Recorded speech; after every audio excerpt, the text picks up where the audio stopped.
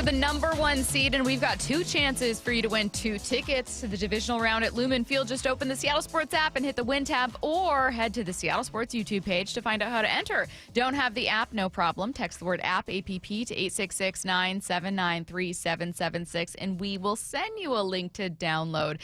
These contests run through Wednesday, January 14th. Winners and losers from a wild card weekend. By the way, one more game still to go. The Houston Texans head to Pittsburgh tonight for Monday Night Football in the finale to this weekend. I would say every game except for Sunday night was a thriller, was really exciting. Sunday night had its moments. A great touchdown pass to Hunter Henry.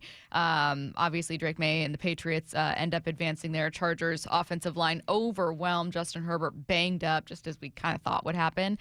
Otherwise, Bump, there were a lot of surprises. So we're going to go through our winners and losers, but I think I'm going to start with the first loser being me for predicting everything wrong. I thought that the Packers could advance and come to face Seattle. Me too. I thought that the Eagles would beat the 49ers. Me too. And while I did think the Rams would beat the Panthers, I thought that they would be able to cover that 10-point spread, that they would be able to beat them by 10. Me too. But you know where I was right? Jags. I told you about them Jags, I man. know. See, that's another way that I was a loser from this weekend. Come on. No, it was a good weekend of football, like you said, minus the Sunday night football game. The Bears coming back the way that they did to win that ball game. The Panthers giving you some kind of hope, thinking that maybe they're going to pull this thing off. And then the Niners, man, bouncing back from the Kittle injury. As soon as I saw it happen, I knew it was the Achilles, unfortunately, man. Big ups to Kittle. Right away. Hate to see that. But, no, Niners keep finding ways to win. And then the Patriots, it wasn't a pretty game, but it was Drake May's first playoff game, and he played all right, 17-29, 261 touchdown. It was more about Herbert for me. It's just he cannot prove to the league and himself that he is we know he's talented, right? It's just like Clearly. He's got to put these games together in the playoffs. He was 19 of 31, 159.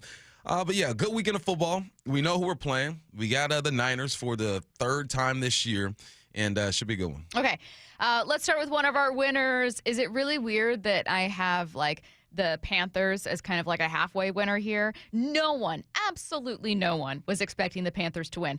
I don't think most Panthers fans were expecting that the Panthers would end up winning this one. The fact that they got back into it, what looked like a completely lost game. This looked from the first quarter on, we were all texting about it, like it would be boring.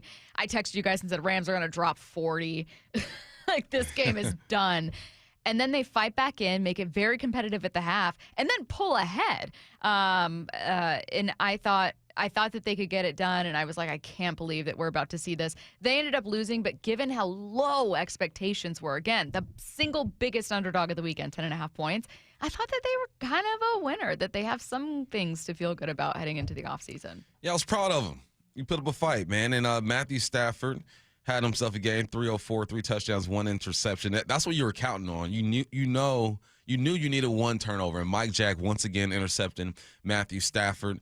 Yeah, it was a game. I was happy for these guys. They had an opportunity to win it, just couldn't get it done. But I heard Devontae Adams' presser after the game, and he said that last drive, Matthew Stafford said something along the lines, let's rip the souls out of these fools. And he went down and did exactly that. So, yeah, when you have a guy like Stafford out there, Devontae, Puka going nuts as usual, you felt like they were the better team, and they were the better team, rushed for 116 as well. But the Panthers might be on to something. Maybe Canales has a formula over there that is going to help these guys next year. One of your winners from the weekend. Winner?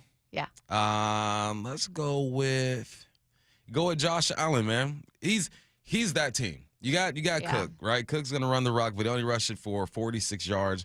Allen had 33 yards, 2 rushing touchdowns, and a passing touchdown. He is the team. And I said it before the playoffs started, that this is his opportunity. If he doesn't do it now, I don't think he's going to do it unless he's a backup somewhere because of just how the AFC is looking. So, no, I go big ups to Josh Allen. He has to do everything for that team to win, and he did. You were, unfortunately, out sick on Friday, but Curtis and I were kind of talking about what's most at stake. And Curtis, you mentioned Sean McDermott, not necessarily his job, but that the Bills have been 0-5 on the road in the playoffs under Sean McDermott, that you had said, hey, this is the year when Josh Allen is going to need to win a Super Bowl. And Curtis, you said, I worry about Sean McDermott if they don't get this done.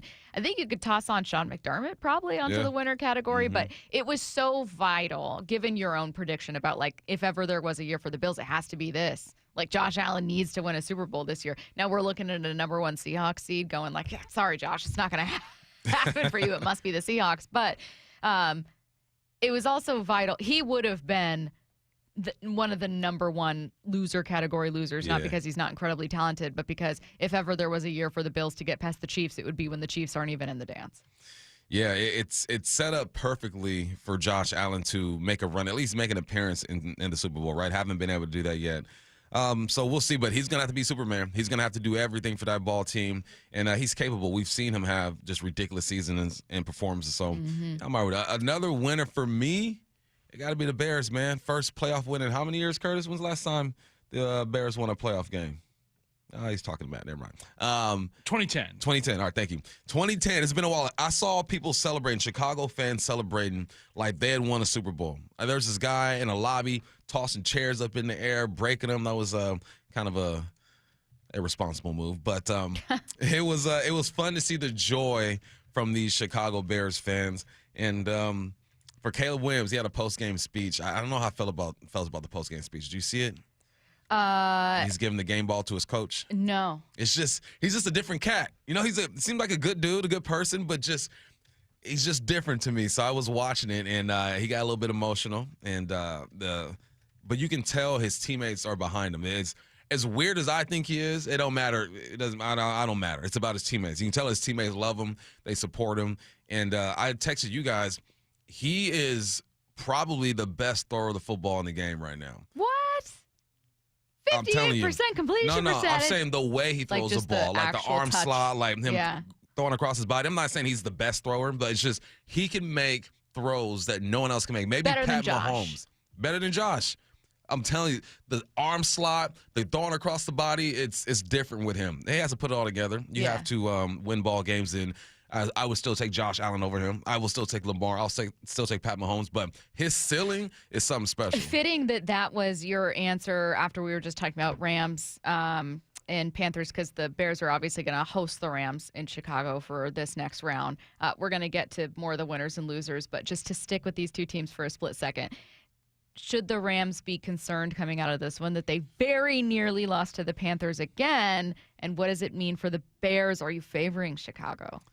I was talking to Chicago. I was talking to the pre and post guys, and I told them that there's something about the Panthers matchup with the Rams that just gets them. For every now and then, you can't even explain it. There's something about the way they play the Rams that just makes it tough for them. I think that the Rams are still the better team. I would still pick them over the Chicago Bears, but I'll give the Bears a fighting chance out there because of just how explosive they can be on offense and if they get that run game going. But I'll still pick take the Rams. Throw on Ben Johnson to that list as well. One of the well, I'll say loser. I'll jump to loser from the weekend. The Packers feels too obvious. I was gonna say Matt LaFleur, but then Curtis or Bump, was there a rumor this morning that he's in talks for contract renegotiation? Well, I think he was entering the final year of his deal, and he doesn't have a deal going forward. Okay. And so I don't think Matt LaFleur's out in Green Bay. I don't think so. But he would be one of my losers in that when you're with a storied organization, you're already constantly on a bit of a hot seat unless you're winning, right? There's always going to be pressure when the expectation is that you win a ton. Even if you've been bad for a long time, like the second Schottenheimer was hired as the head coach of the Cowboys, he's on a hot seat because you just have to win all the time. And it doesn't even matter if that organization hasn't been in a Super Bowl since the 90s. But I don't know, man.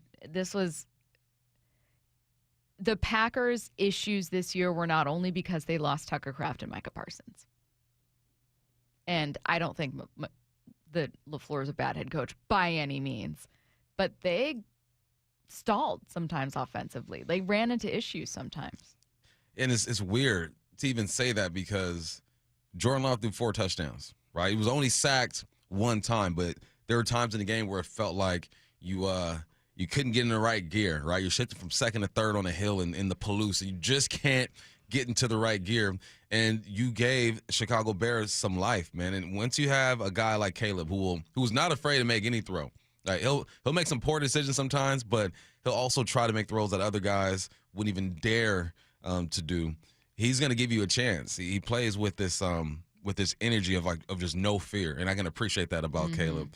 And I think with a young team, a team that's trying to turn the corner, you need a guy like that because you're going to have to take some chances if you really want to advance. That's what happened, and I'm sure he'll do the same against the Rams. Okay, another one of your winners or losers. Winner, chicken dinner. All right, let's go. You can go losers. Let's go losers, yeah. Sometimes I like naming the losers. You know what? Trevor Lawrence, man. Come on, dude. This was it. I thought you were the franchise. This is it. They rushed for 154 yards. 154. He threw for 12-7, 3 touchdowns, and 2 interceptions. This was your opportunity. But I will say this: the Jacksonville Jaguars, they're losers, but they're winners because you see what they're doing over there. Liam Cohen is on to something with the Jags. And there was this reporter. Yeah. Did you hear that? And she was, you tell she was a auntie, old black woman. She's like, keep your head up, baby. You did a great job. You are him. And in that moment, I started reflecting and thinking about the season that they had. I went back, I'm looking at their games and who they beat and how they won. Their schedule wasn't really impressive, but they did what they had to do. It's just unfortunate they came up against Josh Allen and the Bills. So they're losers because Trevor Lawrence is supposed to be that guy, take that next step. But they're winners because you can see the future over there. Sticking with the AFC side, losers, Chargers front office for not, and Chargers offensive line, they're banked up. Like if Joe Alt was out there, like maybe you've had a slightly different season. But the thing that ended the Charger season is exactly what you thought would end the Charger season. That's always a bummer, right? Like, and we've had those conversations with teams here in Seattle, right? There are times when we went into an offseason going, you got to figure out second base, and then you get through most of a season and you go, man, Colton Wong isn't an answer. Like, it is the worst when the problem that you worry about for your team heading into the season is what ends up costing you. It's one thing when I'm going to stick with the Mariners analogy, when your offense ends up being spectacular and you end up coming just short because that's just how it is, and it's just really tough to win. It's another when the thing that cost you is the one that you knew you needed to fix. And it's hard being too mad at the Chargers because they have a franchise left tackle who just got hurt, and they've had so many offensive line combinations and injuries are part of it. But Chargers fans could have told you when the season started, if the offensive line holds up and if we protect Justin Herbert, I think we could be special. And that's what cost them. Yeah, man. You put up 3 points, and New England has a good defense. You know, they're solid over there. Blitzed but a ton. This was his moment, right? There were opportunities for a lot of these young quarterbacks to have their moment. Bryce almost had one, and we weren't even expecting him to have a moment, right? Caleb taking down the Packers. You had Trevor Lawrence. That could have been his moment advancing to the second round. Justin Herbert trying to change the way that people view him. And they just couldn't step up to it. But that's the playoffs, man. That's the playoffs. The complete teams won the football games. Let's see. Is there a winner that I'm missing? Obviously, like the teams that won are winners. I'm trying to think if there's a major one I'm missing that I felt really passionately about heading out of this. I think that good for the Patriots. I found that to be the least entertaining game. Yeah. So I didn't have a ton of big takeaways. Not takeaways, but I, for instance, was so much more into the other 3 games that all came down to the wire. And just amazing individual performances on both sides of any of those games, and just good stories, man, with like 2 losing teams still having plenty of things to be able to hang their hat on, and just a cool season for all those guys. So. It was a good weekend. It was a good wild card Thursday, weekend. Friday, Saturday, Sunday, and we still got tonight. Will tonight's wild card finale be a thriller as well? I think it's going to be a slow defensive game. I think that the Texans are going to lock up the Steelers, but Aaron is good enough. DK is good enough to where they're going to pop a couple of plays, but I think it's going to be a low-scoring type of deal. Let's get to headline rewrites. Extra, extra, rewrite! Headline rewrites. We must make headlines. The real story behind the headlines in today's news. Powered by Bay Alarm Security Services. With Bump and Stacy. Headline number 1 in the college ranks. Number 1, Indiana blew out Oregon 56-22 on Friday night, and they will face Miami in the national championship game. What's the real headline? Miami is going to get a true home game in the Natty, and it won't even matter. Oh, you think Indiana's going to smack them, huh? Oh, Yeah, Oregon was suffocating. Yeah. I felt bad for Oregon. I've give never them done these that in my games. entire life. There was a certain point when, like, I think they picked up a first down or did something, and I thought, like, good for them. You know what Oregon fans are like? They're like Niner fans. Like, you're good, but you're not good enough. You can't get over the that Niners hump. have won a Super Bowl multiple times. Yeah. Oregon's still looking for that natty. Yeah, but it's been, 30 years or something since the Niners won the Super Bowl. You would think the way that they carry themselves that they've gotten 2 in the last 10 years, but they share some similarities. I didn't feel bad for Oregon. I felt bad for my Oregon friends because I know how passionate they are. Sure. But no, man, the better team won. That's the great thing about football is that usually the better team's going to win. There's hardly any upsets going on, especially at this point in the playoffs. Big ups Indiana. They look good. Now, Ole Miss almost came back against Miami late. It probably wasn't going to happen, but for just a minute there, you thought, oh, God, what if? But this is very much down to the wire. Would have needed a Hail Mary. Indiana, Oregon, not even close. Does that signal Indiana's going to completely blow out Miami? I don't know, man. I think Miami is going to keep it interesting for at least a little bit because their defense is pretty good. You got to be able to stop that run. Side note, pass interference last play Ole Miss game. That was PI. Was it? Okay, I Yeah. thought, there's contact both ways. Like it's just one of those plays. Because the receiver had his hand on the defender, but his arm was bent like he wasn't pushing him. He kind of like just feeling around. The defender had the receiver by the collar, and the referees didn't want to call that one. I understand why, because they don't want to decide the game. Yeah. But I wouldn't have been mad if they did call that. Yeah. Headline rewrites. Headline number 2, the biggest injury of the wild card round. Or actually, wild card round wraps up tonight with Texans facing the Steelers. What's the real headline? Just get this one over with so we know the Seahawks start time. Right? It's going to be the afternoon, right? That's kind of what we're loosely expecting, the first game of the weekend. So. I hope so. Matt doesn't want the afternoon game. Why don't you want the afternoon game, Matt? You don't like nice it's things? for the lamest reason. Well, I understand the feeling of like, It's for I'd the want to be in lamest prime time. reason. I'd want one of the night games, but I'm promising you guys that's not Matt's reason. Matt, what's the reason? Okay, so I already hate it. yeah, the Seattle Symphony is doing Blade Runner. Boring. Nerd. Matt, you can take a nap at home. They're doing Blade Runner live in concert. I've had the tickets for 6 months. I have been so excited to see Wow, this. sounds like you didn't think the Seahawks would make it to the divisional round. Yeah. You're right. You know what? Some 12 I didn't. you are. Also, it was So- originally on a Friday and they moved it. So when is it? It's Saturday night. It starts like 8 o'clock. So Thrilling. I could You could still I make could it. make it. Yeah. Yeah. But it'd be a lot better if they had the early game. Okay. You know what? I don't want to trample on the arts. They're a core part of society, so shame on me for that. I was also a member of band. I lettered in band in high school, so I get and yet it. I'm the lame one? That doesn't seem fair. Did you letter in band? What No, instrument I didn't did you think play? thankfully no. What instrument? Bass clarinet, first year. No big deal. But How many chairs did they have in the band? a lot of chairs, okay? Curtis, shut up. Matt, I hope that you can go to the symphony, and I think that you will be able to because I think this one's going to end up being the afternoon game. Matt, do you have opera glasses? Ooh. Maybe. Matt, do people at the symphony like wear those little binoculars? Those are opera. Like, do they just and then they go in front of your eyes? I'm going to have to get a They pair go for in this front of your weekend. eyes. They go in front of your eyes. That's how you use them. You should get one for your ears, where it's like a megaphone. You're trying to listen. Sorry, I don't know where I'm going with this. It's been a long morning. Headline 3, Niners tight end George Kittle is out for the year after suffering a torn Achilles yesterday against the Eagles. What's the real headline? Considering the 49ers were still fighting for a number 1 seed with a bag of chips at quarterback, I think that they'll be fine. Now, by that I mean the Seahawks will win, but I would not look at this game and go, oh, absolutely going to be able to dog walk them with Kittle out. Kittle has 1 touchdown over 2 games against Seattle, 54 yards over those 2 games combined. I mean, he's a threat. He's absolutely a threat, but he's kind of been banged up. He's been in and out of the game.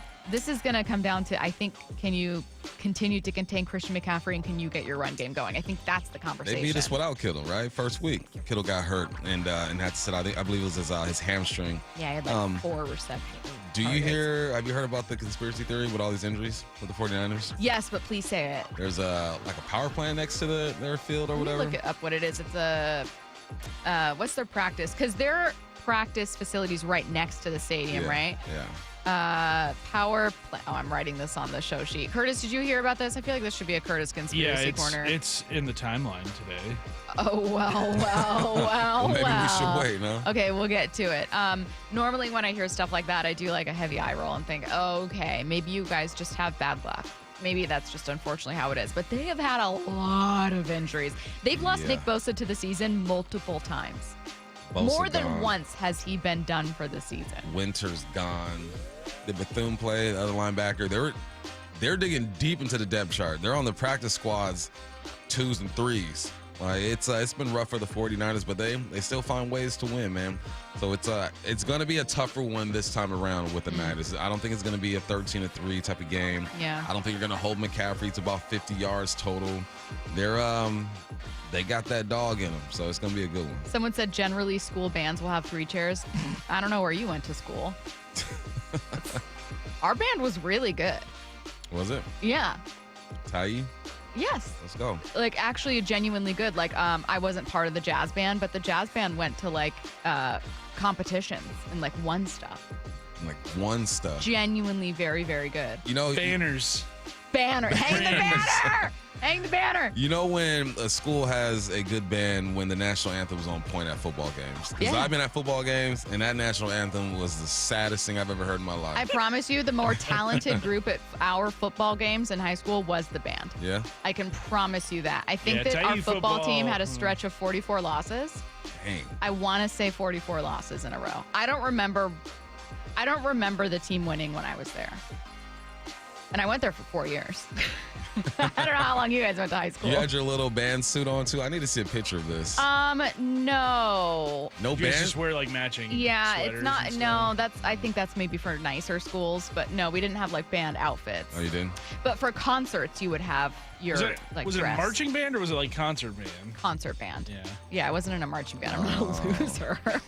Wow. Okay, come on. Someone said, Matt, if you can't make it, then maybe we can perform for you. I can bring some instruments for these two. We can do a symphony here. That's still good. Play the recorder. I think I'd rather deafen myself. Deafen myself. So Yeah, sweet. That's very rude. Very rude.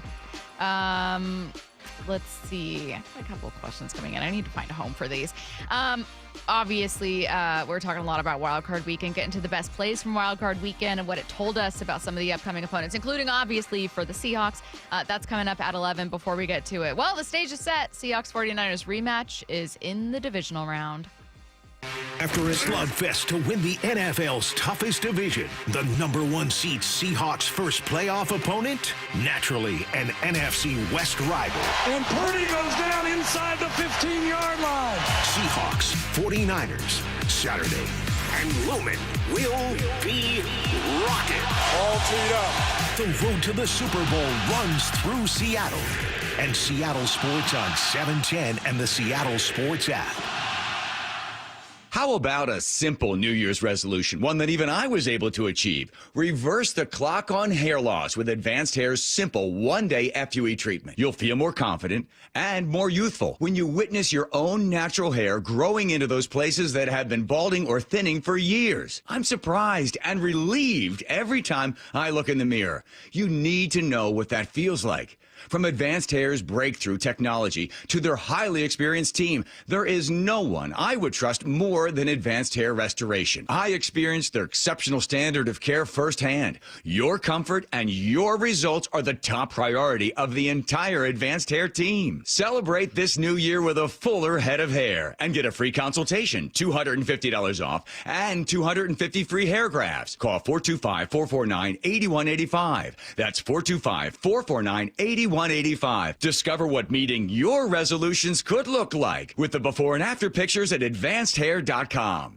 Our friends at Mazda of Everett always offer you their best deals. Mazda of Everett is the West Coast's largest Mazda dealer for a reason. They sell more new Mazdas than any other dealer on the West Coast. So come check out the Mazda More to Move You sales event now. Shop over 300 new Mazda CX-5s with 0.9 financing for 60 months available on approved credit. Located on Highway 99 in Everett or shop MazdaofEverett.com. Based on Mazda USA's retail sales reports 2025. Saving for retirement was tough enough for us. Yes, and navigating markets can be challenging at times. I understand. That's why at Fisher Investments, we take a disciplined approach with your investments. Tell us more about that. We take an active approach to money management, positioning your portfolio for opportunities we see ahead. So all your clients get the same portfolio? No, we tailor your portfolio to your individual goals and needs. What about communication? We don't like being left in the dark. We check in regularly to keep you informed on the markets and your portfolio. Which means you'll help us stay on track. Yes, our goal is your comfortable retirement. And as a fiduciary, we always put your interests first, because we do better when you do better. At Fisher Investments, we're clearly different. Learn more at FisherInvestments.com. Investing in securities involves the risk of loss. Finding great candidates to hire can be like, well, trying to find a needle in a haystack. Sure, you can post your job to some job board, but then all you can do is hope the right person comes along, which is why you should try ZipRecruiter for free at ZipRecruiter.com/radio. ZipRecruiter doesn't depend on candidates finding you. It finds them for you. Its powerful technology identifies people with the right experience and actively invites them to apply to your job. You get qualified candidates fast. So while other companies might deliver a lot of hay, ZipRecruiter finds you what you're looking for. The needle in the haystack. See why 4 out of 5 employers who post a job on ZipRecruiter get a quality candidate within the first day. ZipRecruiter, the smartest way to hire. And right now, you can try ZipRecruiter for free. That's right, free at ZipRecruiter.com/radio. That's ZipRecruiter.com/radio. ZipRecruiter.com/radio. ZipRecruiter. The home of the Seahawks, Seattle Sports. Touchdown! Seahawks! Ken Walker III. Get everything Seahawks at seattlesports.com. Dave Wyman here, joined by a very special guest, Dr. Daniel Landis, a multiple-time recipient of the Seattle Top Doctor Award. He's on the Swedish CyberKnife team treating prostate cancer and accepting new patients. Dr. Landis, how does CyberKnife compare to other prostate cancer treatments? So one of the advantages of the CyberKnife platform is that the treatment can be concluded in just 5 days, as opposed to other treatments that require anywhere from 26 to 42 days of radiation. How do patients feel about their experience? Patients overall tell me that their experience was really amazing. They had minimal disruption of their lives. They didn't have to take time off work. And they tell me it's like Star Trek, where you push a button and the cancer can go away. That really is amazing. It's almost too good to be true. If you, a friend, or a family member is diagnosed with prostate cancer, consider treatment with Swedish CyberKnife. Go to swedish.org/CyberKnifeProstate. Treat prostate cancer with Swedish CyberKnife. Guys, if your energy is low, your strength isn't what it used to be, or your drive feels off, it's not just getting older. For many men, it's low testosterone. At Revive Men's Health Washington, you can start with a free T-check, exam, and consultation, so you get real answers about your testosterone levels and overall health. And this month only, qualified patients may receive 25% off testosterone replacement therapy. This isn't guesswork or one-size-fits-all treatment. Revive specializes in personalized, closely monitored testosterone care designed to help men feel stronger, sharper, and more like themselves again. With over 120,000 patients treated since 2011, Revive Men's Health is trusted for results, not hype. If you've been putting this off, now is the time to act. Claim your free T-check and consultation and see if you qualify for 25% off TRT. This month only. Call 206-529-1111. That's 206-529-1111. Or visit ReviveMen'sHealth.com. Terms apply, must medically qualify. From the Quantum Fiber Studio. This is Bumpin' Stacy. Weekdays 10 to 2. On Seattle Sports and 97.3 FM HD2. All right, the stage is set. A Seahawks 49ers rematch is coming your way for the divisional round. Also, it's a Reaction Monday powered by the Snoqualmie Casino and Hotel. So let's react to some of what Mike McDonald had to say about the 49ers and then some of what we saw from the 49ers this weekend. First, this was Mike McDonald on Sunday Night Football talking about getting ready to play the 49ers again. It's been a heck of a couple days because, for every 6 hours, it feels like we change who we think we're going to play. So it's just nice to know who we finally have. And, it's a little funky going against a team that, two games in a row. So we got to do a great job of debriefing and having some answers, knowing that Kyle will have some stuff dialed up for us. So that was Mike McDonald? Yeah. What do you mean? He sounds different. What? I don't know. I think he was like on a Zoom. He was being friendly. Yeah. Because it was Maria Taylor. Okay. I'm like, hold on. He was on TV. That whole energy is a bit different. Yeah, because he was on TV. He was in front of guests. NBC used their whole budget on the cameras. Yeah. And everything. He was like, well, now I'm on national TV, so I got to be a little friendlier. When you're just in the house with friends. Right? I mean, talking to Brock and Salk, he's like, yeah, and you got to He's like, yeah, you guys again. So he sees all of us all the time. He's just over it. But Maria Taylor, he's like, hey, Maria, good to see you. Let's talk about this. I'm gonna keep moving with a couple more cuts here. Key to beating the 49ers again. Yeah, I mean, they're a heck of a team. I mean, we got to play great situational football. They're so good on third down, really on both sides. The special teams, like the starting field position was a big part of a last game. So we did a great job of taking care of the ball on offense. We attacked it on defense. We got to be able to do that back at Lumen. Key to beating the 49ers for you. Yeah, he's right. I believe their average starting position against the Niners was like the 32-yard line, and I want to say the Niners, it was 21. So obviously that extra, 10, 11 yards is going to help you out. And, yeah, if you have good field position, that means that you're backing them up. You're forcing them to punt when they're inside their 20, inside the 10, hopefully, and not allowing them to shift field position. So, yes, field position is key to every game. On getting to coach in his first ever playoff game, something I keep forgetting. Yeah, it's exciting watching all these games, and I think I just have to remember to remind myself that we got to this point because of our process every day, and that our mindset has really just been take away all the extra stuff. Let's focus on what we do on playing our style of football, and let the results take care of themselves. So that's going to be the same message this week. And shoot, I need to listen to my own coaching points on that one too. Someone reminded Maria Taylor and Mike McDonald both went to the same high school. They were only a year apart. Really? So maybe he's just cool. Maybe he just likes Maria Taylor more than all of us. That's kind of cool. Yeah. It also is a reminder of how young he is because he graduated in 2006. Youngster. Yeah. These kids. Well, I mean, that's before I graduated, so I can't relate. But 2 years after me.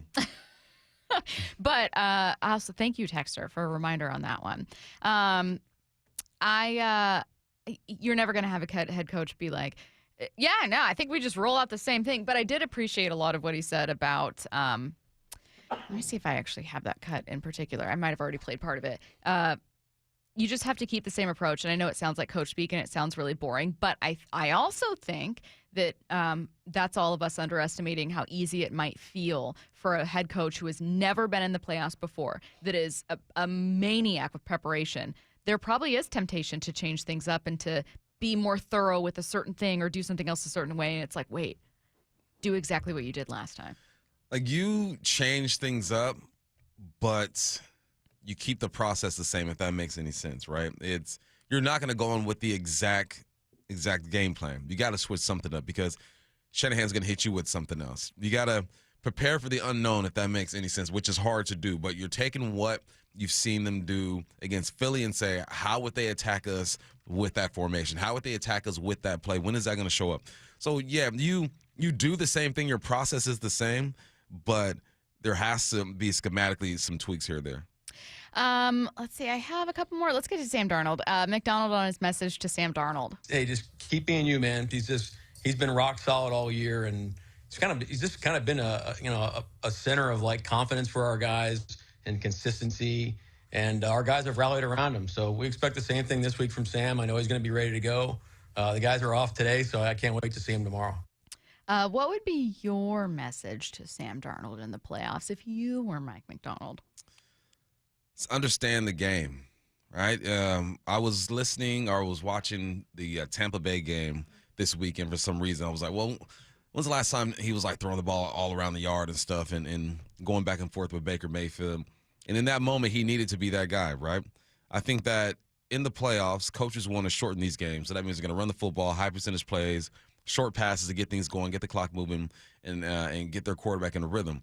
He just has to feel the game. Like, what does this team need from me right now? Do I need to be aggressive? Is my defense struggling this week? So I have to be the guy. Just understanding the vibe of the game and not being afraid to take chances, but be responsible at the same time, which is hard to do because when you're playing in the NFL, in the playoffs, windows are going to be smaller. The time is going to be different. But that's why playing quarterback is the hardest position in sports, man. You have so much responsibility. Would you say he did that last time? Did he kind of straddle that fence of take a few chances? But, yeah. He played the exact game this team needed last time they lined up. You know what's weird is like people were like, Sam can't make mistakes. Sam has to prove it. And then he had a game where he didn't make mistakes, and it was like, I They didn't do see much enough. from the offense. Yeah. That offense should do more against that defense. And it's like, I mean, sure, in theory, you also had some special teams errors there. So probably there were definitely points left on the board. You convert that 4th and 4, maybe you get a touchdown. I'm sounding like kind of a repeat of how I was following Week 18, but I thought the offense did a bit better than they got credit for. Excuse me. And Yeah. I think too, when your defense is so good and the offense doesn't look electric in comparison, we do this thing where we go, "Oh, the offense must be bad." No. That was the identity of that game, right? If you look at the scores from this weekend, you have the low-scoring game, 16-3 with the Chargers. You have the high-scoring game, 34-31. Now, Matthew Stafford had to be that dog at the end of that game, right? Then you have like the in-between game, 23-19. It's just every game is different, and the conditions, the execution, the way the game is being called by the referees, all that stuff determines the identity of football games. So being able to understand it and put your guys in the right position is key, and that's what Mike McDonald does. All right, what jumped out to him about the 49ers win over the weekend? I know they're a division rival and all that, but that was a heck of a win. I mean, that was a really gutsy performance. Hate to see it happen to George Kittle. I mean, he's such a great player, great competitor. We got a ton of respect for him, and just really makes you sick that that happened to him. But to come back and rally and make those plays was a really impressive win. You know, I think, Bump, what jumped out to me was their performance on third down. It wasn't really strong in the first half, but they ended up over 50%. Compare that to the 22% on third down against Seattle. And I think that probably is something that raises an eyebrow when you're Mike McDonald and you go, well, maybe they figured something out there. The Eagles' defense is still really solid. It's not as good as Seattle's, I don't think, but I don't think it's fair. I don't think Mike McDonald is doing this, but I don't think it's fair to go into this one thinking you can do just a rinse and repeat of Week 18. No, because the Niners are the best team in football when it comes to third down. So it'd be silly to expect them to struggle mightily like they did in Week 18 against the Seahawks. You can make it difficult for them, but this is what they do. There's some things to be true. When you reach this part of the football season, you are who you are, and the Niners are great on third down. Why? Because they're good on first and second down. McCaffrey had over 100 yards from scrimmage last game. Against Philly. Against us, he had 53. Like, there are some things that are going to happen, and you got to prep for them. But it's going to be a fight, man. And what I do like about this football team is, I was talking to my boy about this, and he said, like, not the fear, but the respect that we have for the Niners and the Rams is different. Like, these young men, they respect them, but they don't have – it's a different type of respect. Ours is coming from 15 years, 20 years of just going back and forth with these guys. They're so young and so new to this. It's different. Like, I'm watching their social media after the Niners game. Like, the crap that they're talking about the Niners, it's just different. Like, even back in the LOB days, I don't even think they would be on social media talking like that because they know, hey, it's coming back and forth. So I like their approach. I like that they got this cockiness, this swag about them to where they respect them, but they don't fear anybody. Well, it kind of brings back, what do people love about rivalry games? You love that you hate that team, right? You care whether or not this team wins or loses. And fans certainly can hate each other, but sometimes that comes and goes when it comes to players. Not only because, like, you know, you may be new with a team. You don't spend your entire career with teams anymore. Certainly not since like the 90s. You have friends and teammates who might play on that team, but when both teams are good, you do get that happening naturally, right? I forget who we were interviewing with. Maybe it was Mike Morris, but someone was like, "No, I really don't like the Rams." Yeah, and so that doesn't always happen when you have rivalry games. I think it's happening with the 49ers. It makes for a fun contest. Going to be a great Saturday. The Seahawks have their 2 lowest point totals of the year against one of the NFL's worst defenses. What's up with that? Coming your way next. The one and only Mark Schlereth with Wyman and Bob. Could have been a bigger butt whipping, but the score didn't really tell you how one-sided it was. With a depleted defense, you should be able to put up more points, but the two teams know each other exceptionally well. Robert Saleh is a damn good coordinator. I guess I just looked at how dominant overall the performance was, and hey, man, it's hard to win in the National Football League. Get every can't-miss conversation on Seattle Sports and the Seattle Sports app. This is for all you guys on Viagra. ED pills are no longer needed. The brutal side effects like 4-hour headaches, blurred vision, and that flush feeling can all be put behind you with our treatment. Here at West Coast Men's Health, we have a better approach to ED.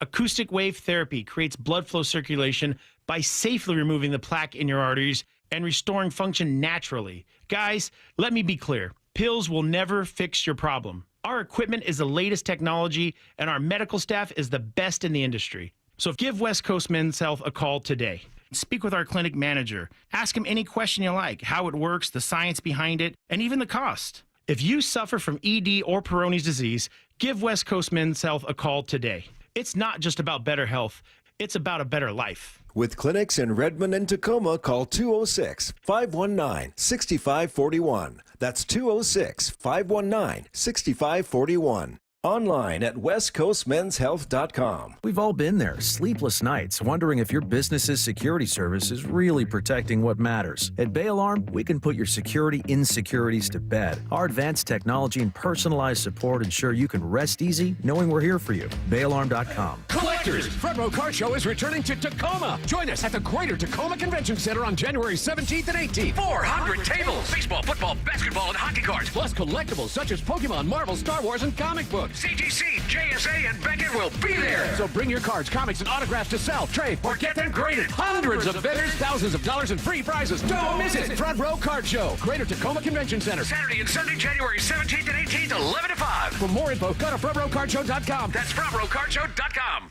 It's the Clearance Savings Spectacular at Olympic Hot Tub. We're slashing prices on hot tubs, saunas, and swim spas. Even bigger savings on floor models. Plus, no interest through 2031. OlympicHotTub.com. Better you, better life. How about a simple New Year's resolution, one that even I was able to achieve? Reverse the clock on hair loss with Advanced Hair's simple one-day FUE treatment. You'll feel more confident and more youthful when you witness your own natural hair growing into those places that have been balding or thinning for years. I'm surprised and relieved every time I look in the mirror. You need to know what that feels like.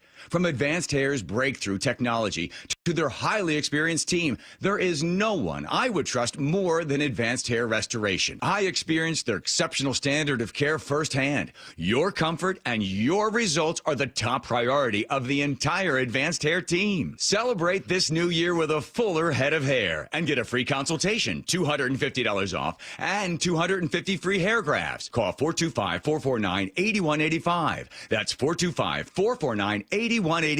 Discover what meeting your resolutions could look like with the before and after pictures at advancedhair.com. Seattle Sports is giving you two chances to win tickets to the Seahawks divisional round playoff game Saturday against San Francisco at Lumen Field. Tap the Win tab in the Seattle Sports app or visit the Seattle Sports YouTube page for your chance to win a pair of tickets to the game. Holy catfish! That's two separate chances to be part of Seahawks history. Listen to the 12th man! Details and rules at seattlesports.com/win. The road to the Super Bowl runs through Seattle. Seattle is going to win this football game. And Seattle Sports on 710 and the Seattle Sports app. At 65 years old, Brian has a rather demanding hobby. My biggest passion is snow skiing, and I ski between 70 and 80 days per year. And I ski instruct at a private resort in Montana. Needless to say, that can be a bit tough on the joints. When this knee started to bother me, I thought I'm doomed. That's when Brian decided to see Dr. Mark Wagner, MD, at Seattle Sports and Regenerative Medicine for stem cell therapy. If I did yard work or skied a few days in a row, I was fighting swelling and pain and no sleep and all sorts of problems, and that has absolutely gone away. So are you back on the slopes? I mean, I had a 14-day stretch with clients where I skied every day and I had no problem. It was fine. It was just like, I felt like new. So I'm guessing you would recommend this to others. Oh, I already have. I've told everyone that'll listen. Whether it's a shoulder, hip, or knee, before you choose surgery, consider stem cell therapy with Dr. Mark Wagner, MD, at Seattle Sports and Regenerative Medicine. Schedule your consultation at drmarkwagnermd.com. It's really, truly a miracle. Running a business means wearing multiple hats. So if you're like me, you probably started out using your personal phone, taking client calls and texts nonstop. As my business grew, I needed something smarter. That's when I switched to Quo, the #1 business phone system. Quo works right on your phone or computer. No carrying 2 phones, no clunky landline, just one easy app you can try for free. Your team can share one number and handle calls and texts together like a shared inbox. Any teammate can jump into the conversation, so customers get faster responses. And Quo's AI assistant summarizes your calls and responds to customers 24/7, so you never miss a lead or opportunity. All this starts at just $15 a month. That's basically 2 coffees. You can even keep your current business phone number. Find out why 90,000 businesses trust Quo. No missed calls, no missed customers. Try Quo for free at quo.com/sports. That's quo.com/sports to try Quo free. QUO.com/SPORTS. From the Quantum Fiber Studio, This is Bumpin' Stacy weekdays 10 to 2. on Seattle Sports and 97.3 FM HD2. The Seahawks have their 2 lowest point totals of the year against one of the NFL's worst defenses. So what's up with that? What's up with that? What's up with that? What's up with that? What defenses are we talking about? What are we talking about?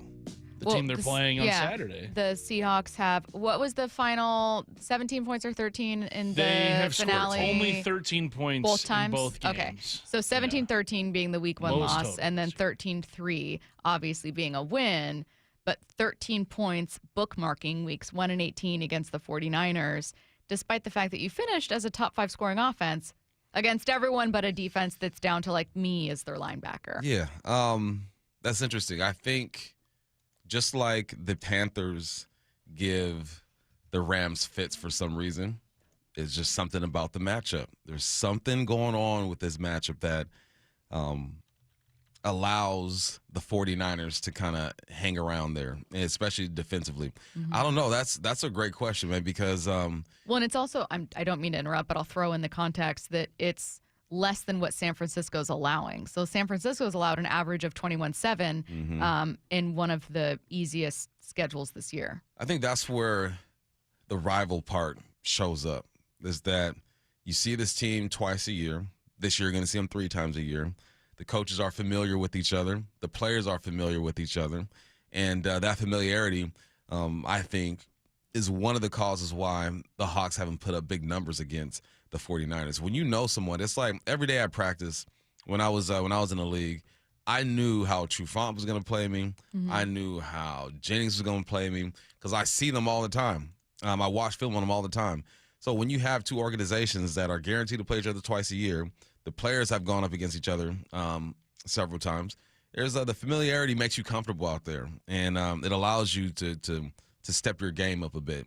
Guarantee the Niners play their best ball against the Seahawks because of that and other things. I think I'll add, the first week you didn't know, you knew who you wanted to be as an offense, but you didn't play like it yet. I don't have the attempts in front of me, rushing attempts for the first week, but I do remember leaving week 1, all of us were like, where's the play action? Like, where was the stuff we saw? I know it's preseason, but where's the stuff that we saw in the preseason against Houston? Like, where's the stuff that we knew that this offense wanted to do? All we saw was 120 plus from JSN, and no one else got involved, and you turn the ball over late, and it's just a bummer. And it was like hey, where's the offense that we were promised? This was, in week 18, an offense that could have done much more damage. If you add on pair of missed field goals, right? If you add on 6 from field goals, let's say you get another touchdown. Let's say hypothetically you have another 11 points there. Well, now it's a blowout. So I think that part of it is you didn't know who you were in week 1, and you weren't who you have been in week 18, which is a team that's been good on special teams. Even 9. Say you don't, that 4th down attempt in the very first drive. Say you just kick a field goal there. I have 9 points, so it's 22-3. You feel a lot better about that. I think you nailed it. I think that's what it is. You had missed opportunities on offense, but you were moving the football. That first week, they rushed the ball 26 times, the Seahawks did. 26 times and threw it 23 times. But I think it's hard to compare the 2 games because they're totally different, just like you said. You got 84 yards on the ground rushing the first time the Hawks had against the 49ers, 150 through the air. I can't remember. Let me see what their red zone attempts look like. Red zone. In week 1. Week 1. They were 1 for 3 in the red zone. Because the games are so far apart, it's kind of hard to make the connection because that week 1, we didn't know what we were going to see out of the Seahawks. Niners didn't know what they were going to see out of the Seahawks. And now week 18, I think that makes more sense that game was a battle when you look at the score. At least we just talked about how it could have been worse, right? But that makes sense because you got all this film and all this time to prepare. Well, I think McCaffrey didn't go off. McCaffrey is a baller, and I don't think going to hold him to 50-something yards again. But there was a plan for McCaffrey, and it's because Mike Macdonald and his squad watches a whole lot of film and prepares the guys. Worth noting also the week 1 defense you faced from the 49ers is not the 49ers defense you're facing. Bosa and Warner both out there in week 1. I think that it just self-inflicted issues are the answer. Hey, against a defense that's been struggling, why did you struggle? Kaz, you did it to yourself. You didn't have as many attempts as you should have. You missed field goals that you wouldn't have in many other situations. Would any of us say that the 49ers defense has been what's been the single toughest task, the single toughest game for the Seahawks offense? First one that comes to mind. I mean, it has Curtis, to be that you one. too, if you have one. I don't know that I would say it's the 49ers, but am I wrong? I was just looking at the scores. There's definitely halves that have gotten them, right? The first half against the Colts. Yeah, I think the Colts game was the one that the offense was most stymied. Yeah, probably the Colts. I go with the Colts.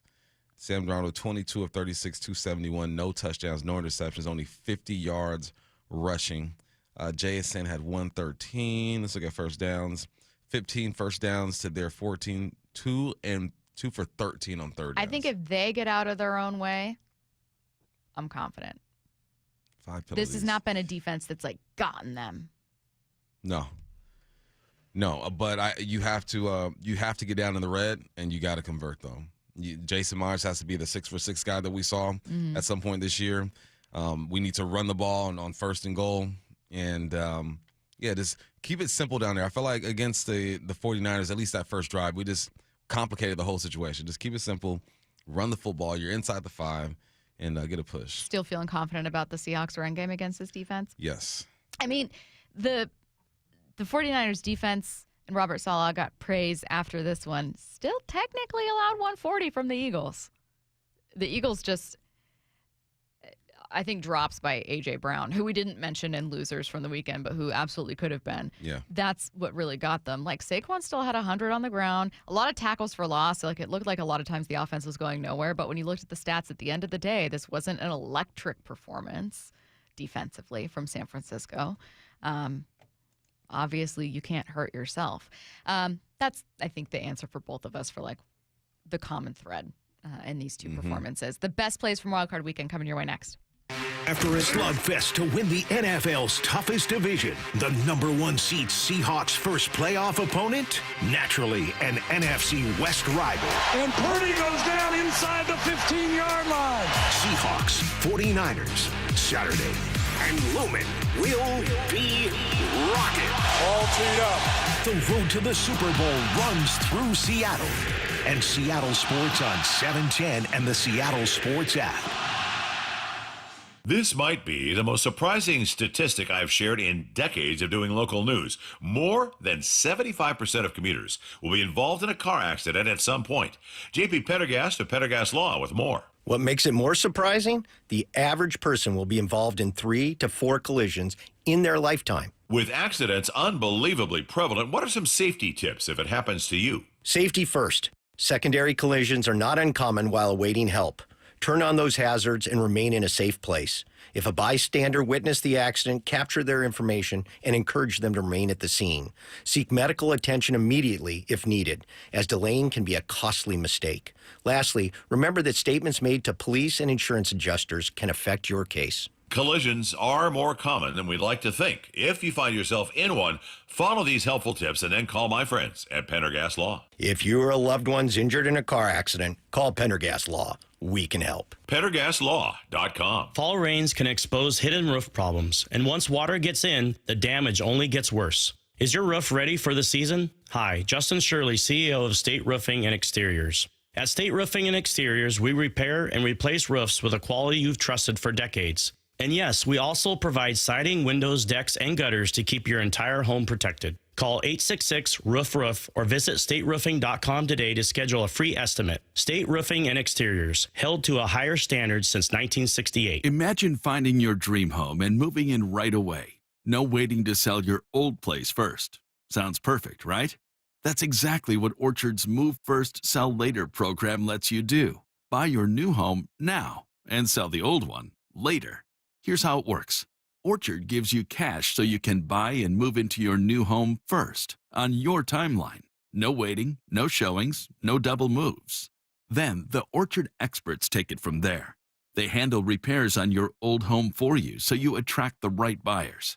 Once they're done, a local Orchard agent lists and sells your home for top dollar. Orchard's Move First program gives you the freedom to buy and move into your new home first and sell your old home later. Buy before you sell and get top dollar for your home with Orchard. Ready to find out how much your home is worth? Visit Orchard.com to get your free home valuation. That's Orchard.com. Adrian here from Lake Washington Windows and Doors. Winter might seem like an odd time to replace your windows, but now is when you get the best deals. Our Leak Armor installation team will keep your home warm and dry while installing beautiful, new energy-efficient windows. You'll feel the difference right away. Quieter rooms, lower energy bills, and a more comfortable home.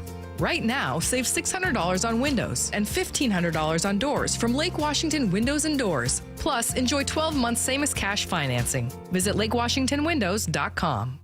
Our friends at Mazda of Everett always offer you their best deals. Mazda of Everett is the West Coast's largest Mazda dealer for a reason. They sell more new Mazdas than any other dealer on the West Coast. So come check out the Mazda More to Move You sales event now. Shop over 300 new Mazda CX-5s with 0.9 financing for 60 months available on approved credit. Located on Highway 99 in Everett or shop MazdaofEverett.com. Based on Mazda USA's retail sales reports 2025. Happy New Year, Susan. I really appreciate you picking up the bill for lunch. I'm happy to. One of my New Year's resolutions is being better with money. So I've started using Upside, the free app that pays you cash back for buying gas. Wait a minute. Are you saying you actually get paid cash when you buy gas with the Upside app? Yes, I earn cash back just for buying the gas I was already buying. Does that actually add up to anything? I'll make $200 to $300 this year. Wow, that's serious extra cash. I'm downloading the Upside app now. Download the free Upside app now in the App Store or Google Play and start earning cash back on everyday gas purchases. Use promo code RIDER for a 25 cents per gallon bonus on your first tank. That's up to 50 cents per gallon on your next fill up. You can cash out anytime, right to your bank account or a gift card for Amazon and other brands. Just download the free Upside app and use promo code RIDER for a 25 cents per gallon bonus on your first tank. That's code RIDER. Code RIDER. Offers vary by user and location. Go to upside.com for terms and conditions. We meet by accident, fixing every last bit, accurate auto body. If you've been in an auto accident, you have the right to take your vehicle to any repair facility. Accurate Auto Body has been family owned and operated since 1994, and they work for you, not your insurance company. Your insurance company may not love them, but you will, because We meet by accident, fixing every last bit, accurate auto body. Let's go! This is Seattle Sports. Streaming through the Seattle Sports app. KIRO AM Seattle. KIRO FM HD2 Tacoma. Home of the Seahawks, Mariners, and everything Seattle sports. Seattle Sports Snapshot. The Seahawks will be facing the 49ers on Saturday. This after San Francisco's win over the Eagles. Also advancing the Bills after beating the Jags, the Rams after beating the Panthers, the Bears after beating the Packers, and Patriots after a Sunday night win over the Chargers. Snapshot brought to you by Miller Lite. When it's game time, it's Miller time. From the Quantum Fiber Studio. This is Bump and Stacy on Seattle Sports. Streaming through the Seattle Sports app and at seattlesports.com. Now, here are your hosts, Michael Bumpus and Stacy Ross. Here we go now. One more wild card game to go. That's tonight for Monday Night Football. Houston at Pittsburgh. Before we get to it, let's talk about the best plays from the rest of wild card weekend. This already in the books. We're going to start from the first game, Rams at Panthers. Rams end up winning this one, but let's talk about how they got there and some of the highlights. Panthers block a punt with 4 minutes left to play. Evans, the punt, coming after it and blocking it. Carolina's blocked the punt. Isaiah Simmons. Take a lead on a Young to Coker touchdown. Young, corner of the end zone. Coker, a dime, a touchdown, a Panther lead. Fortunately, Matthew Stafford exists. He finds former Seahawks Colby Parkinson with under a minute to play. First and 10 from the 19. Stafford going towards the end zone. Parkinson! What a catch! And a touchdown! Catch the miss. High, outside, left foot, right foot. He is in. Let's talk about it first. Special teams, a failure to spend still costing the Rams very much so. I mean, I know that a block punt can happen to anyone, right? That being said, it's those kinds of moments that helps underdogs like the Panthers find ways to win. Those are the moments you look for. Yeah, if you want to upset a team, you need something special to happen, and that was it right there. I felt good about this team, but you knew with Matthew Stafford having the ball in his hand with a chance to win the game, it was probably going to happen. I sent you at Curtis a text. I'm so happy for Colby Parkinson. I'm not really. He's becoming the tight end that we wanted him to be here, and that was the best move for him going to L.A. and just getting unlocked, man. They what the Rams did in the second half is they got back to their 13 personnel. They were going a lot of 11 and 10, and I heard Greg Olsen and whoever else was with them talking about that. Like, why haven't they done what they've been doing all year? Second half, they got into that, started moving the football. I mean, they still put up 30-something points. Speaking of Greg Olsen, did you guys feel like he was too effusive with his praise for the Rams? I know, obviously, he's a former Panther, and I saw some people getting upset, feeling like, Greg, where's your loyalty? You're in love with the Rams. I actually, Curtis, I know you hate Greg Olsen, but I find him to be pretty good at broadcasting, at color commentary. He's not my cup of tea, and I was surprised that he was not more pro Panthers or kind of Carolina. Yeah. Oh, sure. he very much sounded in the bag for the Rams. And, I will maybe admit he that. did that to kind of overcorrect and make sure that people did not say that he had a air of biasness about him, but yeah. How do we feel about Bryce Young leaving this one? Feel good. I think they're on to something. I think he still is obviously in the infant stages of his development, but maybe Canales is whispering in his ear sweet nothings and getting him going, but they need more help over there. Run game needs to be a bit better. Defense needs to be better, but man, they made the playoffs, his third year in the league. Good for Bryce. So Rams advance narrowly, beating the Panthers, originally a 10.5-point favorite. Do not cover that. Oh, before I keep it moving, any concerns the Rams should have after this one?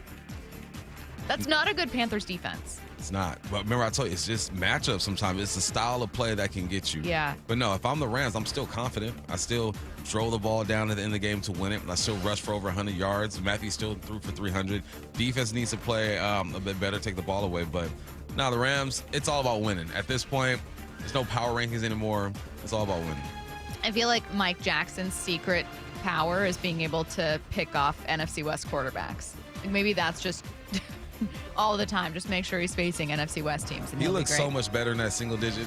Well, he was rocking with number 30 or something over here. It looked kind of weird. But you and Curtis are much more strict about the uni rules. I don't understand that. He looks good. Mike Jack is transforming into one of the league's better corners. Packers at Bears. Let's get to it. These I'm going to break up a little bit more. Caleb Williams finds the Doomsday on 4th and 8 to keep the Bears alive. 4th down and 8. Have to get to the Green Bay 49. Williams chased, throws, and it's caught at the 30-yard line. Rome Odunze on a 4th and 8. Keeps it going. I have, as a Washington alum, wanted Odunze to be even more involved than he has been in this offense for 2 years. That being said, these kinds of connections are really exciting.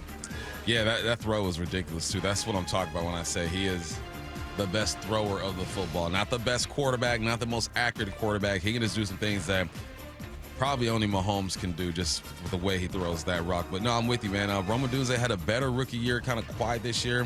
I don't know if he was banged up or not, but no, it's you have to come in clutch. You have to have those big moments, and Rome did exactly that. Speaking of coming in clutch, Williams has already found more for a go-ahead touchdown. Let's do it again, this time also against the Packers. They're in field goal range. They want to get 7. They can use the clock. Williams throwing, and it's caught for the touchdown by DJ Moore. Forget about the clock. Just take the lead when you can. Packers' last gasp. All over Soldier Field. Hearts beating furiously. It's dropped. Love looking. One last gasp. moving guys around, fires to the end zone, and it is broken up. The Bears win it in a crazy one. Incomplete. Let's talk about that touchdown that I played, that one 25-yarder to DJ Moore. That was with 1:43 left in the game. I don't have Caleb's numbers in front of me for game-winning drives and fourth quarter comebacks, but it feels like one of the keys for the Bears this year have been you can never, ever, ever count them out. That combined with them not turning the ball over a ton and taking the ball away a ton has given them some extra opportunities and chances. Yeah, he's been pretty clutch. It says he has 8 fourth quarter comebacks and 7 game-winning drives, and that is just this year. So that's what they do. They're the guy. You just hang around, you get your opportunity, and you go for it. They've done a great job taking the football away, but they've given up a lot of yards, man. If they can cut down on the yards they're giving up, still take the ball away. Bears got a chance, man. Hey, my Bears, man. What I tell you about my Bears? What? What I tell you? Hang on. What I tell you about I'd like my to Bears? reverse to the beginning of the year when you said that Jordan Love could be MVP. Yeah, I did. I can't be right. I can't be right all the time. But I did say the Bears are going to have a good year, too. That's true. You did. Did you think the Jags would have a good year? No. Well, that's where we're going next. I mean, technically their year's over, but they put up a heck of a fight against the Bills. Lawrence to Etienne with a touchdown with 4 minutes left. He's rolling right. Loves to throw it this way. Flicks it. Etienne. He's in for the touchdown. And Jacksonville takes the lead again. It's a 24-20 game at that point with 4:03 remaining. Unfortunately, Josh Allen plays for the Bills. Coming after him. Gets rid of it deep. He's open. And Cooks has it. Cooks was left alone in the secondary. And gets the 1-yard score to make it 27-24. Reggie Gilliam, fullback, big on the tush push. There he is, shoving, and Allen's got it. Not to be denied. He's still going. Look at this. Wow. Jags get the ball back. Trevor Lawrence throws it over the middle, intended for Myers. Jacoby Myers intercepted by Bishop, and that's game. Yeah, just the excitement, right? I mean, there's only one game that was kind of slow and not very exciting. That was a Sunday night game. But I was giving Trevor Lawrence a hard time, but he did keep his team in that thing. Mm-hmm. And he just came up against a guy who's done this every single year. It feels like he's been in the league. And Josh Allen, man, is clutching up and doing what he's supposed to do. But the Jags took a big step forward. I think they got the right hire with the head coach over there. Now, can you repeat it? Because who was it? Doug Peterson, where they had a good year?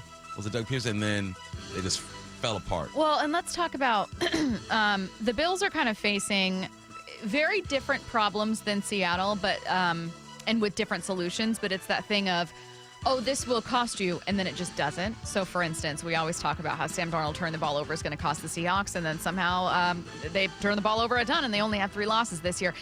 The Bills' run defense is a problem, and it continued to be a problem against Jacksonville. Jacksonville, not even one of the best run teams in football, still managed, 150 plus on the ground, 154, 67 yards for Etienne, 51 for Tootin. Lawrence added 31 of his own, and none of it mattered because Josh Allen had 303 yards from scrimmage, including 2 rushing touchdowns. Yeah, it can be a problem. Who they got next, Who are they playing next? The Bills are going to play the Broncos. Thank you. Saturday. All right. Listen, if they do lose, those teams are going to be highlighted for sure. If the Broncos get the run game going, they go for $150, just like the Jags did. I think the Broncos win that game. Mm-hmm. But what can you do? I mean, you are who you are. You're not going to change your personnel or switch your scheme up completely. Mm-hmm. You just got to hope that you catch fire, right? You get a performance by a guy that normally doesn't have that type of performance. You got to get some. Got to have some luck in the playoffs, and Bills just say your Hail Marys and pray to whoever you pray to. This is one of those games where you leave, and it sounds really stupid to say it could have gone either way, but you mean that. There's no fatal flaw necessarily that Jacksonville had. Not only have they surpassed a lot of expectations, but you look at the actual numbers and it's pretty split evenly. Bills won time of possessions, but only just. Obviously, the final interception is what ends up costing them. One quarterback had 2 interceptions, the other had none. But the Jags were almost 60% on third down efficiency. They had 359 total net yards, 154 on the ground. This was a good game from them. you just lost to last year's MVP. I don't think that they or the Panthers have anything to hang their head over leaving this one. Let's go to the next game, which is especially relevant for Seattle 49ers at Eagles. We already know San Francisco wins this one. Let's talk about some of these big plays. One of my favorite plays from the weekend, this trick play, Jennings, quarterback controversy. You got a third quarterback there, finds Christian McCaffrey. Sky Moore again, little trickery. Dr. Juwan, who's thrown it before. Going deep, McCaffrey. He's got it. Touchdown 49ers. Not even his only touchdown, another to CMC, this one from Purdy. 3rd and goal. Purdy, pressure, steps up. Touchdown San Francisco. It's McCaffrey. A.J. Brown, if you want the ball, you got to catch the ball. Key drop pass on 3rd down on that final drive. 3rd and 5, blitz. Picked up, Hurts. A.J. Brown, he drops it.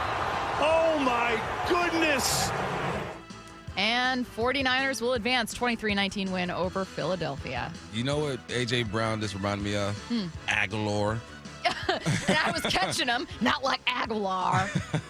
What's up with Philly and these receivers, man? And A.J. Brown. Well, first of all, the talking that you do. What's up with receivers and their diva-ness? Well, that's old news. We know about this. Yeah. And A.J. Brown is one of the biggest divas in the game. And for him to be going back at his coach and writing all these cryptic tweets, and he had a rough year socially, you know what I mean? And for you to go out there and drop that ball, was it a perfect throw? No. Was it catchable? Yes, it was. You're one of the best receivers in the game.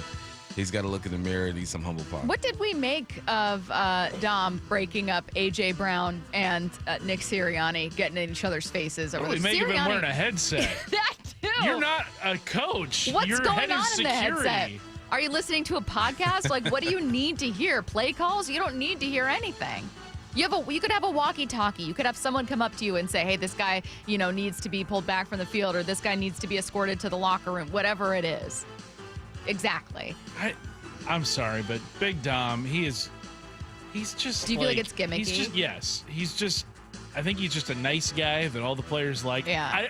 I don't think he's actually the Eagles head of security. I don't think he's actually Italian. That's my conspiracy theory. Ooh. I think he's just there to be a friend to everybody. I do believe he's head of security. I do believe he's head of security. I agree with you in that. Team friend, Big Dom. Yeah. Hey, his job description, the homie. Yeah, exactly. He does not need a headset, and I feel like because he's become a character, we all just go, it's fine. But it's kind of a weird situation. The bad version of the Eagles offense showed up one too many times in this game. That's exactly what happened here. The 49ers defense held on. They're fine. They kind of like a golf clap in the face of adversity kind of performance with missing so many players. But this was not like the best game ever. This ended up being the Eagles costing themselves. And that sounds so disrespectful to the 49ers. And I'm sorry, they did convert 55% of the third downs, 361 total net yards. They did all of it losing George Kittle. And defensively, they held off the Eagles and Saquon Barkley without any of their regular guys. I shouldn't say in the front seven. They have a lot of questions at linebacker, and they held up, and good for them. But this was the Eagles imploding. Yeah, it was. It was the Eagles imploding and the Niners just sticking to the game plan, man, not flinching. And it just shows they're a well-coached team, and they believe, man. They believe in Brock Purdy. They believe in McCaffrey. They believe in the next guy up. That's what football is all about, because you're going to sustain injuries. Who's up next? Last game, just 2 plays here. May for one of the best touchdowns of the weekend. This one to Hunter Henry. Late pass. Picked up on Henley. Twists in. Man top. Henry's got it to the end zone. Touchdown, New England. And against his own team. Chargers can't hang on, a fumble late in the fourth. There it is again. Got away. Then gets popped. Lost the football. It's recovered by the Patriots. Herbert shaken up. Ellis, the recovery. Most pressured, most hit quarterback in the league. The only non-one-score game of the weekend, 16-3 final score. New England, number 2 seed, advances. Efton Chisholm III, baby. Good job. He had a catch in this game. It's my white son over there in New England. My white Love son. you, kid. Good job. The New England Patriots will host the winner of tonight's game. Again, you got one more for Wild Card Weekend. Houston heading to Pittsburgh. Let's get to 4 down territory. This is 4 down territory. Going inside the game with former Seahawks and Coug wide receiver Michael Bumpus. First down, who's your offensive player of the weekend? I'm not going quarterback. I'm not going running back. I'm going tight end, man. Colston Loveland had himself a game. And I wish he would have had this type of game earlier in the season because I had him on my franchise team. Fantasy team. But no, this is one of those young tight ends, man. Him, A.J. Barner, I feel like are going to be on the rise. He finished the season with 7, 13, and 6 touchdowns. He's a route runner. He's a good blocker. He has good hands. They got some weapons over there in Chicago, man, with him and Rome and Swift and Moore. It's looking scary for the NFC North. But Colston Loveland, man, love watching him play, and I love the passion that he plays with as well. He is my offensive MVP for that first week. Doesn't Colston Loveland sounds like he should be a third? Like Colston Loveland the third? It does. It's just something about it. Like, I feel like we should just start calling him that. See if it catches on. But Colston Loveland the third sounds more natural than Colston Loveland. I don't know. It just rolls off the tongue. Second down. What can be different this time around against the Niners? Can I say one thing? The Niners had one of the coldest walkouts in football. When they had the boom box. Unfortunately, they do. Dancing and stuff. Some people hate that, though. I like it. I think it's dope. I'd be right there. And then I saw Mac Jones in there, too, bobbing his head. I'm like, okay, Mac. But what could be different, man? Trent Williams is going to play this time around. And he helps. They motion him. They use him as a tight end. They'll block him. Yes, he's a veteran. He's old. He's long in the tooth up there. But Trent Williams, he's just something you didn't have to deal with the last time around. So that's going to help the run game. It's going to help the pass game. Now I'm looking to see what is Mike McDonald going to do. There's only so much you can do to a tackle. You can try to confuse it with stunts and walk up pressure and all that good stuff. But no, that's going to be a different matchup. You're going to see Trent Williams this time around. Didn't see him a couple weeks ago. Third down. What's a surprising stat from this weekend? Saquon Barkley led all runners with 106 yards on the ground. After that, it's Etienne, whatever you say his name, 67 yards. After that, Drake May and Justin Herbert were 3rd and 4th this weekend when it comes to rushing yards. Okay. 3rd and 4th. Drake had 10 for 66. Justin Herbert had 10 for 57. I was looking up just, let me see what the running backs are doing this week. You got McCaffrey with 48 yards. You got Blake Corum with 45. I was surprised. I saw that stat and I said, all right, QBs, do your thing. Drake May, I'm proud of them. And Justin Herbert. Herbert, you're home. You're in LA, chilling now, but for 1 week you were 4th in rushing in the I thought NFL. they'd have to wheel Herbert out of there. Man, he was getting peel him off the turf. Man, New England had 2 guys with 2 sacks. Yeah, they're getting after him. They're not like an elite pass rush. I mean, they're perfectly fine as a team. Obviously, they're a number 2 seed. They've had a great record, but they got after him, which is exactly how I think most people would have approached that game, right? You knew exactly what their weakness would be. You knew that they'd had 29 offensive line combinations and just really struggled all year, and they got after it and it worked. I don't envy the beating that Justin Herbert took in that game. He kept getting up though, man. Yeah. He kept getting up. Big ups to Herbert. 4th down. What's your favorite moment from this weekend? My favorite moment is when Ben Johnson went to shake LaFleur's hands and just kind of brushed him off, because last time they played, LaFleur did the same thing to him. Ran over, quick handshake, pat him on the back, and dipped. I love the rivalry that is like brewing right now with the Bears and the Packers. I think it's good for football. I think they're one of the most storied franchises in the league. And when you have 2 coaches who genuinely do not like each other, that's going to filter into the players, and it's just going to get more violent and more crazy when they play each other. I liked it. I like that Ben, first-year head coach, didn't shy away from that. LaFleur is established in this league. Has he won a Super Bowl? He hasn't, right? LaFleur has won one, but he's established in this league. Been here for a while. Great offensive mind. Always has his teams ready to play. And I like that he didn't back down from that. And I know he was thinking about it when he was walking over there. Like, yeah, you got me last time. I'm going to get you this time. Where's the biggest rivalry exists for the divisional round? Is it Seahawks-Niners? Gotta be Seahawks. Trying to go through. Let me see. Curtis, you said Broncos would host Bills. Thank you. No. Bears, Rams, Niners, Seahawks, and I think it's Patriots Niners, Seahawks against the Steelers or the Texans. Yeah. I think that's going to be the most bad blood. And that might even be the first game of the weekend, but that might be the the most, I don't know that there's straight animosity. I think there was more animosity between the Seahawks and Rams this year, who still obviously have a chance to face each other in the conference Patriots round. Steelers about a decade ago would have easily been the primetime game. They don't have a whole lot of animosity these days. What do we think is going to be the primetime game? Maybe Denver? No, that might be Saturday. So the too. Saturday games are both 1-seed Thank games. you. So Bills, Broncos, 49ers, Seahawks. And then Sunday's games are going to be Rams at the Bears and then TBD against the Patriots. It's going to be Rams-Bears. It's Sunday night? I think so. Yeah. God. LA and Chicago. That's just a big obsessed big with TV the Rams. Big TV markets, but also it's the Rams. The Rams can do no wrong. I watched that game and thought, like, you could have been swept. I'm using swept in quotes because obviously it's not like a regular season series, but you were nearly swept by the Panthers in a series against them. And people are still going to be like, well. But Seattle's got to prove it. Seattle's got to advance past the Niners. In Rams, they got that established star power. You got Matthew Stafford. You got Adams. You got McVay over there. God, I can't believe the Panthers got back into that one. I thought that game was over early. No one was touching. Matthew Stafford had 5 business days to pass. I was like, he's going to find Puka Nacua every single time. This isn't going to be a contest. Puka Nacua is going to have 200 receiving yards. This is done. Panthers, thank you for showing up today. He was only sacked once. Only hit 6 times.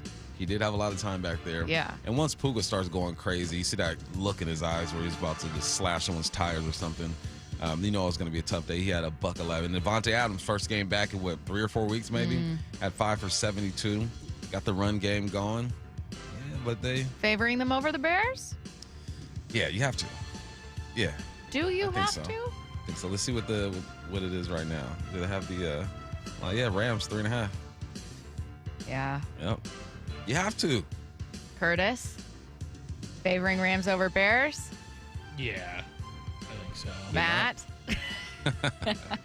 Bears. Just to be different. The Bears. Matt's still thinking about the symphony. Someone That's texted in all and he's thinking about this said week. Matt, they go, I respect your culture, but you just know there's no way you could choose the symphony over Seahawks. And I appreciate that they said they respect your culture. That person doesn't know Matt Nelson. I mean, I'm going to be there for Seahawks pregame no matter what. He has to work. But I wasn't going to stay for the game be. either way. So why not? When's the last time you stayed for a game? Yeah, Matt. I don't think he ever has. Have you? Not a Seahawks game, but this is also the first season Okay, I've done it. flipping it. Matt, when's the last time that you actually found yourself kind of getting into a Seahawks game? Again, Thursday I haven't night against stayed the for one Rams? this season, Okay. so I haven't watched one this season. Do you secretly root for the Seahawks? Now that I'm their pregame engineer, yes, I want them to go as far into the playoffs Play as as many they can. as many home games as possible. Yeah. I mean, now I finally have skin in the game. I care. Well, speaking of, the Seattle Seahawks are the #1 seed, and we've got 2 chances for you to win 2 tickets to the divisional round at Lumen Field. Just open the Seattle Sports app and hit the Win tab, or head to the Seattle Sports YouTube page and find out how to enter. Don't have the app? Simply text the word app, APP, to 866-979-3776, and we will send you a link to download. These contests run through Wednesday, January 14th. Coming up next, the 49ers have had a crazy amount of injuries this year, and one person has a theory as to why it's happening. Seattle Sports is giving you two chances to win tickets to the Seahawks divisional round playoff game Saturday against San Francisco at Lumen Field.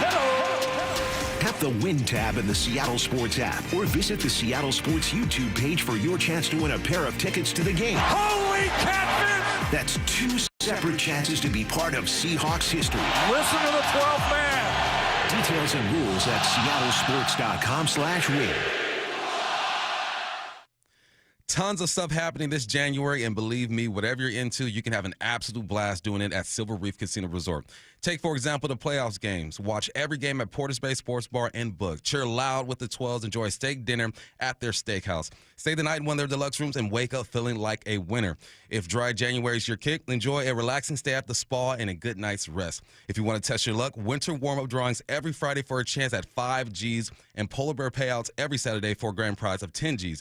Claim your free daily entry at any kiosk on property. It's all you have to do to enter. Silver Reef Casino Resort is the spot. Check it out if you haven't. If you've been, you already know what you're missing. Stay tuned. They have events for the big game and the Garth Guys. A tribute band for Garth Brooks coming soon. Drive 5, exit 260, silverreefcasino.com. Running a business means wearing multiple hats. So if you're like me, you probably started out using your personal phone, taking client calls and texts nonstop. As my business grew, I needed something smarter. That's when I switched to Quo, the #1 business phone system. Quo works right on your phone or computer. No carrying 2 phones, no clunky landline, just one easy app you can try for free. Your team can share one number and handle calls and texts together like a shared inbox. Any teammate can jump into the conversation, so customers get faster responses. And Quo's AI assistant summarizes your calls and responds to customers 24/7, so you never miss a lead or opportunity. All this starts at just $15 a month. That's basically 2 coffees. You can even keep your current business phone number. Find out why 90,000 businesses trust Quo. No missed calls, no missed customers. Try Quo for free at quo.com/sports. That's quo.com/sports to try Quo free. QUO.com/SPORTS. I know that hiring can be challenging. You sort through tons of resumes and you get too many so-so applicants. You're just waiting for someone to match your role perfectly. Well, now, there's a place where you can meet them fast. ZipRecruiter. Need to hire right away. Start your search for strong candidates. The right fit awaits. Build your team, build it sooner. Meet your match on ZipRecruiter. Just head to ZipRecruiter.com/radio right now to try it for free. And you're on your way to meeting your match. 4 out of 5 employers who post on ZipRecruiter get a quality candidate within the first day. So try it now. Go to ZipRecruiter.com/radio. Once again, that's ZipRecruiter.com/radio. Meet your match on ZipRecruiter. Try it free. Dave Wyman joined by Dr. Daniel Landis. He's on the Swedish CyberKnife team treating prostate cancer. Dr. Landis, how do patients feel about their experience? Patients overall tell me that their experience was really amazing. They had minimal disruption of their lives. They didn't have to take time off work. And they tell me it's like Star Trek, where you push a button and the cancer can go away. If you're diagnosed with prostate cancer, consider treatment with Swedish CyberKnife. Go to swedish.org/cyberknifeprostate. Heading outdoors or on the water this weekend? Check in with Joey and Nelly on the Outdoor Line from 6 to 8 a.m. every Saturday on Seattle Sports and the Seattle Sports app. Hey, Brock Ewart here for my friends at People Come First or PCF Construction Group. Are you tired of grilling in the cold and rain every winter? Well, with a patio cover, heater, and fireplace from PCF, you can enjoy your outdoor deck or patio all year long, staying warm and dry, even in the cold winter. Take advantage of off-season savings through February 15th, and you can get up to 10% off your entire project, plus 12 months with no payments and no interest. You see, most people don't consider building a deck in the winter, but if you want yours ready by next spring and summer, contact PCF right now to start planning. Spend the winter dreaming and designing your project so you're ready to build by spring. Planning and permits, they take a little time, so get started now. Get project ideas, browse the photos, and find all the offer details at PCFgroup.com. That's my friends online at PCFgroup.com. Making your outdoor space with People Come First.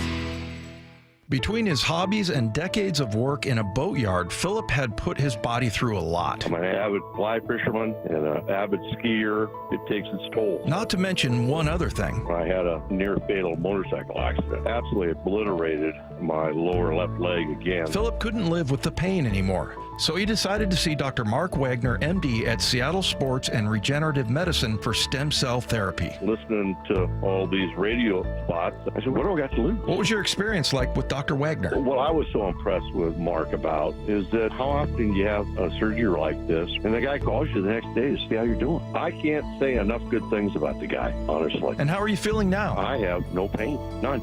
Zero. Wow. So would you recommend stem cell therapy to others? I'm a fan, believe me. I'd recommend it to anybody. Before you choose surgery, consider stem cell therapy with Dr. Mark Wagner, MD, at Seattle Sports and Regenerative Medicine. Schedule your consultation at drmarkwagnermd.com. This is The Timeline with Bump and Stacy. Brought to you by 1-800-DUI-AWAY. Taking a look around the timeline, we are going to start with the 49ers, but not for a prediction for this weekend. The 49ers have had a crazy amount of injuries this year. George Kittle's the latest star to be lost for the season. Could the location of their stadium have something to do with it? This sounds very tinfoil hat conspiracy theory, but in a thread posted to X with over 17 million views from board-certified clinician Peter Cowan, it may or may not have the answer. Levi Stadium and the practice facility is located within walking distance of an electrical substation and I sound insane, but an electrical substation and low-frequency electromagnetic fields can degrade collagen, weaken tendons, and cause soft tissue damage at what levels regulators call safe. Since Levi's Stadium opening in 2014, the 49ers have been the league's most injured team. Even 49ers wide receiver Kendrick Bourne joked about the substation following their win. This was on Sunday. Sorry, I have it right here. Yeah, it's that power plant. No, I'm just playing. I don't know, but it just sucks. It just sucks. But we do a good job of just working every day. You know, injuries are part of the game. It's unfortunate, but we just got to hold it down and keep that good energy. Believing in ourselves, believing in the next man up. Am I fully bought in on this? I don't think so. Am I close? Yes. I am close to being bought in on this theory. If they have one more season of being the most injured team and within walking distance of the substation. Why one more? It's been like 5. I don't know because I think it's so hard for me not to just assume it's bad luck, it's wear and tear. You're also a team that's made deep playoff runs. I think that can be a factor as well. Stacy, you just read the scientific explanation for this situation. Maybe I'm stupid. I don't know. Do you not believe in science? I do believe in science. Well, there got to be a little bit of this in there, then, don't you think? It's just hard for me to not go to the easiest explanation. However, the timeline does make sense. So Peter says, since moving to Levi's in 2014, their top 5 in adjusted games lost. They've had 7 to 8 Achilles or patellar ruptures. The league average is 2 to 3 per year total. And then lists the rest of their injuries and saying like, hey, no other franchise has come close to this. None of the usual explanations hold up. Only one variable is unique, and the players know it in their guts, says Peter. In early 2025, retired guard Don Feliciano let it slip. He said players have joked around about there being an electrical substation right next to the practice field and how that's led to the Niners' injury problems. Then he went on the practice field with is it a Gauss meter? It reads... basically just finding like, the currents here or whatever. I'm sorry, I'm not a scientist, so this sounds really stupid. No, but we get it. Yeah. We get it. Yeah. It's higher inside their facilities. Thank you. Than it is at the far edge of the field. So, and where do they spend the most time? Inside the facilities. Exactly. And that leads me to believe. Oh. This is 100% true.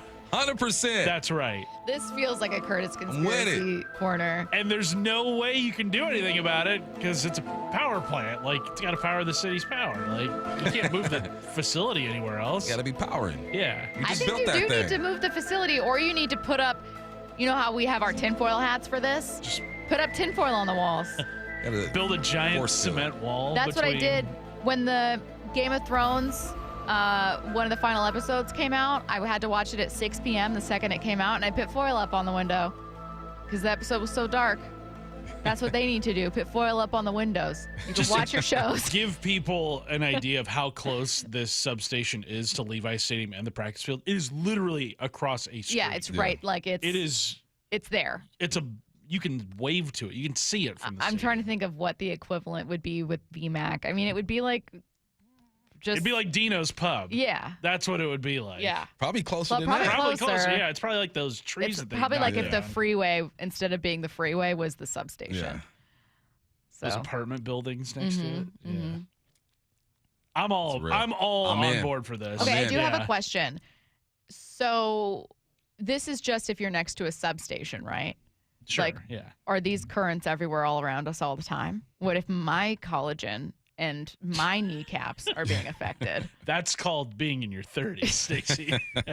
How dare you? First of all, how dare you? Moving on, has Cal Raleigh's soaring popularity crossed over into mainstream pop culture? It sounds like yes. The Big Dumper was the subject of a Jeopardy question on Friday's show. All kinds of sports 600. Referring to his physique, it's the nickname of Cal Raleigh, the new record holder for home runs in a season by a catcher. Melanie. What's Big Dumper? He has a big dumper. I like the final. You're right, Melanie. He has a big dumper.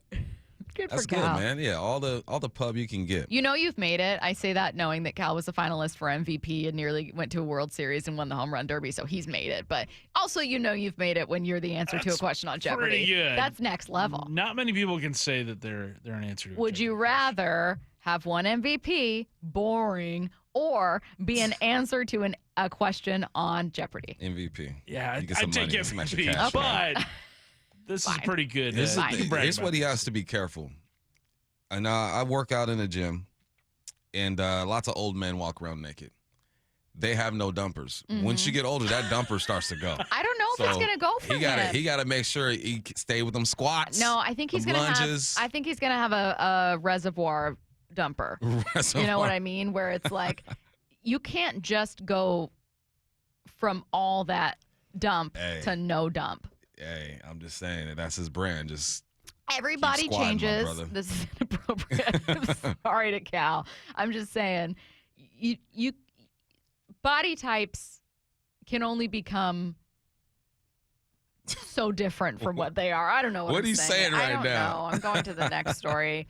I'm saying I don't think Cal has to really worry about it too much.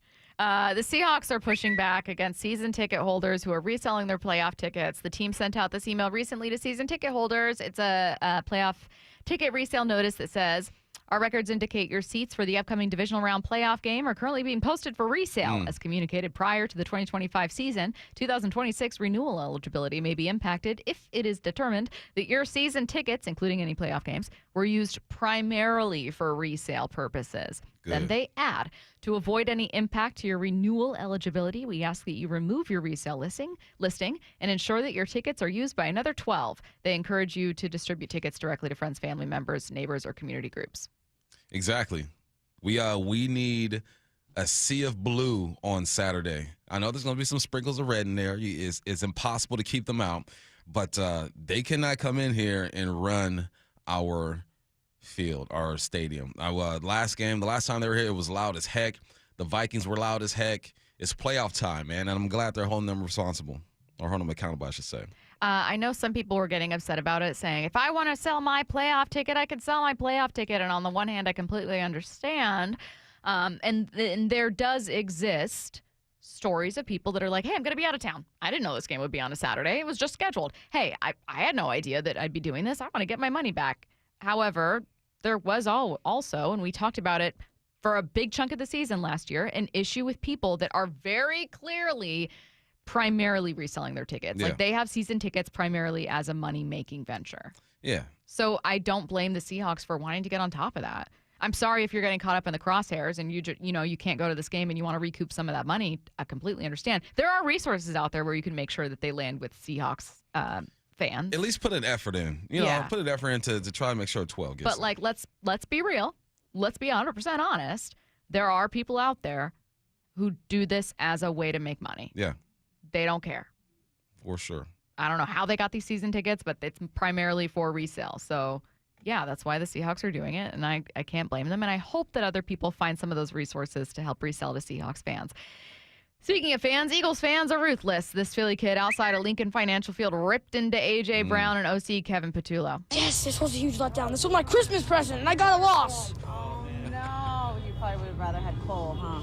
Yeah, probably. I'm feeling two of two things. A, I want A.J. Brown packing his bags, and I want him somewhere else that is not here. I love you, A.J., but, like, you can't make those drops in that game.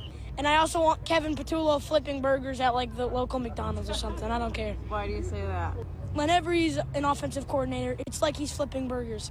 One side, he's cooking. One half, he's cooking. And the other half is completely raw. Get this kid on sports radio. Hey, bars. Get that kid on sports radio. The second he said, well, good question. It's two things. First of all, I was like, wow. I see. Get him a kid. mic. So comfortable in front of the Yeah. camera, too.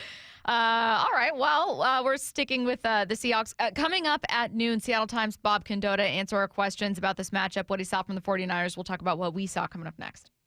After a slugfest to win the NFL's toughest division, the number 1 seed Seahawks' first playoff opponent, naturally an NFC West rival. And Purdy goes down inside the 15-yard line. Seahawks, 49ers, Saturday.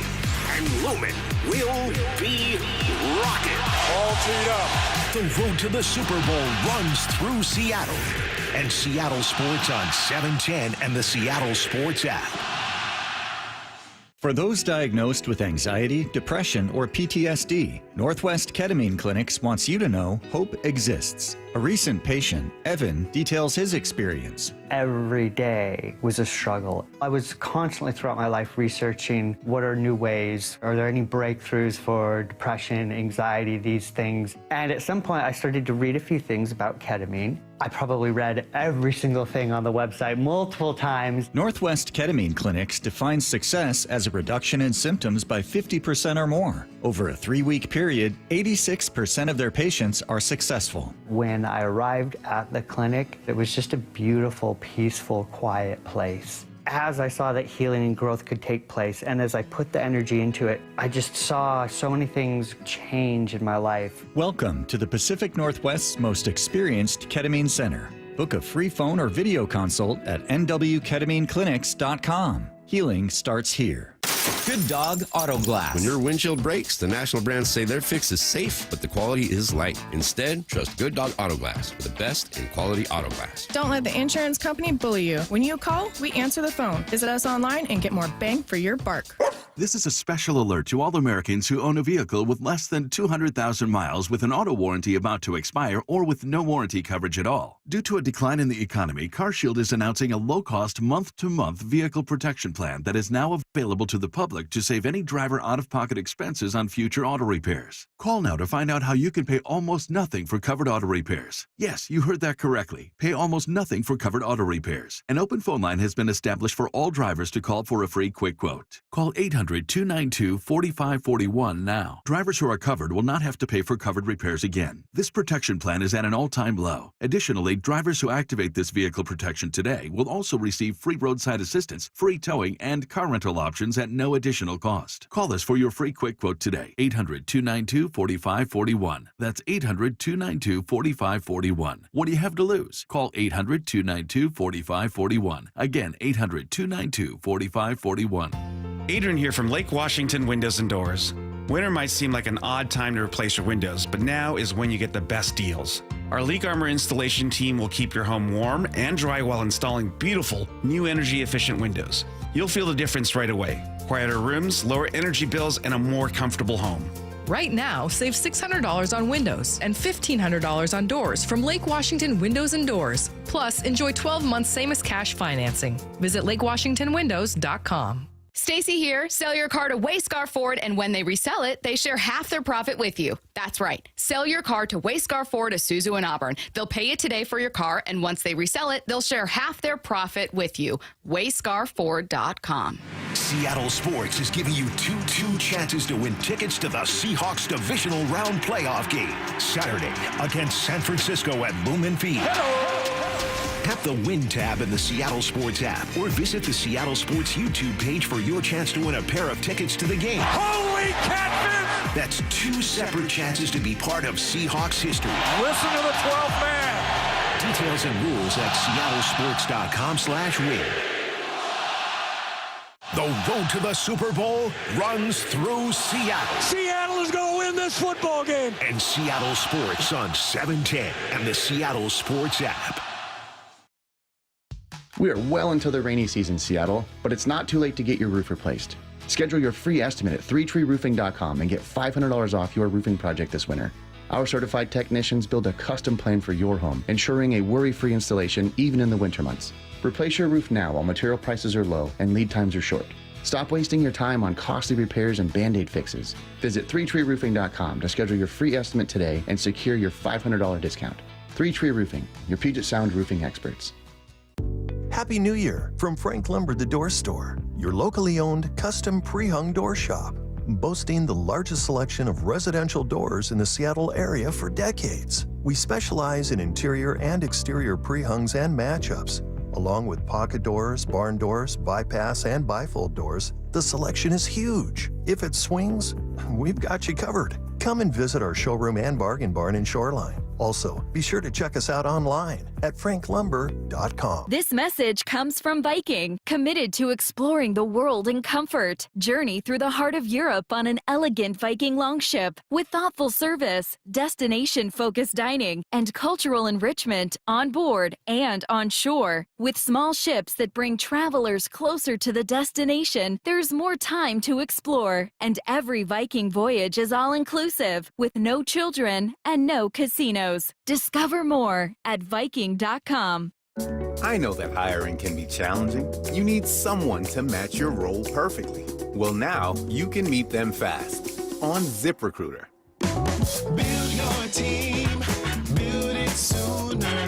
Meet your match on ZipRecruiter. Just head to ZipRecruiter.com/free right now to try it for free. That's ZipRecruiter.com/free. Meet your match on ZipRecruiter. Try it free. From the Quantum Fiber Studio, you're listening to Bumpin' Stacy. Weekdays 10 to 2. On Seattle Sports and 97.3 FM HD2. Coming up in 15 minutes, we have a lot of questions about Wild Card Weekend for Bob Condotta. Before we get to asking Bob our questions, we're going to ask ourselves some lingering questions from Wild Card Weekend. I'm going to start with looking at the Rams. Was the Panthers' near win a sign of concern for LA? That's kind of one thing sticking with me after this weekend is like, yes, it was a win, an important win. Sometimes wins, especially when you get to the playoffs, even if it's against a struggling playoff team, sometimes they're messy, right? You got to fight through, and all that matters is you ended up advancing, I guess, if you're LA. However, I wonder, Bump, if this version of the Rams has a few concerns that they didn't weeks ago, When you think about it, okay, this version lost to the Rams.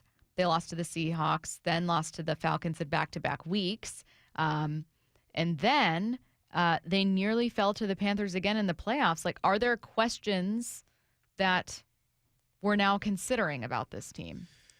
I think that the Rams are liable to give up explosive plays. Like, they'll play 3-4 solid quarters, but every now and then there's going to be explosive given up. You got a long of 52, a long of 22, a long of 16, another long of 20 when you look at the Panthers. And like I said, what do the Panthers do well? I think they just have young talent on the outside. Jalen Coker went off 134 yards in his second season. You have Tedero McMillan. He had 5 for 81, a couple big catches. If you can be just a threat in the run game, which I think the Panthers were, 22 for 83, commit to it, they're going to give us some plays on the outside because we were talking about it. We were comparing the Seahawks and the Rams last week, and I think we both settled on the weaker part of their team is the secondary. Still some good guys over there, but nothing like, I guess, the Seahawks and everybody else. So I think that if I'm the Rams, that's my concern, is that how do I eliminate these explosive plays in the pass game, because they've been liable to give them up. Guess who you got this week? A QB who's going to throw that thing all across the yard and challenge your secondary. And when they get the run game going, the Bears are pretty good. So I'm going to slowly talk myself into thinking that the Bears are going to win this game. I would love to see the Bears win this game because otherwise the Rams have a path to the NFC Championship game where they just have to get past the Panthers and Bears. No disrespect to those teams, but comparatively, the Seahawks could need to get past the 49ers and Rams in a third meetup against both teams to get to a Super Bowl. What? As the number 1 seed, that hardly feels fair. Now you get home field advantage in a bye week to go along with it, so that's part of it. But what a path. What a path. What a path for the Rams. Yeah, I'm hoping, like you said, the Bears can do Seattle a solid here. Seattle's going to need to get past the 49ers themselves, which brings me to my next question. Are there still opportunities for the Seahawks run game against this San Francisco run defense that did allow 100-plus from Saquon Barkley, as you noted, the top rusher from the weekend? Yeah, I think there is. I think the 49ers have been decent against the run. I'm trying to pull up their numbers right now. Before we played them, they were like 6th or something, allowing 106 or something per game. Right now, they're 12th, allowing 109 per game. The last 3 games, though, they're averaging 143 yards they're giving up. Yeah, because you're going to see that same defense. Nothing has changed. The only concern that I have for the offense, for this game is 49ers offense, right? Because we know they can get hot. We know that Trent Williams is back. Seeing if Pearsall is going to play or not. They're getting healthier offensively. I don't expect to hold them to 3 points. But, yeah, I think the run game, I'm starting to believe that this is just who the Hawks are now. A team, they're going to run it 25 to 30 times. They're finding their groove. Their linemen are playing better. You're going to get Charles Cross back this week as well, even though, damn, going to make me say his name wrong. Josh Jones. See, I got Jonathan Jones into everyone's head. It's stuck in my head now. Even though Josh Jones has played himself some good football. No, I believe that this is who they are because I like the way they sprinkle in K9 and Zach Charbonnet. They got a nice rhythm going. Yeah, I think you can go for $120 more against this Niner team. On Friday, Curtis, you mentioned you thought the winner of Jags-Bills would go on to represent the AFC in the Super Bowl. I think that's also one of my lingering questions. I don't think you're wrong. That was we have one Patriots, more AFC. The Patriots defense look good. Like, let's be real about that. But their offense only putting up 16 points. I think that's where I'll rephrase. My question coming out of this weekend when it comes to that game, when it comes to the AFC is Josh Allen good enough to just lift the Bills through all of their run defense issues? I think he is. I think they have a sense of urgency because of what's in front of them, because you're dealing with a second-year quarterback in Bo Nix on your side. Yeah, got a first-year quarterback in Drake May. Who wins out of the Steelers game? You got the old man who could face off with Drake May, or you got a quarterback in C.J. Stroud, who's still young but has some things to do. So, no, I think the Bills are looking at this as a great opportunity, and it's right there in front of them. He has to put together 2 more games of just excellence. And we've seen him do it. We've seen Josh Allen do it. If I were looking at him the same way I'm looking at Drake or Caleb, it'd be different. You got to show me. I haven't seen it. But Josh, he got some money in the bank. Another one of your questions coming out of Wild Card Weekend. It could have to do, too, with Monday night or even looking ahead. I'm looking at the Patriots. Patriots are a good football team, well coached, super young. If they play, no matter who they play, I'm not fully sold on the Patriots yet, even though I have to be because my white son is over there doing his thing, and I support my family. You train Epton Chisholm. I support my family. People don't go, who's Bump's white son? Yeah, they'll figure it out. Just look at my Instagram. But my white son. They're in that prove it. The AFC is so interesting to me because there's a lot to prove, right? Josh Allen has to prove he can take advantage of the situation. Bo Nix has to prove that he can put some couple games together. Drake May has to prove that he is a true MVP candidate. He doesn't prove that. We know that. But he can take the next step. Old man Aaron Rodgers has to prove that he still has some juice left in those legs. The AFC is more intriguing. The AFC is the fun playoffs, whereas I feel like the NFC is the more stressful, intense type of playoff. Fun playoffs. I'm trying to think if I have one for Monday night. I mean, can Aaron Rodgers? I'll say this: does the return of DK Metcalf mean that the Steelers' offense can get past Houston's defense? That's my question, lingering question for tonight. I think it's the only way that they do it. We know that this offense isn't as good without him. And honestly, probably his suspension ended up putting them in the position to nearly lose out on the playoffs. Yeah. So no wonder he felt horrible about it because this offense, just as a team, I don't believe in the Steelers.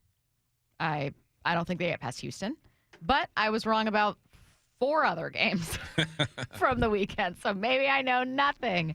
We got a couple more questions for Bob Condotta of the Seattle Times. He joins us next. Are people ready, Brock? Brock and Salk. Playoff football back in Seattle? It's been a while. Morning 6 to 10. Since we've had like the full deal, everybody full-throated, as loud as it gets. Being in the building for their last home game to beat the Rams, and that place that night, Salk, took me back to the Green Bay NFC title game. It had that kind of juice in the building. Yeah, I think the folks will be ready. Only on Seattle Sports, the app, YouTube, and your smart speaker. New siding doesn't have to break the bank. We offer affordable options that add value and protection to your home. This is Justin Shirley, CEO of State Roofing and Exteriors. And while we're at it, ask about our roofing, windows, decking, and gutter services for even more savings. Call 866-ROOF-ROOF or visit stateroofing.com today to schedule your free siding inspection. State Roofing and Exteriors, held to a higher standard since 1968. State Roofing, the best roof you'll ever need. Collectors, Front Row Car Show is returning to Tacoma. Join us at the Greater Tacoma Convention Center on January 17th and 18th. 400 tables, baseball, football, basketball, and hockey cards, plus collectibles such as Pokemon, Marvel, Star Wars, and comic books. CGC, JSA, and Beckett will be there. So bring your cards, comics, and autographs to sell, trade, or get them graded. Hundreds of vendors, thousands of dollars in free prizes. Don't miss it. Front Row Card Show, Greater Tacoma Convention Center. Saturday and Sunday, January 17th and 18th, 11 to 5. For more info, go to frontrowcardshow.com. That's frontrowcardshow.com. I saw her texting coming up to a stop sign, and so I saw the accident coming, and she T-boned us. In the blink of an eye, Crystal's life changed when she suffered a severe spinal injury. The pain was something I had never experienced before in my neck. I got massage therapy. I saw a chiropractor. I was prescribed muscle relaxers so I could sleep. I got depressed. Nothing was relieving the pain. Drugs, sleepless nights, and depression. Sound familiar? I'm Dr. Mark Shelley, a chiropractic physician and board-certified functional neurologist. At Sound Pain Solutions, our treatments include high-dose laser combined with spinal decompression and other comprehensive therapies to rehabilitate damaged discs. We use treatments that are non-surgical, FDA-cleared, drug and pain-free. I was able to get off my pain medicines, and I was able to sleep through the night, and that was what I was desperate for. To learn if you're a candidate for our treatment, call us. Sound Pain Solutions. 855-996-0025 or click soundpainsolutions.com. Imagine finding your dream home and moving in right away. No waiting to sell your old place first. Sounds perfect, right? That's exactly what Orchard's Move First, Sell Later program lets you do. Buy your new home now and sell the old one later. Here's how it works. Orchard gives you cash so you can buy and move into your new home first on your timeline. No waiting, no showings, no double moves. Then the Orchard experts take it from there. They handle repairs on your old home for you so you attract the right buyers. Once they're done, a local Orchard agent lists and sells your home for top dollar. Orchard's Move First program gives you the freedom to buy and move into your new home first and sell your old home later. Buy before you sell and get top dollar for your home with Orchard. Ready to find out how much your home is worth? Visit Orchard.com to get your free home valuation. That's Orchard.com. Matt Coker here with West Coast Men's Health. In the past 5 years, we've seen thousands of men at our clinics. Most guys tell us the same story, that in their early 50s, it's not that they couldn't function, they just needed help. They started taking Viagra, and it worked great at first. But after a few years, it stopped working. The problem is that their arteries had become more restricted since they started taking it, because Viagra does not unclog arteries. Here at West Coast Men's Health, we use acoustic wave therapy to target the real problem. We break down plaque and clear up the arteries so blood can flow like it did in your 20s. This restores function. And guys, listen to this. You won't have to take a pill anymore. So if this sounds like you, give West Coast Men's Health a call today and see how we can help. With clinics in Redmond and Tacoma, call 206-519-6541. That's 206-519-6541. 206-519-6541. Online at westcoastmenshealth.com. Finding great candidates to hire can be like, well, trying to find a needle in a haystack. Sure, you can post your job to some job board, but then all you can do is hope the right person comes along, which is why you should try ZipRecruiter for free at ZipRecruiter.com/radio. ZipRecruiter doesn't depend on candidates finding you. It finds them for you. Its powerful technology identifies people with the right experience and actively invites them to apply to your job. You get qualified candidates fast. So while other companies might deliver a lot of hay, ZipRecruiter finds you what you're looking for. The needle in the haystack. See why 4 out of 5 employers who post a job on ZipRecruiter get a quality candidate within the first day. ZipRecruiter, the smartest way to hire. And right now, you can try ZipRecruiter for free. That's right, free at ZipRecruiter.com/radio. That's ZipRecruiter.com/radio. ZipRecruiter.com/radio. ZipRecruiter. Let's go! This is Seattle Sports. Streaming through the Seattle Sports app. KIRO AM Seattle. KIRO FM HD2 Tacoma. Home of the Seahawks, Mariners, and everything Seattle sports. Seattle Sports Snapshot. The Seahawks will be facing the 49ers on Saturday. This after San Francisco's win over the Philadelphia Eagles. Also advancing the Bills after beating the Jags, the Rams after beating the Panthers, the Bears after beating the Packers, and the Patriots after a Sunday night win over the Chargers. Tonight, one more wildcard game to go. The Steelers host the Houston Texans. Snapshot brought to you by Miller Lite. When it's game time, it's Miller time. From the Quantum Fiber Studio, This is Bump and Stacy.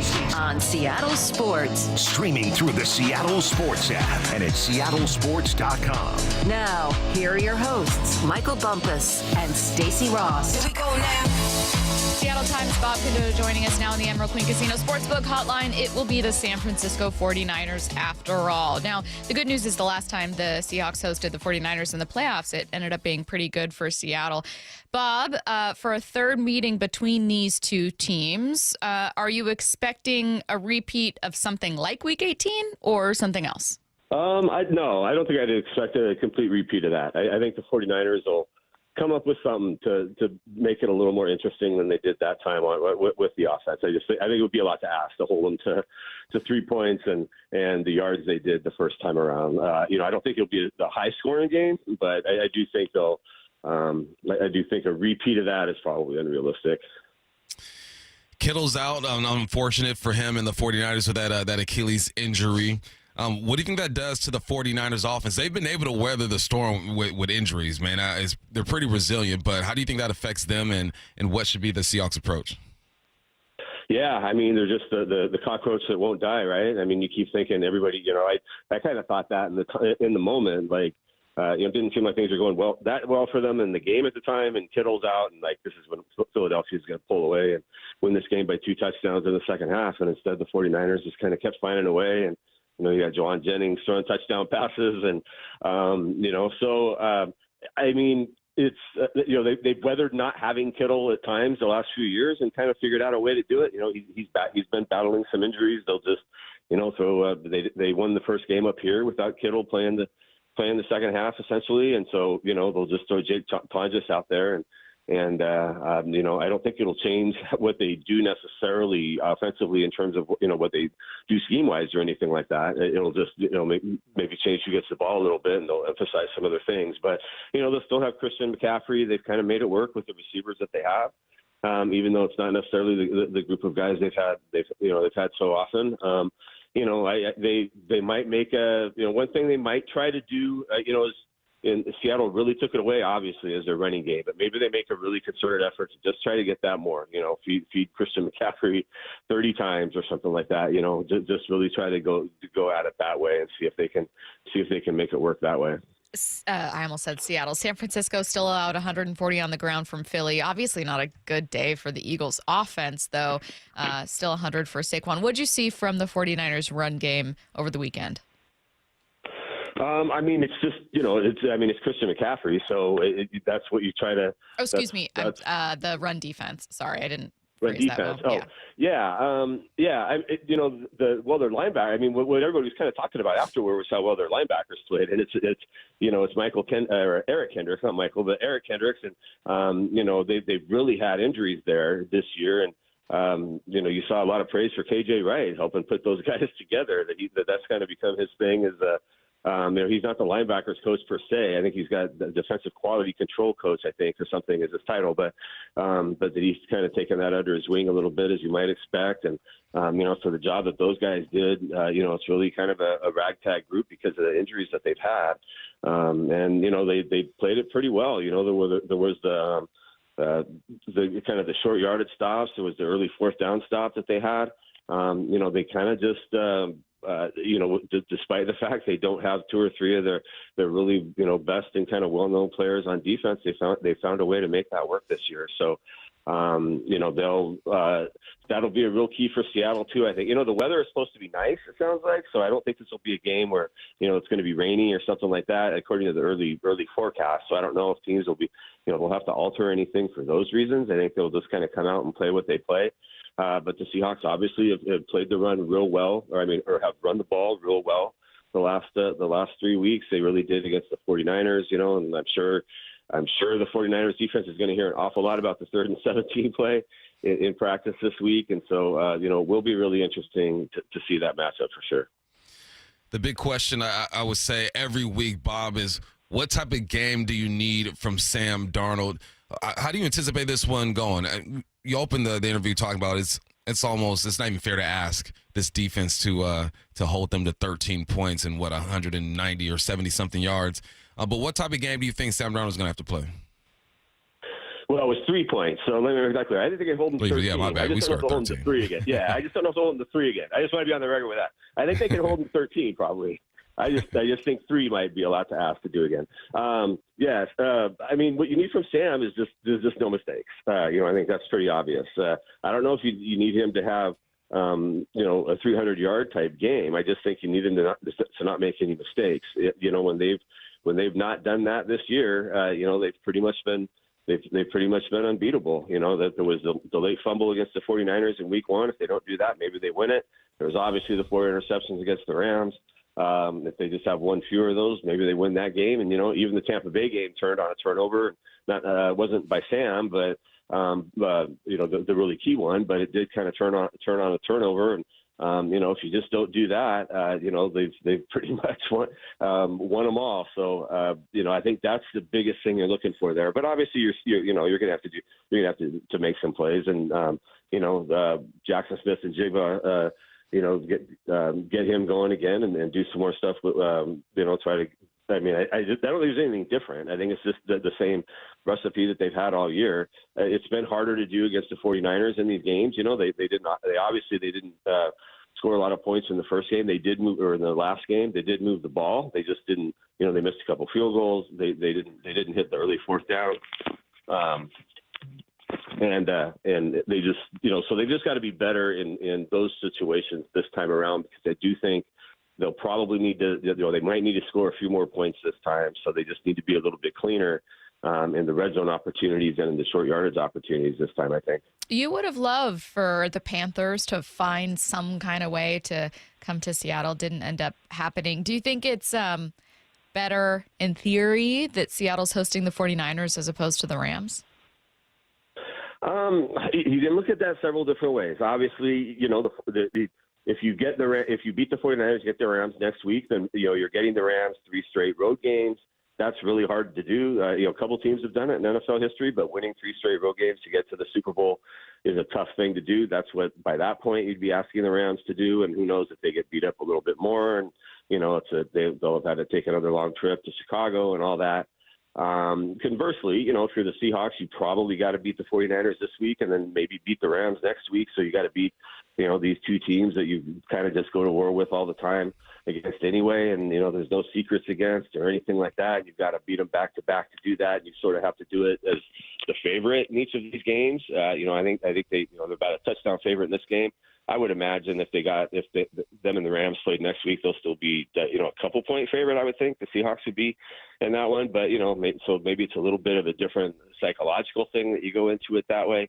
The Rams kind of play a little more with house money in that game. So, there's sort of that, but I kind of imagined all along they were going to have to be at least one of these 2 teams along the way.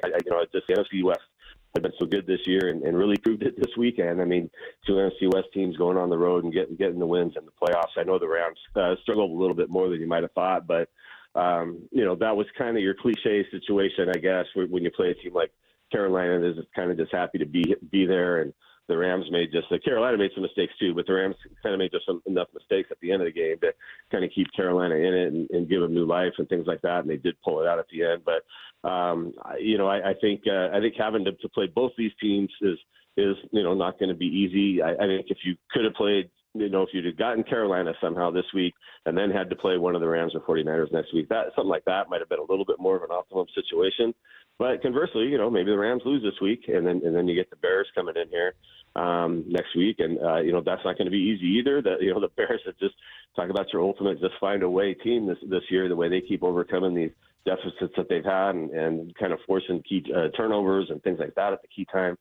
So it'll be interesting that way. It's never easy really to get to the Super Bowl, but certainly, it's if you're having to beat both the NFC West teams to get there, it would certainly make a statement about how good the NFC West was this year, that they'd probably, that maybe all they do is lose to each other in the postseason, and it's kind of the survivor of the NFC West that ends up getting the Super Bowl.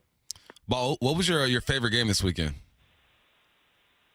Probably the Green Bay Chicago game. I mean, just from a watching standpoint, it was really weird. When they missed the field goal at the end of the half, I sort of just thought that's going to come back to bite them, even though they were way ahead at the time, because it just kind of, having watched, the Bears games that I have this year, they've just kind of found a way, and Caleb Williams seems to be at his best when it seems like, when it seems like everything's going bad around him. And so I just, seeing the way they came back, knowing the history of that rivalry, the history of those coaches, that they obviously don't seem to like each other very much. That one was fun to watch, but I thought they all were. The Rams Carolina game was obviously really interesting, and you were kind of sitting there thinking, man, maybe they're going to get it done. And Dave Canales, maybe there's a way he comes to Seattle. That would have been a fun story to see that. And then those two games were probably my favorite of the two for sure. Seattle's going to get Kobe Bryant back. I know Elijah Arroyo was activated to return to practice, though. I don't know if he's technically off IR. What's the latest on either of these two? Yeah, you're not off IR. Yeah, he's in what's called return to practice, so he's not off IR technically. What that did last week was open up a 21-day window for him to practice, and then you have to make a move to put on the 53-man off IR. So they could do that at any time. You could wait until Friday to do that. We didn't get to see a lot of practice, but he was out there both days, running and things like that. And they thought all along this was only going to be a 3 or 4 week injury. So I would imagine if he's healthy at all, they'll probably activate him. There's kind of not much reason to wait really at this point. So, so they'd have to make a roster move to do that. We didn't see Kobe Bryant out there last week, but they have been expecting him to be back. So we'll see about that.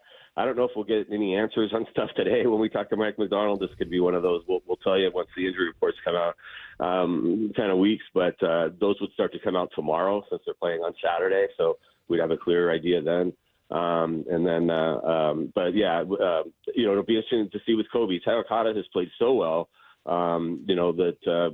Do you find a way to still play them both? As Mike McDonald, I know he is very successful, kind of scheming ways to get as many good defensive backs out there and finding ways to use them all. So, we'll see if that happens. And then obviously Charles Cross is the other big thing is getting him back. And he was back out there at both practices last week during the time we could watch and, talked to us after signing his contract and everything and indicated he's going to be good to go. So, they should be, health should not be an issue for the Seahawks. And I don't know if there'll be a lot of questions heading into it. By the time the game rolls around, they'll probably be pretty sure on what they're going to do with those guys. What's your gut telling you about Kubiak? You think he's a head coach next year? Yeah, that's a really good question. It was, I think he ended up doing 6 interviews. Part of why you do that is you do the Zoom interview this week. And if you're with a team that could be playing through this, that's still in the playoffs, obviously, the teams have a more limited ability to talk to you. So you sometimes see that with teams that are in the playoffs where teams want to hurry up, get your virtual interview done. So then you can quickly do the, once the season ends, you can do the in-person interview, or if they're in the or in the Super Bowl, you could do it during that bye week real quick. And you can't do those things if you haven't done the virtual interview already, if the team is still in the playoffs. So, I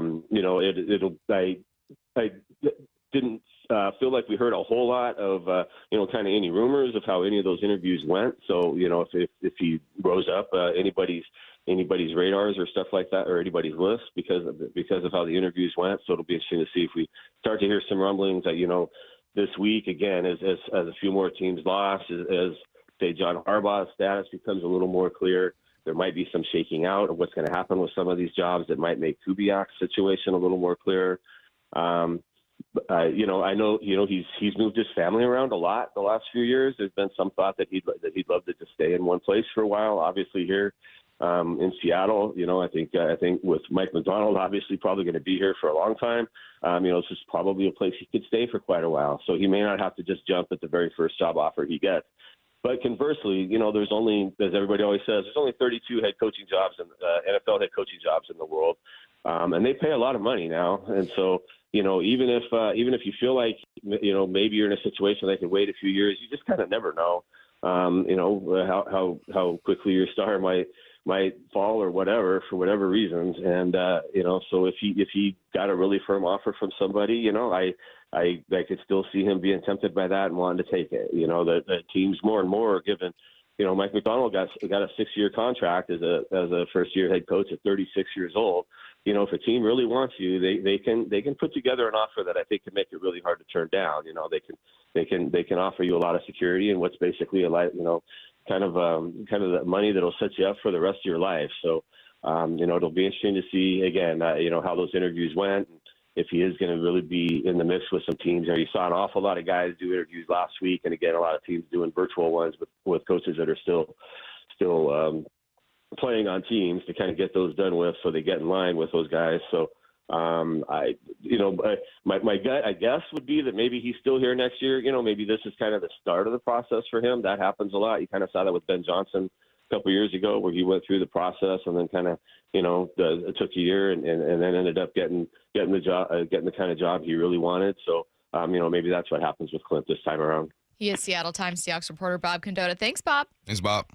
Okay, thanks a lot, you guys. Yep, bye. Bye.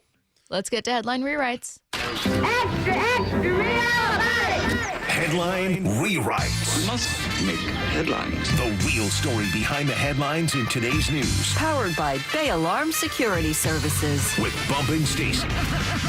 Headline number one, Indiana blew out Oregon 56-22 and will face Miami in the national championship game. What's the real headline? Miami's going to get a true home game in the Natty, and it won't even matter. They're going to win. No, they're not. Miami's going to win. You don't believe that. Why is Miami going to win? Because they got home field advantage. Bump. All right. Stop it. And because that defense. Listen, I'll tell you this. I don't think they're going to get blown out. The other Mendoza brother is going to be in late. I don't think they're going to get blown out. I could buy that. No, I give them a score. I think it's going to be tougher than what people think, though. That's fair. Indiana is just They're a machine. Bulldozing through. They are. Absolutely. Impressive. And importantly, got through Bama and Oregon. Bama ain't nothing, though. Bama was the number 9 team. You can't say Bama ain't Says the nothing. humans. Says the humans. Bama's not the Bama we Says know the it to be, humans. but Bama's not undefeated nothing. against everybody but Indiana this year. It's going to be a closer game, man. I'm telling you. Watch. It was almost Ole Miss. I'm telling you, watch.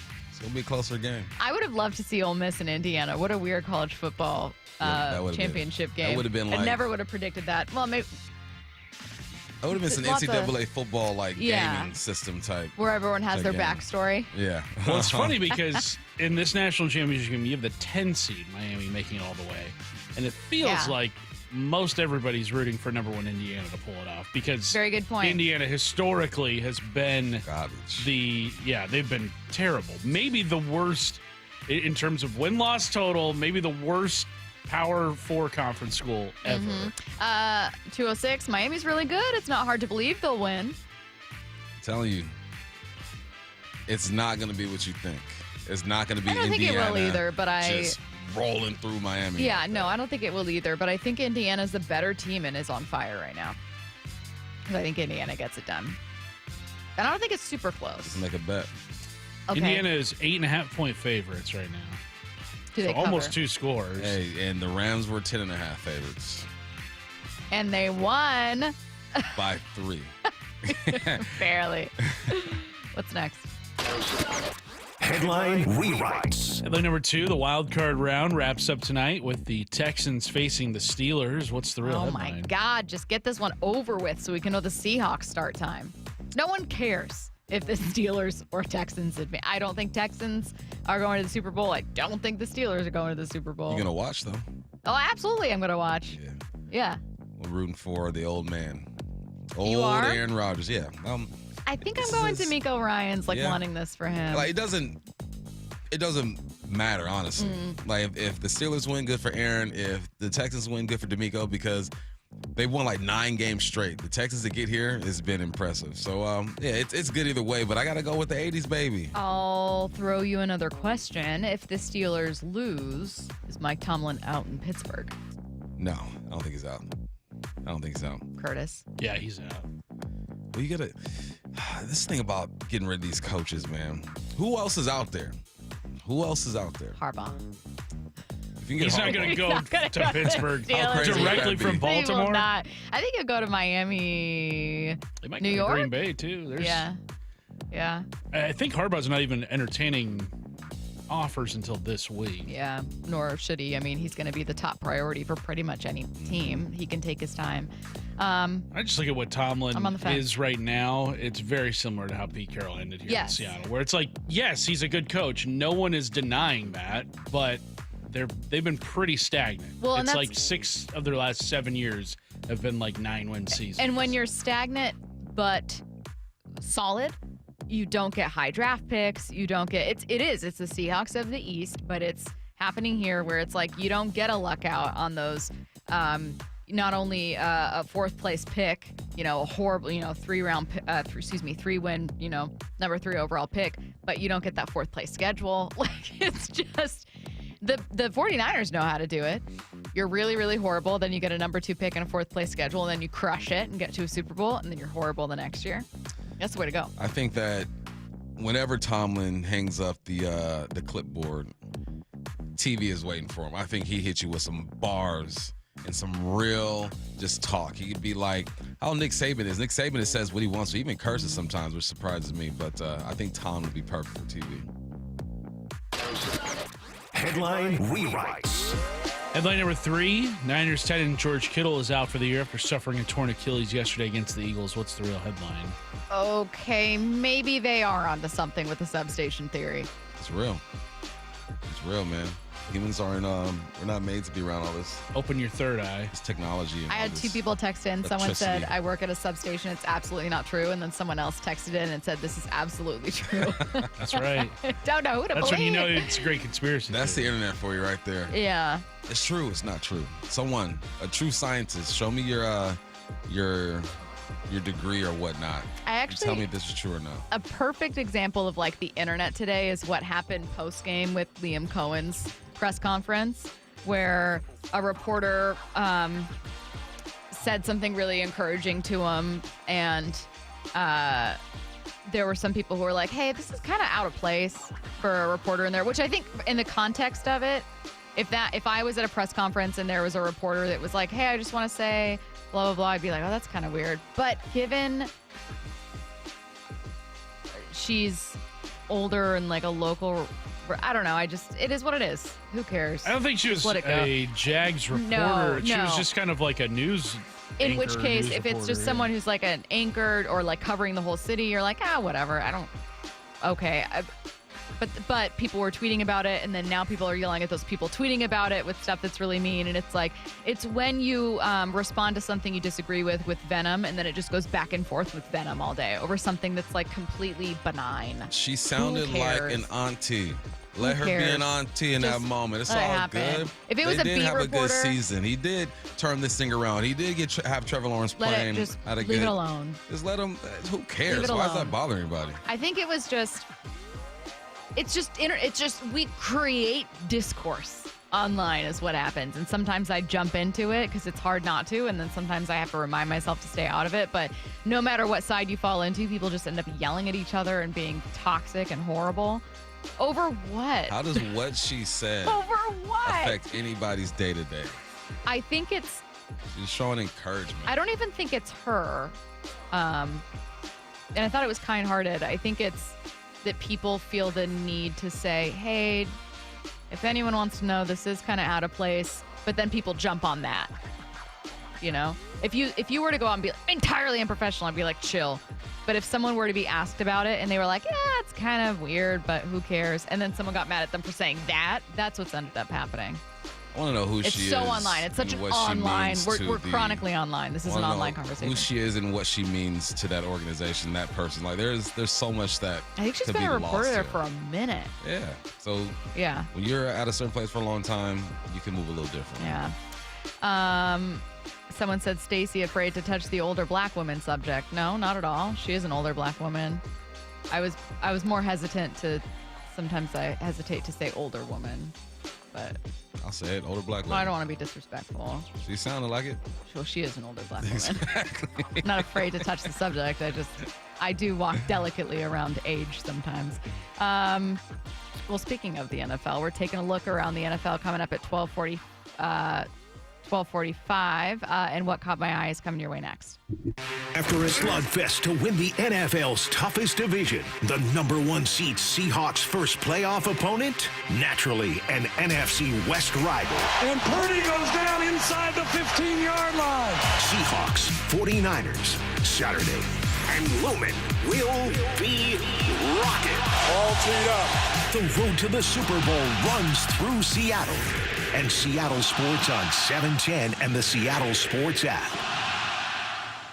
Stacy here to tell you that I have had a horrible experience buying and selling a car, so I know a good one when I see it. And that's why I want to tell you about Wayscarf Ford in Auburn. These are real people I've worked with, Mark and Chris, and Way himself. Wayscarf is real. I know them, and you will too. And they want you to have a hassle-free, no-pressure experience when you're looking to sell your car or buy a new one. And let me tell you what, trusting the people you're working with is massive. Again, I really did sell my old car years ago to a place that absolutely ripped me off, and I wish I would have known about Wayscarf Ford's Vehicle Profit Share program. Here's how it works. You bring in your car you're looking to sell. They give you a true valuation. If you accept the offer, they'll pay you the same day. Then once they resell the car, they'll split any profit they make with you 50-50. The program is a win-win for everyone. They get to save money on auction fees, and you get to avoid scams and hassle. Plus, you can upgrade to a new model from their vast inventory like I did. I recommend a Bronco Sport. I love mine.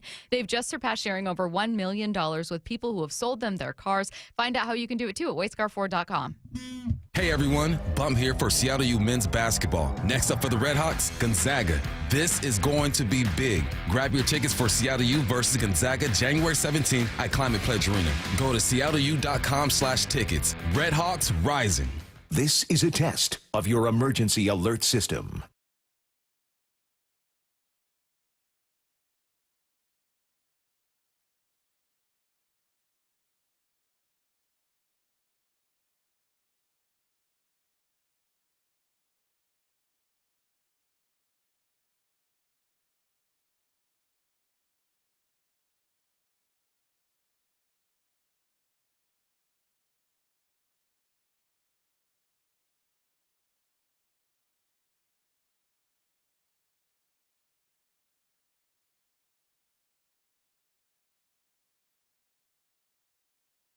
The rainy season's here, Seattle, and your roof can't wait. Schedule your free estimate at 3treeroofing.com and get $500 off today. Costly repairs and Band-Aid fixes won't hold up and just drain your pockets. Our technicians replace roofs year-round, backed by the strongest warranties. 3 Tree Roofing, your Puget Sound roofing experts.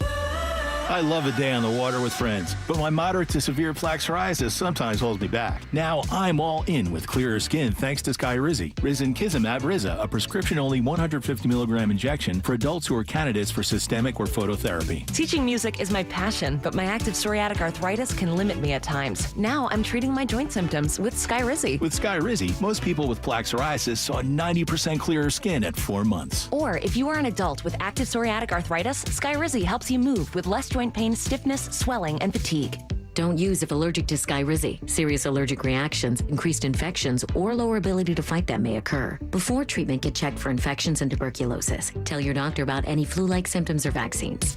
There's nothing like clearer skin. There's nothing like better movement, and that means everything. Ask your doctor about Skyrizi. Visit Skyrizi.com or call 1-866-SKY-RIZI to learn more.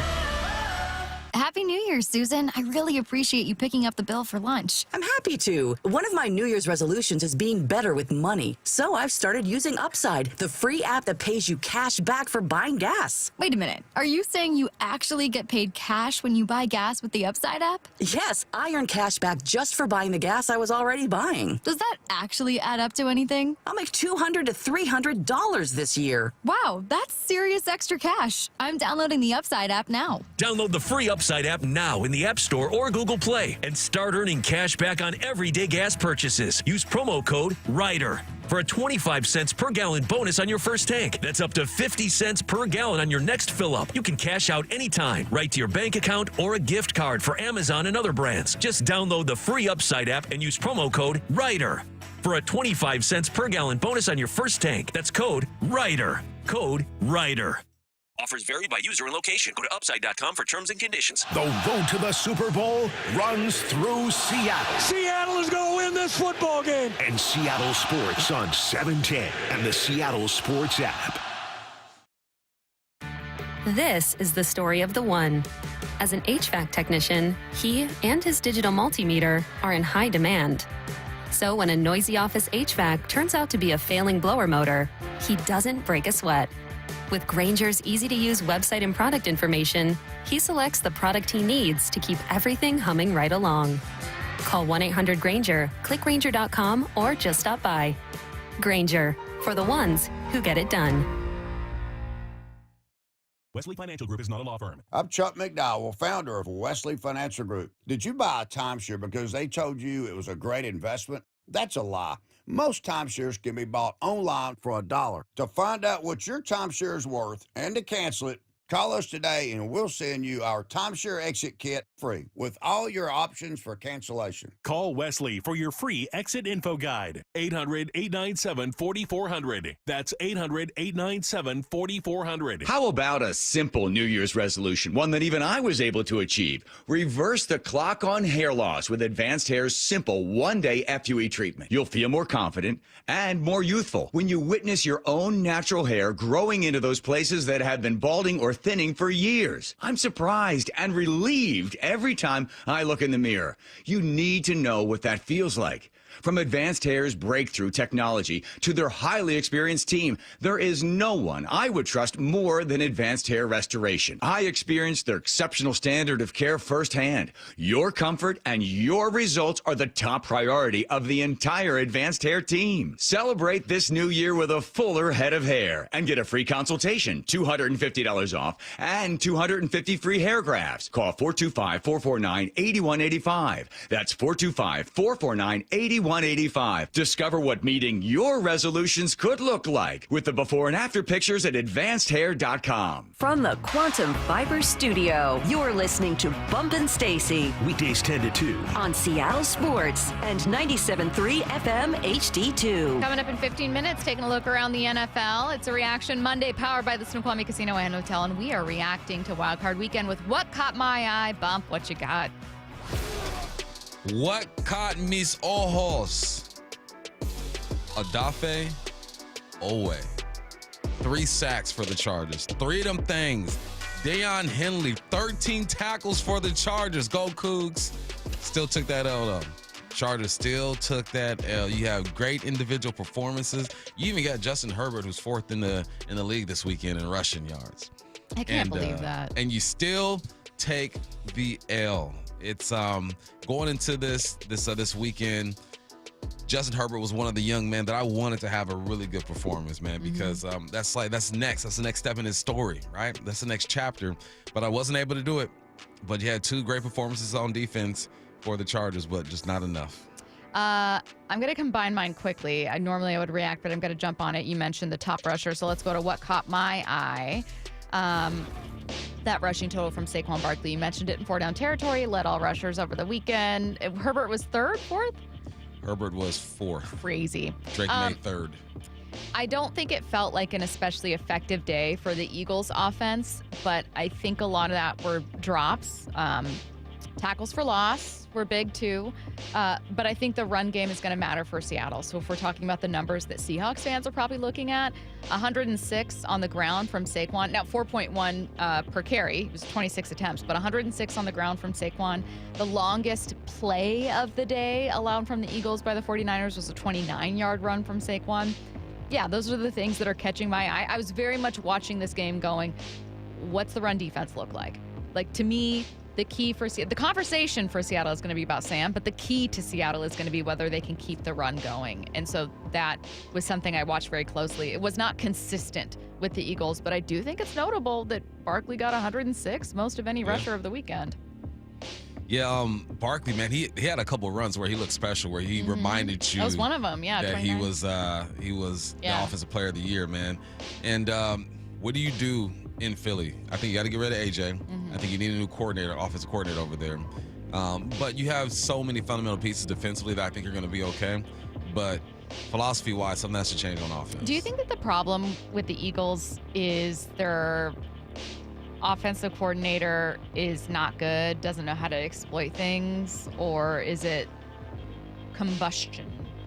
I think that it's a very simple offense. It doesn't do a lot to create matchups for A.J. Brown and Smith on the outsides. It's pretty much just straight up. If you look at the creative offenses, you're lining guys up in multiple places, you're motioning, you're shifting, you're all that good stuff. You're creating these angles for your playmakers, where in Philly, it's just straight up. It's like it's 2005 offense over there.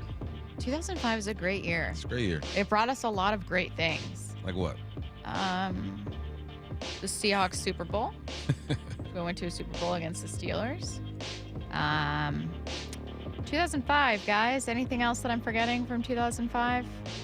Let's see. The Doctor Who reboot started. Thank you, Matt. Thank what you, is Matt. YouTube. YouTube. Stop. April That was 23rd. 2005. Wow. First ever YouTube video uploaded. No way. Titled Me at the Zoo. 2005, of course, you got all kinds of things. 2005, what a year. 2005, I'm not finding anything from 2005. 2005 was not it. You know a great year for movies? 2007. Is it? Wasn't that There Will Be Blood and No Country for Old Men? I think that was 2007. Let's get back on the rails. I'm sorry. What caught your eye? All right. Man, the fourth quarter Bears scored every time they touched the football. They go field goal. 7 plays, 66 yards, touchdown. 10 plays, 76, touchdown. 6 plays, 66, touchdown. They turned it on, man. In the fourth quarter, they scored 25 points. 25 points. Before that, in the 3 quarters prior, 6 points, 2 field goals. They found a way to get her done. Caleb is talented. Take care of the football, run the rock. Who knows? Maybe the Bears, have the Rams come into town. Get a little sneaky. Do you think Yeah, I do. I do, actually, Stacy. I do. Really? You can't always go with the higher seeds all the time. But it's not just like spreading it around and being like, well, let me pick a lower seed. They are the higher seed, but they're not going to be the favorite. I think it's just that the Bears don't have the recent or extended history of it, but I don't know, man. What caught my eye I was going to do, I'll combine it with this one just because I want to stick with this topic, was going to be the Rams on third down. They were 3 of 13. Now, they were great in the red zone for 5. They goal to go scored. They were 1 of 2 on fourth down, but they ran into some issues in the second half against that Panthers defense, which all of a sudden buckled down. And the Bears don't have a great defense, but I look at the Panthers and I go, well, hey, I see some opportunity here. Why not? I think the Bears have more weapons. You got Swift, Dunze, Moore over there. I'm just saying, I wouldn't just laugh at the Bears. I don't like the way you're talking about the Bears. I'm not disrespecting the Bears. I think what it is they do Caleb give up Williams, a whole bunch of yards, though. Caleb Williams is very interesting to me. Caleb Williams has the lowest completion percentage of any passer in the postseason right now, and also, as you noted, a very special arm. So you're not really sure what to make of him, because it's like he could make some really improbable throws, but sometimes the offense is going to have a hard time moving the chains on what should be manageable situations. I cannot wait until the Bears win this game. I'm not saying they can't. I'm just not picking them to. I think, unfortunately for the Seahawks, their path to the Super Bowl is going to have to go through NFC West rematches. Bears over the Rams by 3. By 3. Are we making a donut bet? And they come into the house. They got to go to Chicago, too? Let's get it. Yeah, donut bet. Let's get it. Okay, so, I don't like betting for the Rams in this case, but I guess that would make me win the donut bet, so that's just what I'll do. Or you don't have to bet anything. I'm betting you. Wow, that's kind. That's great. That's awesome. Okay, let's go to what caught my eye very quickly. I was going to mention the third downs for the Rams, but I'll get back to that against San Francisco. I know that both of mine were about the same game, but San Francisco is the best third down offense in football. I think it's especially relevant because while they didn't look like that against Seattle in Week 18, they definitely did in this one, 55%. And it didn't always feel that way. This was a sluggish, came out the gates hot, and then a little sluggish, and then back into it, but ended the day at 55%. That's much more like the offense they've been over the course of the season than the one that they looked like against Seattle. So which version are we going to get in the divisional round? You're going to get a better version. I don't think you're going to get a version that converts 55%. Throughout the year, they convert 50%, number one in the league. But this defense causes a bit more chaos at other defenses. Yeah. And I think they're going to be solid, going to be on point, and we're going to get that W. Oh, the 253 pointing out that 2005 was a fantastic year for metalcore. What is that? Is that like Linkin Park? No, I think it's even like harder stuff. Like Korn. Like when you're yelling and Like stuff? like not System of a Down. Like Metallica. Even like harder than screaming. Metallica. Like Slayer. I don't know any. Maybe Slayer, yeah. Like I don't know any other bands. I don't know any other bands. Gwar. I don't know if that's What? No, that's a character from a children's no, show. Gwar is a band. I think you're confused. I think Earth you're thinking Crisis. of a wonderful Nickelodeon show Hater named breed. Gwar. That's Hate interesting breed. names. I You bet could Bob make up Stelton names. would know. Bob is Stelton big into definitely. screaming music. I think Bob Stelton could name 5 heavy metal bands off the top of his head. Gwar is definitely a band. What a Formed in name. 1984. They dress in pretty outrageous costumes. Okay, well, I'm going to do some Googling during the break. It's a Reaction Monday powered by the Snoqualmie Casino and Hotel. Taking a look around the NFL next. Seattle Sports is giving you two chances to win tickets to the Seahawks divisional round playoff game Saturday against San Francisco at Lumen Field. Tap the Win tab in the Seattle Sports app or visit the Seattle Sports YouTube page for your chance to win a pair of tickets to the game. Holy catfish! That's 2 separate chances to be part of Seahawks history. Listen to the 12th man. Details and rules at seattlesports.com/win. Yay to Bruce, the streaming king. With quantum fiber internet, he's gonna binge. He wants more, he's got to have more. More bedtime to ride. More podcasts in the shower. Quantum fiber Wi-Fi has the power. More.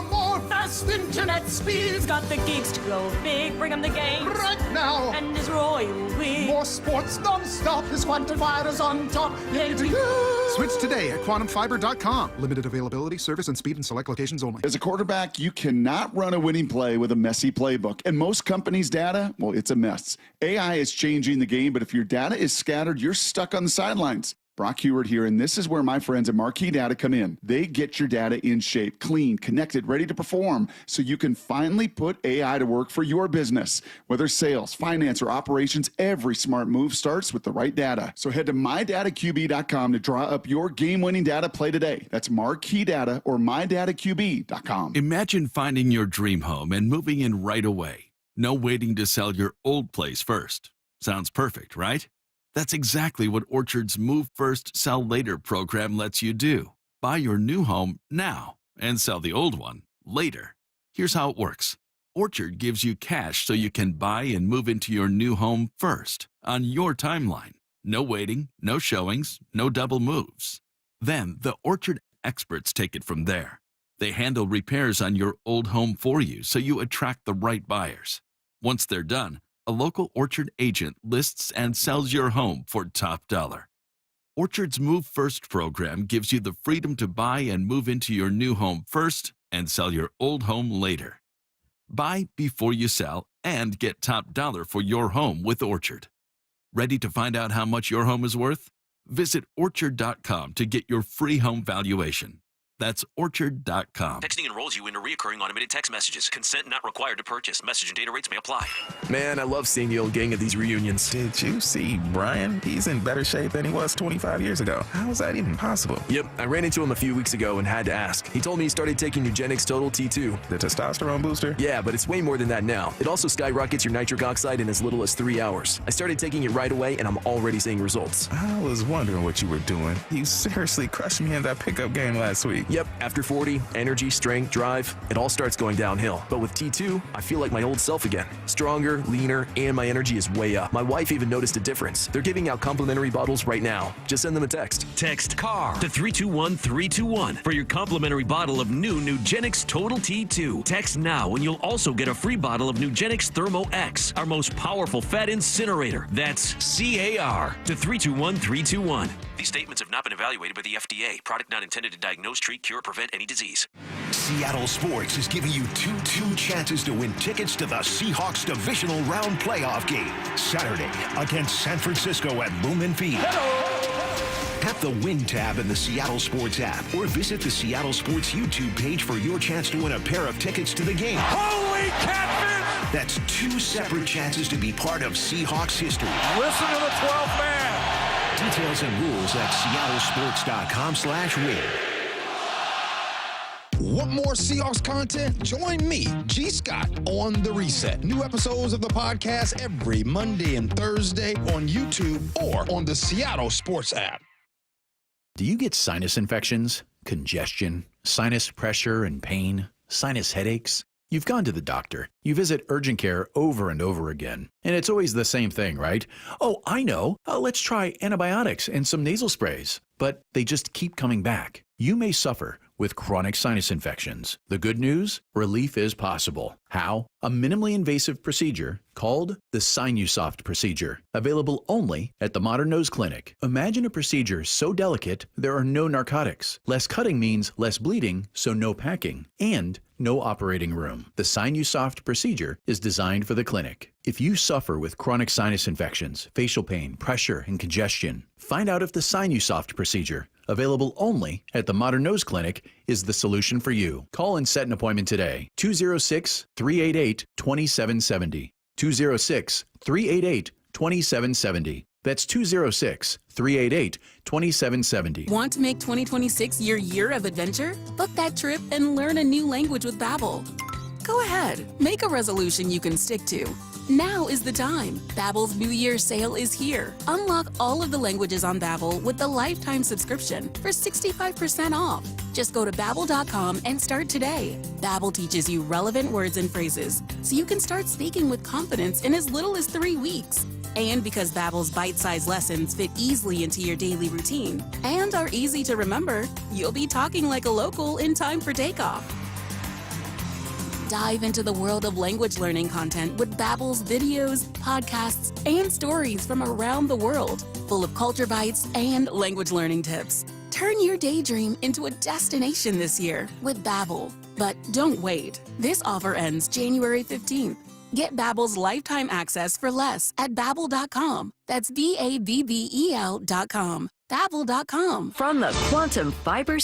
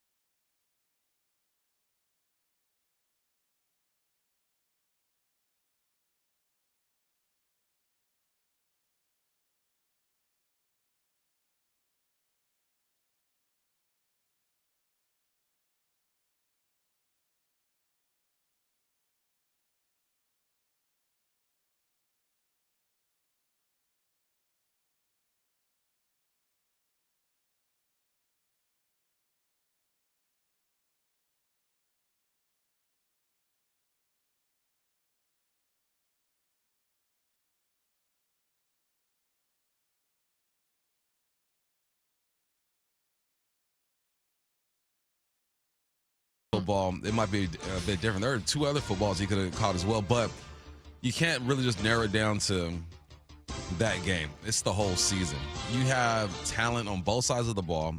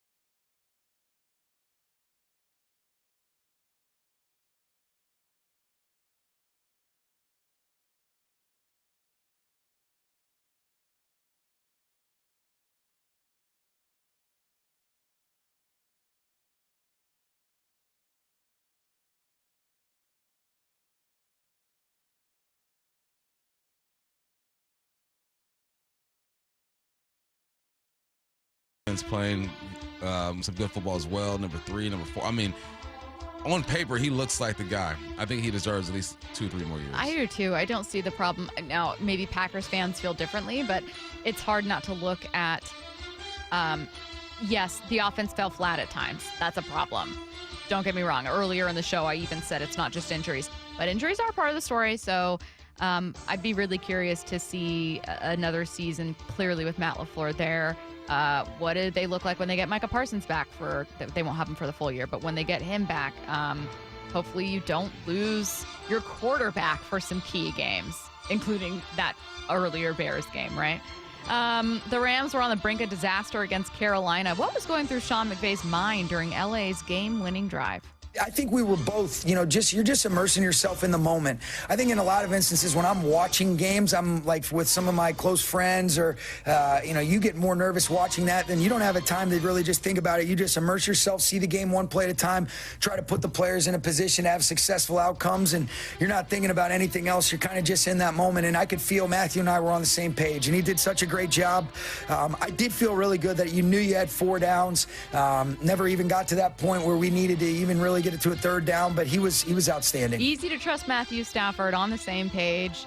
Yeah, I think anyone watching too. Now, Sean McVay is going to have a lot of faith in his offense, a lot of faith in Stafford, but I think anyone watching was like, the Rams are going to do this, aren't they? They're going to do this, aren't they? And they did. Yeah, I mean, my guy's been in the league 17 years. There's not a lot that he hasn't seen, and he puts in the work too. I've heard like some him being mic'd up, talking to McVay or whatnot. I mean, there's a trust there that's important. Yeah. And these guys have won together, so why wouldn't he trust him in that moment? Matt came through and did what he did. This is when I love having former players as color commentary guys on broadcast. Tom Brady received plenty of praise for his explanation during San Francisco Phillies game where it was very windy on how to better throw football in adverse weather conditions. It was very cool. How to throw in the wind with Tom Brady. What do I do with this? You have an idea. Okay with this. Yeah, so what you see it, and I talk about the point of the ball a lot. You see it from, well, I'll start from this angle. This is kind of like a neutral plane. This is when the point's slightly down. When you're throwing into the wind, it has to be neutral. If the point of the ball is up, any wind friction is going to push that ball up over the top. So as a quarterback, you don't really like that U throw underneath because naturally that's going to point the tip of the ball up. You'd like more of a C or an inverse, a reverse C. That's how you kind of control the point of the ball, and then you can kind of just snap it off as you throw it. But in these windy conditions, you can't be underneath the ball. There's too much wind surface of the ball to knock it off its path. Because people tend to be insecure, and this is how we consume content in 2026, you're always going to get people going, I learned that in high school. However, I think this is very cool, and this is exactly what I want from player booth voices is to just point out little things that then I can watch as a non-player, as 99.9% of the audience is non-former NFL players, to be able to watch and go, oh, yeah, it's very cool. That's really awesome to see. No, that's there's always going to be someone who knows it all. Always. They're always out there. They're ready. That Tom Brady says and make downplay it, but whatever. Even if you do know it, here's a refresher for you. And there's about 85 to 90% of people who had no idea about that. So, no, I thought it was great. I loved it. 49ers Seahawks is going to be Saturday, TBD on the time. We do know the day, but what's different this time around? That's next. Are people ready, Brock? Brock and Salk. Playoff football back in Seattle. It's been a while. Morning 6 to 10. Since we've had like the full deal, everybody full-throated, as loud as it gets. Being in the building for their last home game to beat the Rams, and that place that night, Salt, took me back to the Green Bay NFC title game. It had that kind of juice in the building. Yeah, I think the folks will be ready. Only on Seattle Sports, the app, YouTube, and your smart speaker. I had pain, I had numbness in my feet. That pain and that numbness just got worse and worse and worse as time went on. This is Greg describing life with neuropathy. I went to 5 podiatrists, tried different treatments, tried different orthotics, tried different shoes, had cortisone shots in the tops and the bottoms of my feet. Saw a neurologist. All my medical doctors said, can't help you. Live with the pain. You're not going to be able to sleep. This is your life.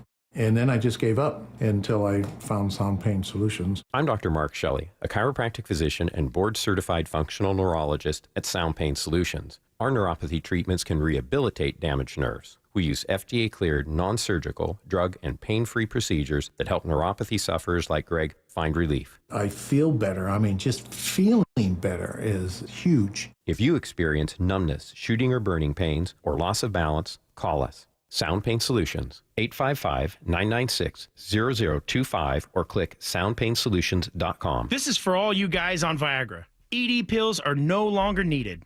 The brutal side effects like 4-hour headaches, blurred vision, and that flush feeling can all be put behind you with our treatment. Here at West Coast Men's Health, we have a better approach to ED. Acoustic wave therapy creates blood flow circulation by safely removing the plaque in your arteries and restoring function naturally. Guys, let me be clear. Pills will never fix your problem. Our equipment is the latest technology, and our medical staff is the best in the industry. So give West Coast Men's Health a call today. Speak with our clinic manager. Ask him any question you like, how it works, the science behind it, and even the cost. If you suffer from ED or Peyronie's disease, give West Coast Men's Health a call today. It's not just about better health. It's about a better life. With clinics in Redmond and Tacoma, call 206-519-6541. That's 206-519-6541. Online at westcoastmenshealth.com. Good Dog Auto Glass. When the stakes are high, you want the best on your team. When your windshield breaks, don't settle for your insurance company's fix that's just safe enough. Trust Good Dog Auto Glass, where the quality isn't light. We do all the things the little guys don't, and we do all the things the big guy does. We answer the phone when you call, we work for you, and we will walk you through the insurance process. Visit GoodDogAutoGlass.com, Puget Sound's most trusted auto glass company, and get more bang for your buck. Your windows and doors play a huge role in your home's efficiency and comfort. Choose Lake Washington Windows and Doors for windows that are up to 25% more energy efficient than Energy Star standards and reduce noise by up to 50%. Visit LakeWashingtonWindows.com today. Stacy here. Sell your car to Wayscar Ford, and when they resell it, they share half their profit with you. That's right. Sell your car to Wayscar Ford, Isuzu, and Auburn. They'll pay you today for your car, and once they resell it, they'll share half their profit with you. WayscarFord.com. Endless hours of research, seeking referrals, dozens of calls. Hiring the right attorney can be a challenging process during an already difficult time. J.P. Pendergast with Pendergast Law explains. In Washington State, Tom, there are thousands of attorneys to choose from. Referrals and online research can be helpful, but discovering the right attorney requires a conversation. It can be hard to identify integrity and authenticity without that interaction. So, what do you recommend? We encourage anyone looking for personal injury representation to call for a free consultation with our team before making a decision simply based on referrals or online research. Accident victims need an attorney that listens, demonstrates honesty, and is genuinely understanding of their unique circumstances. The care,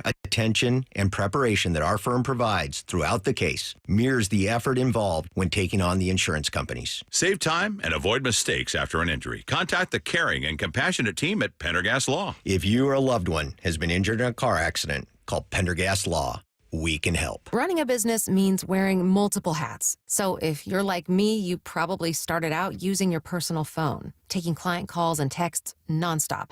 As my business grew, I needed something smarter. That's when I switched to Quo, the #1 business phone system. Quo works right on your phone or computer. No carrying 2 phones, no clunky landline, just one easy app you can try for free. Your team can share one number and handle calls and texts together like a shared inbox. Any teammate can jump into the conversation, so customers get faster responses. And Quo's AI assistant summarizes your calls and responds to customers 24/7, so you never miss a lead or opportunity. All this starts at just $15 a month. That's basically 2 coffees. You can even keep your current business phone number. Find out why 90,000 businesses trust Quo. No missed calls, no missed customers. Try Quo for free at quo.com/sports. That's quo.com/sports to try Quo free. QUO.com/SPORTS. Let's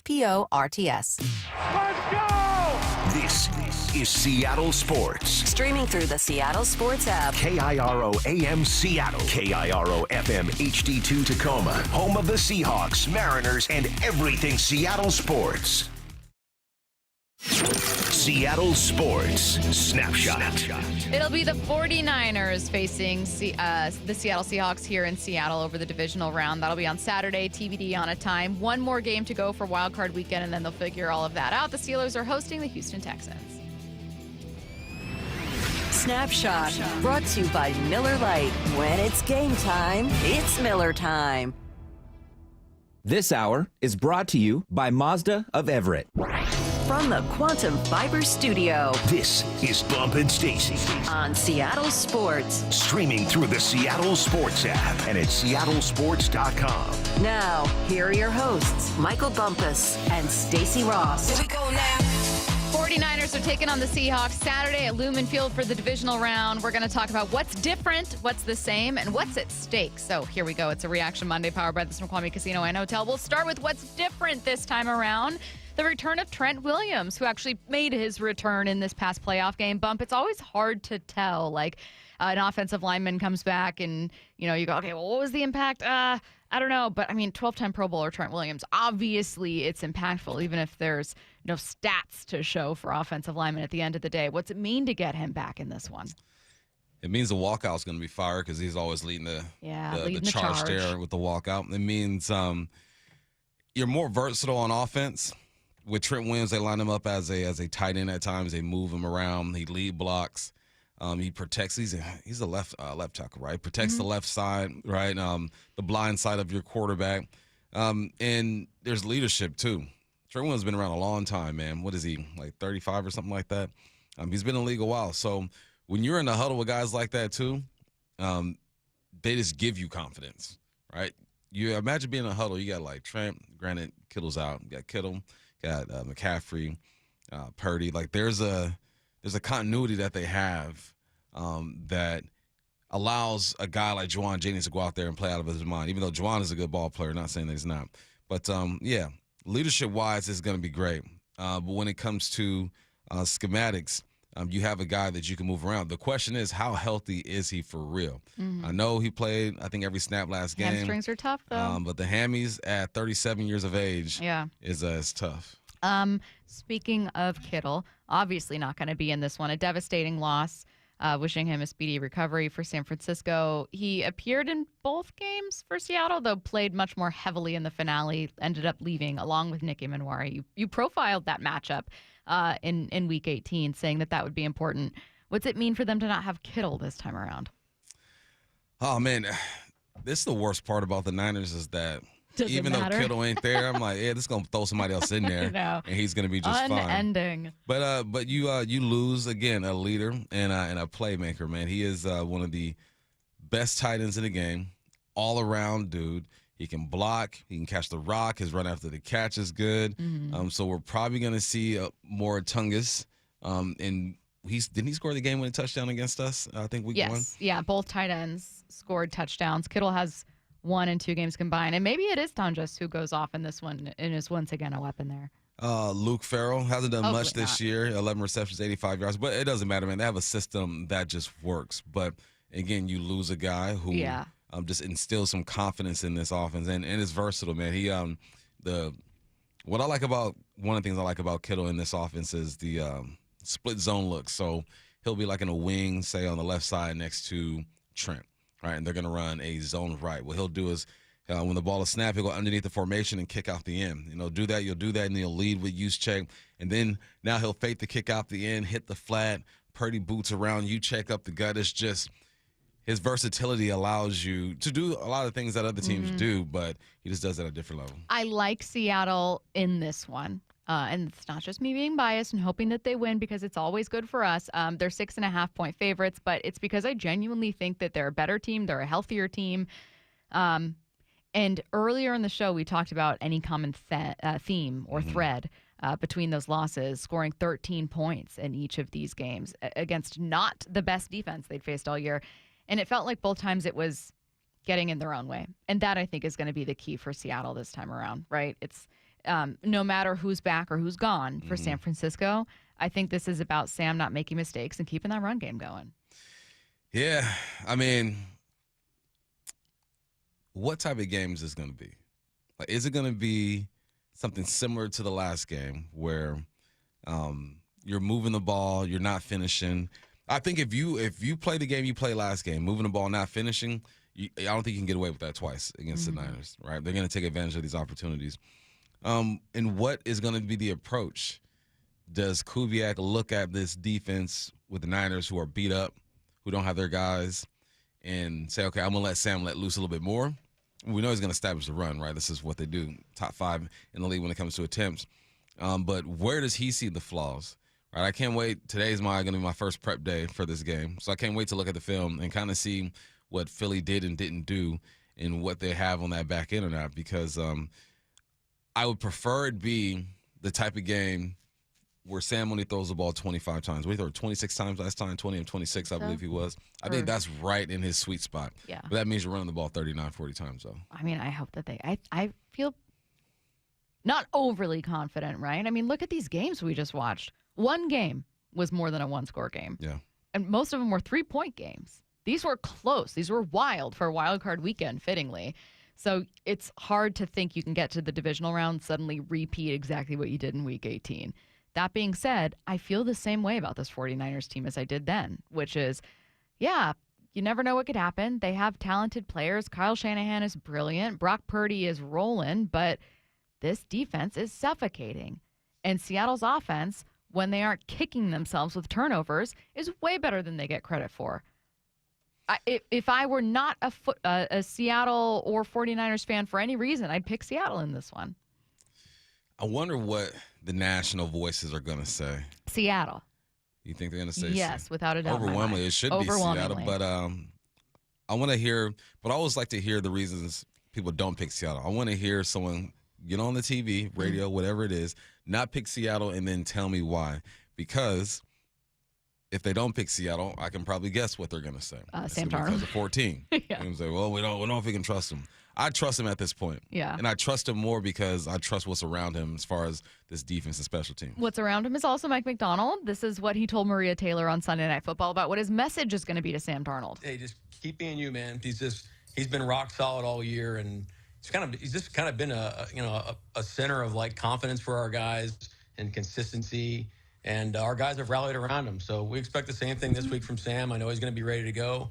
The guys are off today, so I can't wait to see him tomorrow. Do you remember who we were talking to? It's been actually more than one conversation during the huddle, but when we have offensive players, a couple of the times we've asked, like, hey, what's Sam like in the huddle? Or we've talked with JSN, a couple other guys, like, what's it like, let's say you guys turn the ball over. Y'all walk to the sideline.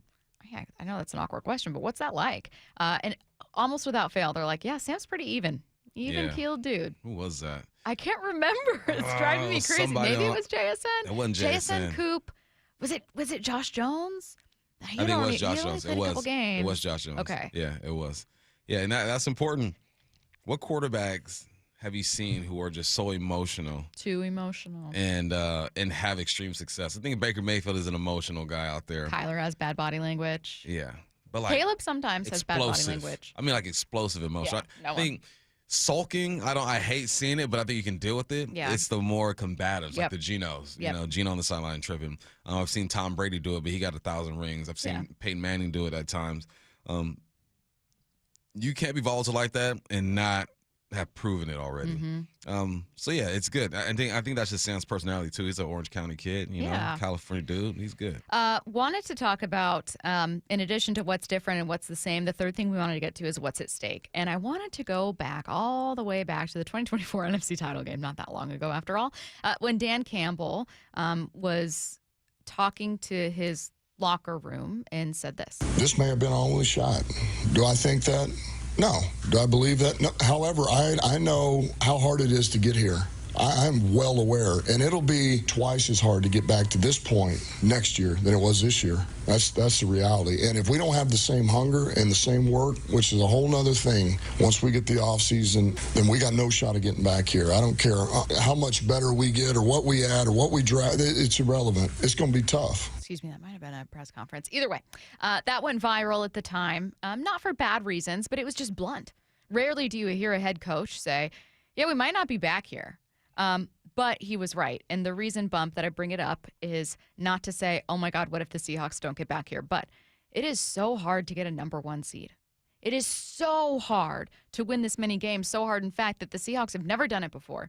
It's the first time in franchise history they've won 14 games. It is the first time since 2014, over 10 years ago, that they've been a number one seed. And so I think when we're talking about, hey, what's different and what's at stake this time around, it's, oh, my God, I expect that this team can get to and win a Super Bowl. That suddenly feels different. There's more at stake this time.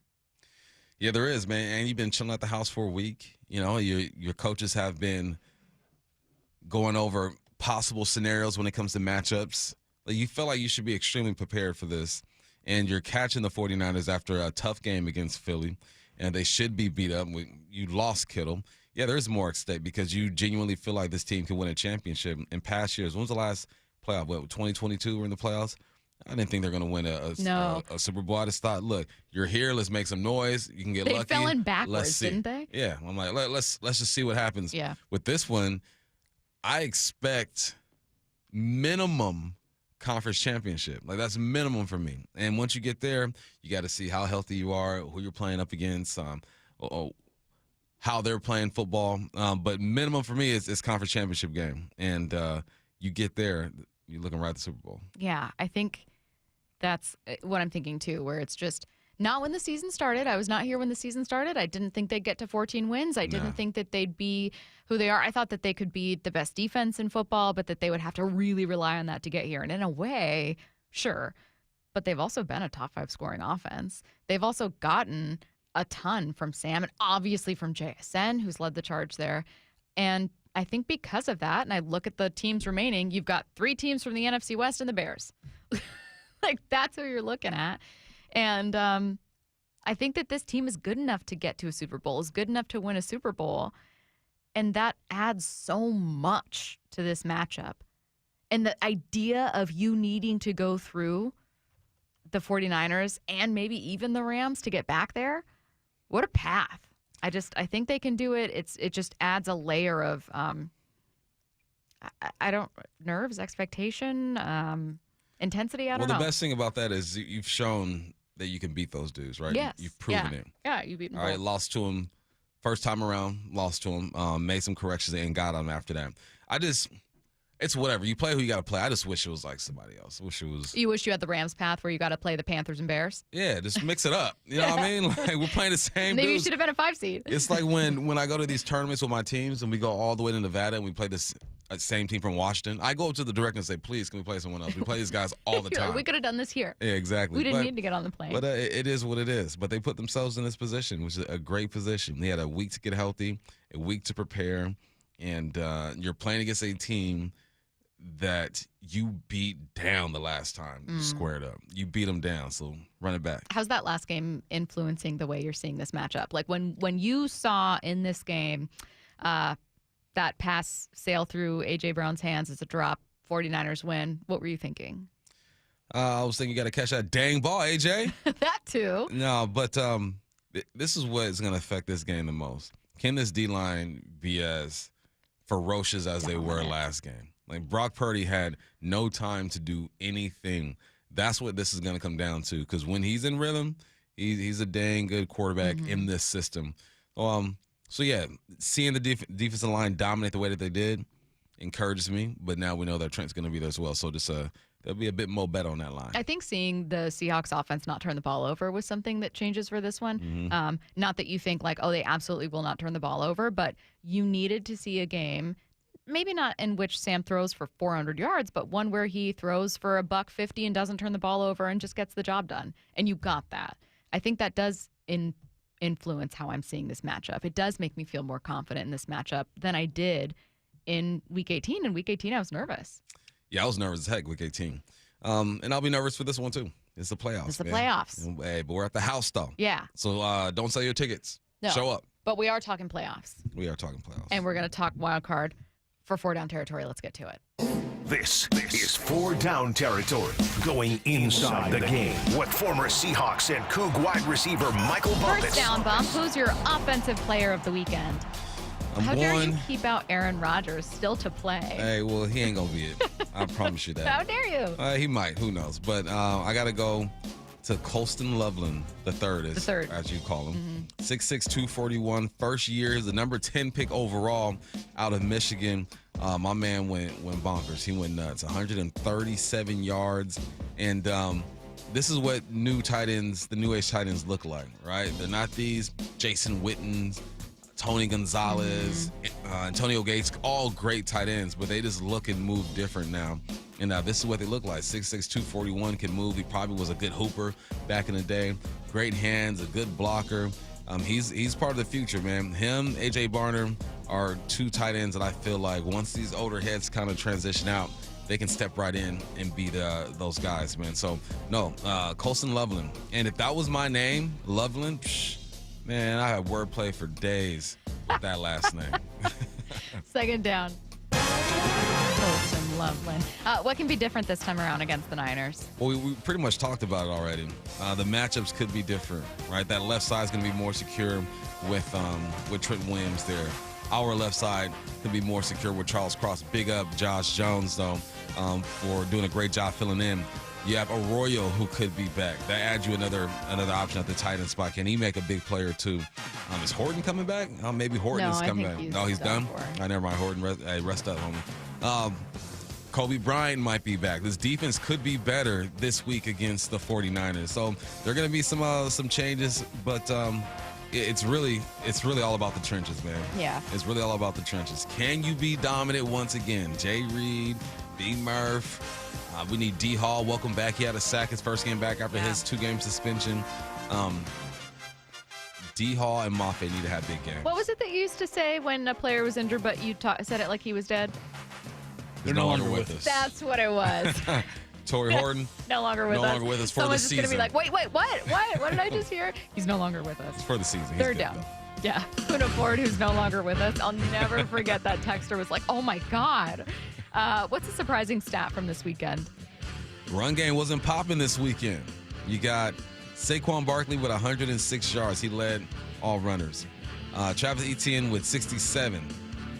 Then you got Drake May and Justin Herbert, your number 3 and number 4 rushers in the NFL this year. I was just looking at numbers, seeing who was balling, who was not balling. Came across this, and I scratched my head. I'm like, goodness gracious, what other running backs play? We had Hubbard who played. I'm surprised McCaffrey Allen played. doesn't have more yards to go with those touchdowns. Allen has 33 yards this week he had. Blake Kyron Williams, who was like a top 5, top 6 running back. Josh Jacobs. Like, there are some good running backs left. And the run game was sorely lacking. So I was surprised, man. Quarterbacks, scrambler, getting her done. 3 and 4 when it comes to the leading rushes in the playoffs this week. Now I'm just throwing the third onto everyone's names. The third. It's hard not to. It sounds cooler than Junior. It does. That's why I didn't name my son Junior. Junior works for, like, Griffey. Griffey does not work as the third. It's Griffey Jr. It's Junior. Yeah. Like, it just fits. It makes sense. Or people who go by Junior, right? The third, though, Third. The third? It's like the emphasis on the second. The third? My homie's a third, and his son is the fourth. I wish I was a third. I wish I was. You could be. What a privilege.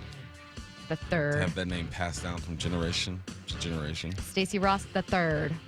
I wonder if my son, cool. if little Michael has a son and he names him Michael, it'll be Michael the third. Bumpus the third. I wonder if he's going to do it. I think, too, when you're the third, there's a good chance you're a baller. I can't explain it, but like if you told me, this receiver, his name is, well, yeah, if you said this tight end, Colston Loveland the third, I'd be like, so he's got 9 touchdowns this year. I think there's another third out there. I don't know. I think he's on. I hope everyone joins me in just adding the third onto random He's names. on his team. There's another third on that team. Yeah. Luther Burden the third. Of course, you got Sam Darnold the third, who's playing this weekend. When Sam Darnold the third goes out there, you're not ready for it. That's Sam Darnold when he throws. When Sam throws for 400 yards, that's Sam Darnold the third. That's what I was going to say. Whenever someone balls out, they're that's the third. He's the third. Fourth down. What was your favorite moment from this weekend? My favorite moment this weekend was Ben Johnson being petty, shaking LaFleur's hand as quickly as possible and moving on. Yeah, I'm out of there because LaFleur did that to him after they won. So, I like this rivalry. I like seeing coaches not like each other. I'm sure they respect each other. There's only 32 jobs in the NFL, and both these guys are pretty good at what they do. But I love the intensity when coaches don't like each other. It's almost better to me when the coaches don't like each other rather than the players, because that's going to happen naturally because you're competing. It's a physical game. Things happen, but when coaches don't like each other, that is the best thing for football. What do you think Mike McDonald thinks about the 2 offensive play callers in his division? Both of them are widely respected, but they have to drive you crazy. Well, right now, I think he's got his chest out because that last coordinator, he dominated 3 points. Yeah. And I've been dominated as a coordinator. It is not a good feeling. Nothing works. You stay up late at night. You're stressed out. It is a lot. So, I think he respects him, but I also think he doesn't fear him. Speaking of, there's some sound. I got to it way earlier in the show, but let's get back to it for just like the final 2 or 3 minutes here because I have answers to my own question. He was asked on the key, Mike McDonald, this was on with Maria Taylor on Sunday Night Football, the key to beating the 49ers again. Yeah, I mean, they're a heck of a team. I mean, we got to play great situational football. They're so good on third down, really on both sides. The special teams, like the starting field position was a big part of last game. So we did a great job of taking care of the ball on offense. We attacked it on defense. We got to be able to do that back at Luna. Interesting meeting of strengths here with the number 1 ranked offense on third down. They were 55% against the Eagles, and obviously led the league this year. And then the number 1 ranked defense on third down, which goes kind of not under the radar. That sounds like I'm saying they're disrespected, but it's just a stat we don't pay a ton of attention to, right? I didn't hear nothing you just said because the text lines are lighting up. Thurston Howell the third, Salmon Bird the third. That's what I'm saying. They're lining it up. The thirds are cool. Someone was a 5th. My father was the 5th William in his line. Goodness gracious. When do you kind of decide it's too much? What? Like, okay, that's enough? Like, we're cutting. Yeah, like I think 5 is hypothetical, and I don't mean to disrespect anyone out there who's a 6th, but I think when we start getting into the 6th and 7th, it's just British royalty. You know what I mean? Like now I wonder if you have killed your wives and have syphilis. Like, it's too much. Now, again, I don't mean to disrespect. It's a very amazing lineage to be part of when you're the 6th. Like, wow, that's cool. But I just think that at that point, you got to mix it up a little bit. Mix it up a little bit. Mix it up a little bit. The 3rd, though, that's actually, you should name your kid. The 3rd? No, you should name your kid just so they have a chance to have a 3rd. Because to be a 3rd is an honor. We got a chance with little Michael. Don't mess this up. Yeah. Pops. But once you get into, do you stop with the 6th? Yeah. Matt Curtis. I think the 6th is it. Well, I think you stop with the 5th. And then I think when it's the 6th, you come up with a new name. Yeah. You know? I'm with that. I agree. I approve that I just message. think that's a fair I agree. place to draw the line in the sand. Matthew doesn't give 2 Matthew doesn't diddly care at all. squats. Matt, I'm sorry. Are you a 6th? Am I actually insulting you? Are you a 6th and I didn't know it? Matthew Evan Nelson the 6th. No, you're This not. is how we find out. Are you a junior? No, because I know your dad's name. No. Sorry. A listener texted in a question I think a lot of people are wondering. That's next. Seattle Sports is giving you two chances to win tickets to the Seahawks divisional round playoff game Saturday against San Francisco at Lumen Field. Tap the Win tab in the Seattle Sports app or visit the Seattle Sports YouTube page for your chance to win a pair of tickets to the game. Holy catfish! That's two separate chances to be part of Seahawks history. Listen to the 12th man. Details and rules at seattlesports.com/win. Every season is a little bit different here in Washington, but I'll tell you what, the amount of rain never seems to change in the winter, and we have sure gotten a ton of it this season. All that rain, all that water, it's all got to go somewhere. And if it makes its way into your crawl space, that's when it can create all sorts of problems, including real structural damage, which could really affect your home. But more importantly, for the health of your family, the water in that crawl space could create toxic mold, and that has serious health repercussions. Thankfully, we have Crawl Pros. They can come in and keep your crawl space dry, install a sump pump and drainage, and reroute that water back out and away from your home. They'll also take care of any mold that may have been created. Don't take the risk. It's too important. The best way to learn if you have any water is to ask Crawl Pros to visit your home and inspect your crawl space for free. Crawl Pros will go where you don't want to. So if you're worried about water damage, mold, insulation issues, or anything else related to your crawl space or attic, call Crawl Pros or visit crawlpros.com. Hey, homeowners, are you stuck on the credit card treadmill and stressed because your consumer debt and monthly payments are too high? Well, Brock Hewitt here with a smart solution. Your home's equity in the Seattle Metro is probably larger than ever. It's like you're sitting on a stack of cash. Consider a cash-out refinance with Tila Mortgage to consolidate your high-balance credit cards, second mortgages, home equity lines of credit, and student loans, or get cash for a remodel. With interest rates finally coming down, consolidating your debt now may be the best decision you ever make. With excellent client reviews and trusted in Washington for over 25 years, Tila has competitive rates on refinance, purchase, or reverse mortgages too. Tila, spelled T-I-L-A, is a name you can trust for truthful, honest, and ethical advice for all your mortgage needs. Call Tila Mortgage today, 206-766-8888. That's 206-766-8888 or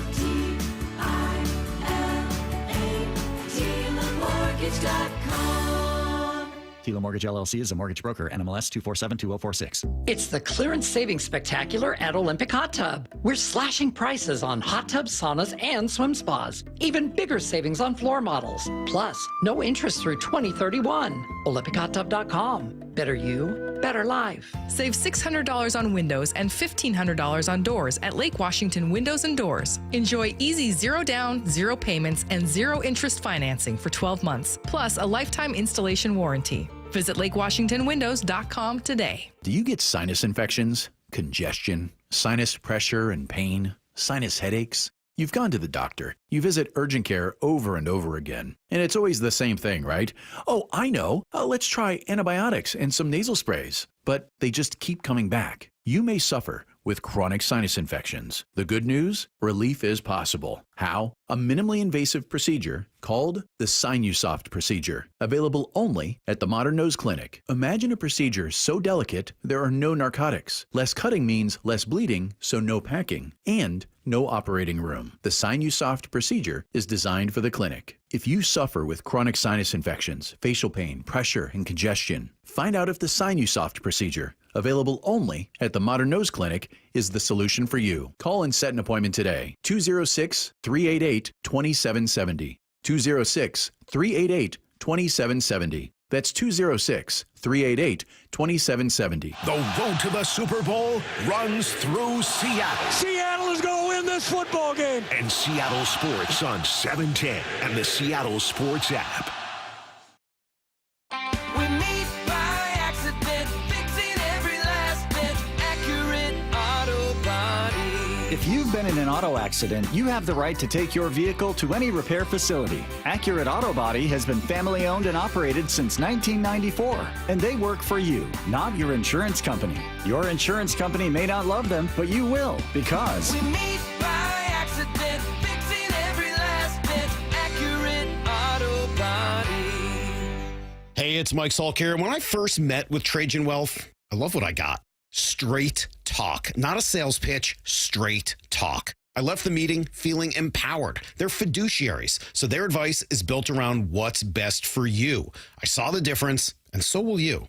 Trajan Wealth specializes in retirement strategies for families with $500,000 or more, and they understand that no two retirement plans are the same. They offer guidance on a variety of financial objectives, including ways to earn higher potential returns and tax concerns as well. Let Trajan Wealth help you develop a plan that is going to meet your specific financial goals. Start by calling Trajan Wealth today, 206-466-3300. That's 206-466-3300. Or go to TrajanWealth.com. That's TrajanWealth.com. Advisory services through Trajan Wealth LLC, SEC registered investment advisor. Client paid advertisement. Additional disclosures at TrajanWealth.com.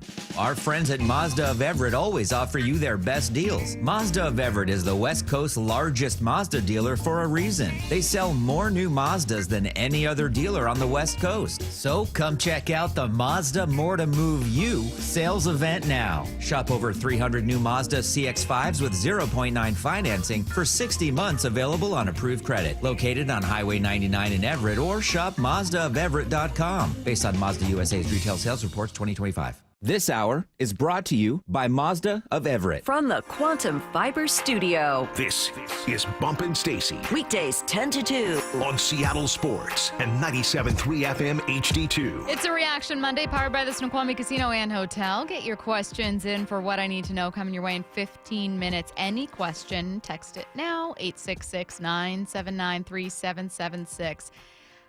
I am basing this entire segment off of a question already, but I liked it. I was talking about Sam Darnold in Week 18, and that Sam Darnold in Week 18, he could have come out and thrown for 350 yards and 3 touchdowns and maybe answered some questions there.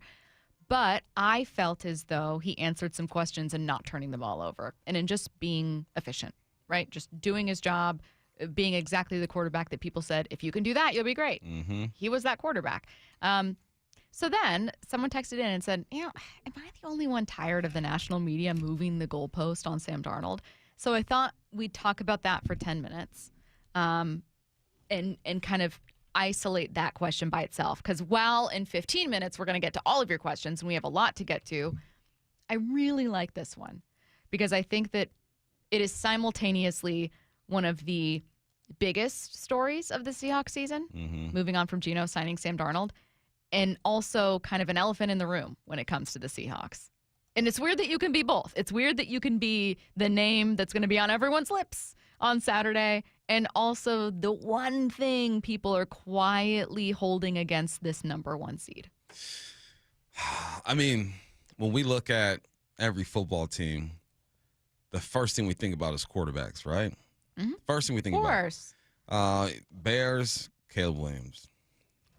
Well, and for fair reason, right? Yeah. Like, look at Buffalo with Josh Allen. They won because of Josh Allen. Rams, Matthew Stafford. That's just where we go. And I don't think there's any quarterback that is remaining, that's left in the playoffs, who is more misunderstood than Sam Darnold. And I think that because Matthew Stafford, Hall of Famer, he can throw 5 picks tomorrow. He's answered those questions. Nothing's going to change the way we view him. Caleb Williams, young man, benefit of the doubt. Mm-hmm. All right, Bo Nix, young man, benefit of the doubt. Josh Allen won MVP, still has to win a Super Bowl, but you trust him when it's all said and done. Aaron Rodgers, Hall of Famer, we're good. CJ Stroud, still young, trying to figure this whole thing out. With Sam Darnold, he's in such a weird place that people don't believe in him.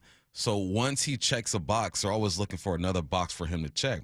That's sports in general, though, right? You have to go through your phases as a rookie, developing, the franchise guy, or whatnot.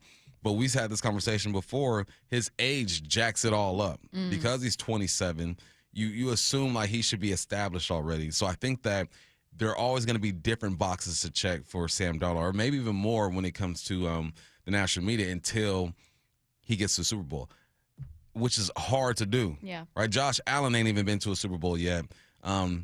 But we believe in him and what he's done because he's won MVPs. So, yeah, they do move the goalpost a bit. You don't turn the ball over. Well, you didn't score you didn't throw any touchdowns. He didn't have to. He ran for 1,000 yards. We controlled, it was like 37 minutes to 22 or something like that.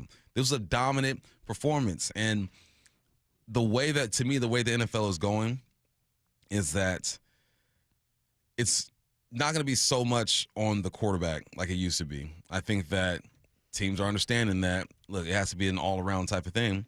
We got to get defense. We got to get special teams. Big ups to Philly, who's kind of been like the leader of all that way of doing things. And just look at the quarterbacks who were in the playoffs this year, right? That's a really good point. They're not pedestrian, but they're not. I don't see any Hall of Famers and I see 2 Hall of Famers right now, Aaron and Matthew Stafford. Everyone else they're still with Josh on that ramp. Yeah, Josh is he's but everyone else is he's boarding the plane. He's boarding the plane. Yeah, he's boarding the plane. But everyone else is like, they still got to prove it. That's a really good point. I think agree 100% about the quarterback landscape this year in the playoffs is also lending itself to Sam just naturally having the most questions around him. Also, I think 2 other things are at play. 1, people hate being wrong. Every single person on the planet, about sports or not sports, it doesn't matter. Everyone hates being wrong. And everyone has a really, really, really hard time admitting when they're wrong. And I think that for a lot of people who looked at Sam Darnold and been, bust, remember the monographic, which was objectively funny. Yeah. But like there was the monographic, the I'm seeing ghosts, like it kind of added this like ability to write Sam off in like a joking kind of way that now makes it hard to take him seriously as a threat. And that sounds disrespectful, but I think that that's what happens with narrative. Like I think just like it or not, and it's really unfair, and we decide this about people sometimes in really undeserved ways. We just write the book and then we close it, and then and all right, that's it. Yeah. And that's our decision on Sam. Next up. And you don't let people prove you wrong, and you don't let people grow. And that's across the spectrum, but that's also certainly in sports. And the second thing is that Sam is not one of those guys. So what do you do with them, right? Because I think people are wrong about Sam being a total bust. If you felt like, Sam at a number 3 overall pick wasn't going to be one of the best quarterbacks in the game, well, I also don't think you're wrong. So what do you do with that? I think that we struggle to categorize him, I guess. I think that's where we are. We struggle to realize, like, well, he's not like a top 5 guy, so what do I do with this? I guess all I can say is he's going to cost you games. And it's like, ooh, bold take. An interception is going to cost you games. Well, this team is pretty well-rounded and exceptionally solid.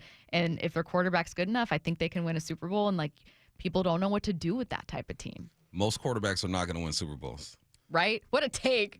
What a take, but you're right. 90% of quarterbacks will not win Super Bowls. Not going to win a Super Bowl. No. Your favorites might only win 1. Yeah. Aaron Rodgers. 1. Drew Brees. He's done. 1. It's just hard to do. And because you usually have that one quarterback, that generational quarterback that dominates an era. It makes it so much harder for everyone else. And you've said this before. That's what people are searching for. They think that that's the only way to do it. That's why I like this playoffs, because it's going to be proven that that's not the only way to do it. The most dominant quarterback in the game right now is at home. Just got done having surgery on his knee. He's chilling. Yeah. So we're going to see a different way to do this. And I think it's good for football too, man, because if Mahomes were to keep going on his run, people are going to think that's the way you build a team. That's how you do it. Well, yes, that is a nice luxury to have of Pat Mahomes. But end of the day, you need offensive, defensive, specials. And a guy like Sam Darnold, a guy like there are quarterbacks who I feel like could win Super Bowls with well-rounded teams who just haven't. I think Jared Goff could win a Super Bowl, right? I think Dak could win one. I think Sam could win one. I think Caleb could win one. Baker could win one. So we're gonna see a different version of a Super Bowl champion this year. That's a really good point. It's like you don't often get teams that are as well-rounded as Seattle is too. Yeah. You want to talk about things you don't normally see. How about a team that's number 1 in defensive DVOA, number 1 in total DVOA, basically top 5. They've slipped just a little bit offensively, but like top 5 scoring offense, the best scoring defense, top 5 in special teams. Like you don't often see a team that's this complete. So now what? Like, well, what if one of those guys were on this team this year in this playoffs, right? That is missing some of those key names. That's a really good point. I don't know, man. We say these things that we say we believe about football, and then we don't pick on them when it counts. Defense wins championships. So why are you betting against the best defense? Right? Well, what do you actually believe then? The best defense left in the game right now. Well, I'm in Houston. So it should be Houston and the Seahawks in the Super Bowl. Nope. Nah. The people, they go with, well, the quarterback I know and trust actually wins Super Bowls. Mm-hmm. Okay, yeah. I mean, a lot of the times that's the case. Who's the most trustworthy quarterback in the playoffs right now? Josh Allen. Exactly. Or Stafford. Stafford. Stafford. Probably Stafford. Probably Stafford. So, He's actually won. All right, so what is it? Is it Rams versus Bills or is it Texans versus Bill Barnwell's Seahawks? picking Rams-Bills. All right, we'll see. And it's for that reason. But again, we just say these things that we don't actually believe when it matters. Mm-hmm. And I would love to see the Seahawks just from a football conversation point of view. If I had nothing to do with the Seahawks in any way, I think it's interesting. Mm-hmm. And I think it can happen. And we could be watching it over the next couple weeks here. Oh. It's a Reaction Monday powered by the Snoqualmie Casino and Hotel. Get your questions in for what I need to know. Any question, anything top of mind, 866-979-3776. The one and only Mark Schlereth with Wyman and Bob. Could have been a bigger butt whipping, but the score didn't really tell you how one-sided it was. With a depleted defense, you should be able to put up more points, but the two teams know each other exceptionally well. Robert Saleh is a damn good coordinator. I guess I just looked at how dominant overall the performance was, and hey, man, it's hard to win in the National Football League. Get every can't-miss conversation on Seattle Sports and the Seattle Sports app. How about a simple New Year's resolution, one that even I was able to achieve? Reverse the clock on hair loss with Advanced Hair's simple one-day FUE treatment. You'll feel more confident and more youthful when you witness your own natural hair growing into those places that have been balding or thinning for years. I'm surprised and relieved every time I look in the mirror. You need to know what that feels like. From Advanced Hair's breakthrough technology to their highly experienced team, there is no one I would trust more than Advanced Hair Restoration. I experienced their exceptional standard of care firsthand. Your comfort and your results are the top priority of the entire Advanced Hair team. Celebrate this new year with a fuller head of hair and get a free consultation, $250 off, and 250 free hair grafts. Call 425-449-8185. That's 425-449-8185. Discover what meeting your resolutions could look like with the before and after pictures at advancedhair.com. Never have I ever called my sister from the finish line of my first marathon. Hello? You won't believe where I am. Are you running? Mile 26. I'm gonna make it. Switch to T-Mobile's 55 Plus plan and get iPhone 16e with its advanced camera system on us. Plus, 2 lines for just $30 a line. Guys, I can't believe it. I knew you could do it, babe. That was amazing. Mom, how do you feel? I feel great. I can't feel my feet. Let's take a picture. And then you may carry me to the car. Share every stride, every mile, every memory on America's best network. Switch to T-Mobile's 55 Plus plan and get iPhone 16e on us and 2 lines for just $30 a line. With 24 monthly bill credits and 2 eligible port-ins on Essentials 55 Plus for well-qualified customers with autopay plus taxes, fees, and $35 device connection charge. Credits end and balance due if you pay off early or cancel. Contact us. Finance agreement 128 gigabytes, $599.99 required. Best mobile network in the U.S. based on analysis by Ookla of Speed Test Intelligence data 1H 2025. Visit T-Mobile.com. Want to make 2026 your year of adventure? Book that trip and learn a new language with Babbel. Go ahead, make a resolution you can stick to. Now is the time. Babbel's New Year sale is here. Unlock all of the languages on Babbel with the lifetime subscription for 65% off. Just go to Babbel.com and start today. Babbel teaches you relevant words and phrases, so you can start speaking with confidence in as little as 3 weeks. And because Babbel's bite-sized lessons fit easily into your daily routine and are easy to remember, you'll be talking like a local in time for takeoff. Dive into the world of language learning content with Babbel's videos, podcasts, and stories from around the world, full of culture bites and language learning tips. Turn your daydream into a destination this year with Babbel. But don't wait. This offer ends January 15th. Get Babbel's lifetime access for less at Babbel.com. That's Babbel.com. Babbel.com. Seattle Sports is giving you two chances to win tickets to the Seahawks divisional round playoff game Saturday against San Francisco at Lumen Field. Tap the Win tab in the Seattle Sports app or visit the Seattle Sports YouTube page for your chance to win a pair of tickets to the game. Holy catfish! That's 2 separate chances to be part of Seahawks history. Listen to the 12th man. Details and rules at seattlesports.com/win. Want more Seahawks content? Join me, G. Scott, on The Reset. New episodes of the podcast every Monday and Thursday on YouTube or on the Seattle Sports app. Hey, Brock Ewart here for my friends at People Come First, or PCF Construction Group. Are you tired of grilling in the cold and rain every winter? Well, with a patio cover heater and fireplace from PCF, you can enjoy your outdoor deck or patio all year long, staying warm and dry, even in the cold winter. Take advantage of off-season savings through February 15th, and you can get up to 10% off your entire project, plus 12 months with no payments and no interest. You see, most people don't consider building a deck in the winter, but if you want yours ready by next spring and summer, contact PCF right now to start planning. Spend the winter dreaming and designing your project so you're ready to build by spring. Planning and permits, they take a little time, so get started now. Get project ideas, browse the photos, and find all the offer details at pcfgroup.com. That's my friends online at pcfgroup.com. Making your outdoor space with People Come First. We live here in Washington. I travel all over the state for work. Affordable short-term rentals help us stay together and make Hazel feel at home. Now Olympia is considering a huge tax increase on short-term rentals. Pricing us and other families out, since more than half of short-term rentals here are used by Washingtonians. Costs on everything are going up.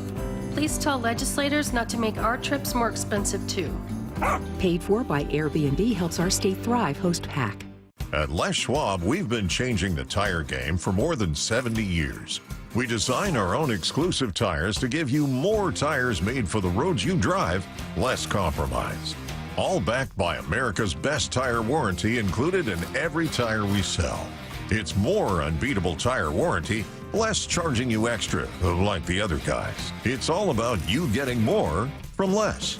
Stop by or book an appointment at leschwab.com.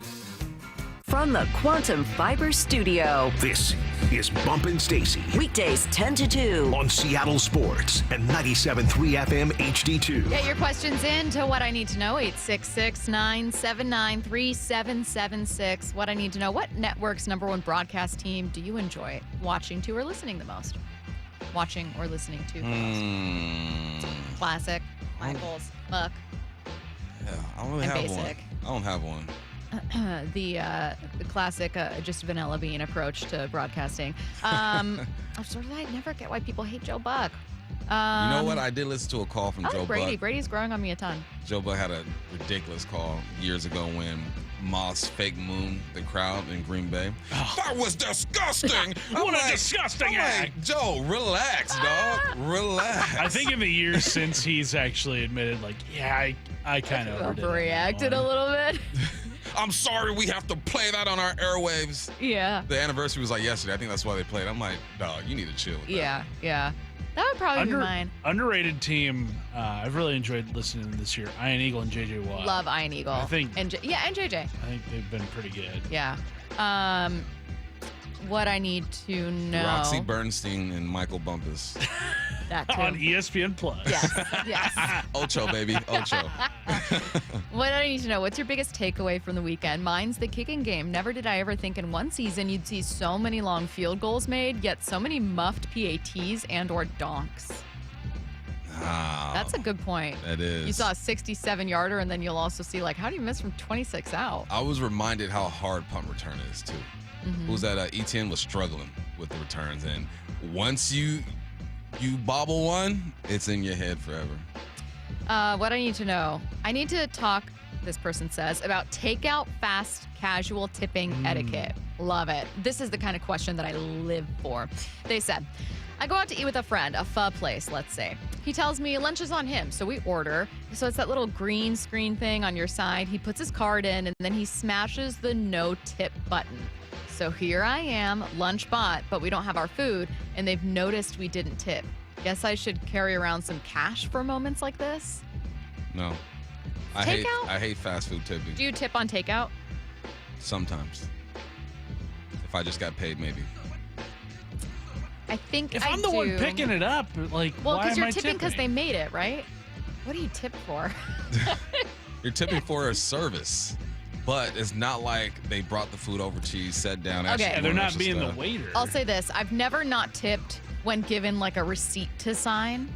I don't think I've ever not tipped that just out of habit, but I definitely have a difference in tipping. Like a good tip when you're sitting in a restaurant, it's good service versus takeout is a different tip. Mm-hmm. I do not tip on like, and I guess shame on me, but like if I go to like Jamba Juice and order a smoothie, maybe I should. Maybe that makes more sense than tipping for takeout. Nah. I tip on things I'm used to tipping for. Do you is tip what I do. on, let's say you order a pizza and you go to pick it up. Do you tip on that? No. I don't tip on that either. No. No. Yeah. I think I know this sounds like regurgitated stuff, but tip culture really has gotten out of hand. It has gotten out of hand. Like, I'm not going to tip for every single thing on the planet, but I will tip for sort of, and usually I'll do something, right? I'm getting a smoothie, they flip it around. If it's like $1, yeah, $1, $2, but sometimes it's like 35%. 35%. What? Are you serious? That's ridiculous. You have to tip on. For takeout? You buy a beer at the at Lumen, they ask for tip. Why? That's wild. You just poured the beer. Yeah. You just opened it. I tip for the things that I'm used to. You go to a bar at the end of the night, you leave a tip. Like you sit at a restaurant, you leave a tip. Takeout, I still will, but not like you're not leaving like 25% on takeout. Throw a couple dollars that way. Someone said cooks get tips too. So for takeout. Okay. What I need to know. Everyone's just talking about tipping etiquette. I'm scrolling down. Where did it go? Out of Kobe Bryant, Reek, K9, and Mafe. Who's coming back next year? Kobe. For sure. They tried to extend Kobe already. I think Henderson. Mafe might get a better deal somewhere else, honestly. I think Kobe. Kobe for sure. What about K9? I want him back. I think Reek and Mafe are gone. And then I don't know about K9. It's a non-answer. I'm sorry, but I think Kobe for sure back. Well, no, you answered it. You said Reek and Mafia are gone. Yeah. And then Kobe be back. Yeah, I think I'm with you. Yeah. I don't know on K9. I really don't. I feel like a team would pay a lot of money for Ken Walker. Yes. A team desperate for a running Yeah. back. Mm-hmm. Yeah. What I need to know. I had another one here. My friend's turning 40 next month. I'd like to get her an age-related present. What's that? Bump, if you can remember back to when you turned 40. Oh, so long ago. What was a present? Like a month ago. What was a present you received or wanted to receive that would properly commemorate 4 decades on this earth? I don't know who got me this gift, but someone got me a slip-on Skechers. I don't know who it was. I appreciate you. The size, they're too big, but I put them on. They are comfortable as heck. Yeah, I think you lean into that. I think that you get her like a pair of readers and like a soup bowl. A soup bowl? Ooh, get her a TV tray. That's a great gift. Yeah. Because you're gonna be like, oh, and then you'll end up using it all the time. Yeah. You know? For sure. Yeah. For sure. I got a bunch of alcohol. I think you get her a TV tray, some readers, and a crossword puzzle. Or some New Balances. New Balances are cool. Kids are wearing them. Kids are wearing them. Mm-hmm. New Balances are like really expensive and cool now. I see them all over every other website. They're like $200. I think they're cool. $200. That's Stacy's next personality. That was already. That's already gal. done. Right now, my personality is dog mom, but eventually it will become something else. So I just go through phases. Remember when I was bringing a lunchbox to work, and that was my whole personality? Is I bring my lunch to work. I don't Not know. even a week. I genuinely don't know where it Like went. 2 days, and then Matt saw Stacy's lunchbox abandoned in our kitchen. I don't know where it is. She just left it. I don't know. I haven't been able to find it. Let's see what I need to know. Do you think the LOB should raise the flag this weekend? Kind of like a passing of the torch. Sure. That'd be nice. I can get with that. I still think Mariners. I think that'd be cool. I think LOB would be awesome, though, especially considering that the last home playoff game against the 49ers was that NFC Championship game. So it would be cool to have, why don't you get like a Richard Sherman and Malcolm Butler, just like everyone involved in the end zone in that moment together. I was hoping the Packers would win and come here. That way, for the 12-5, you could add John Ryan, Gary Gilliam, and Chris Matthews raise the flag. doubt it. Get him. That's actually really cool. Bring back all the heroes of that game. Yeah. I like that. What I need to know. Does anyone, oh gosh, it's loading, watch the NBA anymore? I do. Yeah, this guy's sicko Lakers fan. Curtis loves. Curtis, you love college basketball a little bit more, though, right? Yeah, but I mean, yes. Ball is life. But yes. Ball is life. Absolutely. Ball up top. What I need to do. What did the Seahawks What did the Seahawks need to do to stay in front of the 49ers? Come out fast, man. Come out fast. They did the last game, but just didn't score from that first drive. Come out fast. Yeah. All right. Well, it's a Reaction Monday powered by the Snoqualmie Casino and Hotel. Thank you to everyone for listening. What am I doing today? This is not my normal sign off. Thank you, everyone, for listening. We appreciate I started you. improving. Like, what? I'm going to shut up. Wyman and Bob are coming up This one next. goes out to all the listeners. Stop it. After a slugfest to win the NFL's toughest division, the #1 seed Seahawks' first playoff opponent, naturally an NFC West rival. And Purdy goes down inside the 15-yard line. Seahawks, 49ers, Saturday. And Lumen will be rocking. All teed up. The road to the Super Bowl runs through Seattle. And Seattle Sports on 710 and the Seattle Sports app. The new year is finally here, and you could kick the new year off right by getting in shape and making Top Fitness your first stop. Hey, Brock Hewitt here with my friends at Top Fitness, where their stores are celebrating the new year with some great deals. You could take your New Year's resolution seriously with the very best fitness gear there is set up in your home by our professional installers. They sell the best quality products available. Brands like Precor, True, Octane, Inspire, and Hyrox. Come in now and check out the best deal of deals on treadmills. They're Precor 885 treadmills that are lease returns normally sell for over $13,000, now only $36.99, including a full 3-year warranty. This is the same commercial treadmill sold to health clubs worldwide. And every new treadmill, elliptical, and home gym, well, they're all on sale. They got the largest selection of home fitness equipment in Washington, and their staff will show you why. It's no secret why everybody from pro athletes to personal trainers love their stores. Locations in Tukwila, Linwood, and Bellevue, or visit topfitness.com for more info. That's Top Fitness, your best place for home fitness equipment. When the new year hits, every business could use a little something to stay ahead. A lift, a jump start, an edge, or perhaps a boost. Like the all-new 5-year business boost from Comcast Business. It's the certainty of a price lock for 5 years on qualifying internet bundles. Plus, you'll have the most reliable Wi-Fi with our best equipment, so your whole team can stay connected at a great rate. And to sweeten the deal, ask about a $500 prepaid card when you add 2 lines of mobile. It's the boost your business deserves. So sign up for the 5-year business boost and get a 5-year price lock on ultra-reliable Wi-Fi. Plus, ask about a $500 prepaid card. Comcast Business, powering possibilities. Ends 2/22/26, new customers only. 1-year contract required for guaranteed rate. 5-year pricing applies to monthly service charge excluding taxes and fees. Best Wi-Fi based on Open Signal Awards USA. Fixed Broadband Experience Report, May 2025. If you're one of the millions of Americans behind on your taxes, if you're afraid to open your mail because IRS collection letters could be coming, listen carefully. The IRS is cracking down, taking paychecks, freezing bank accounts, revoking passports. That's a fact. But here's what most people don't know. There are official tax relief programs designed to help struggling taxpayers. Programs that could save you thousands if you qualify. No one knows these programs better than the experts at Optima Tax Relief. Optima's award-winning team will fight to protect your paycheck, your passport, and your property. Their tax attorneys and licensed tax professionals will work tirelessly to get you the best deal possible with the IRS. Every day, penalties and interest keep piling up, so don't wait. Call Optima now for a free consultation. Call 800-343-6460. 800-343-6460. 800-343-6460. Optima Tax Relief. Some restrictions apply. For complete details, please visit OptimaTaxRelief.com. Joe Fallon did something smart. He saved hundreds on auto insurance switching to Progressive. With that money, he commissioned a portrait of himself. Does Joe already know what he looks like? Yes. Do guests know what he looks like? Also yes. But not as art.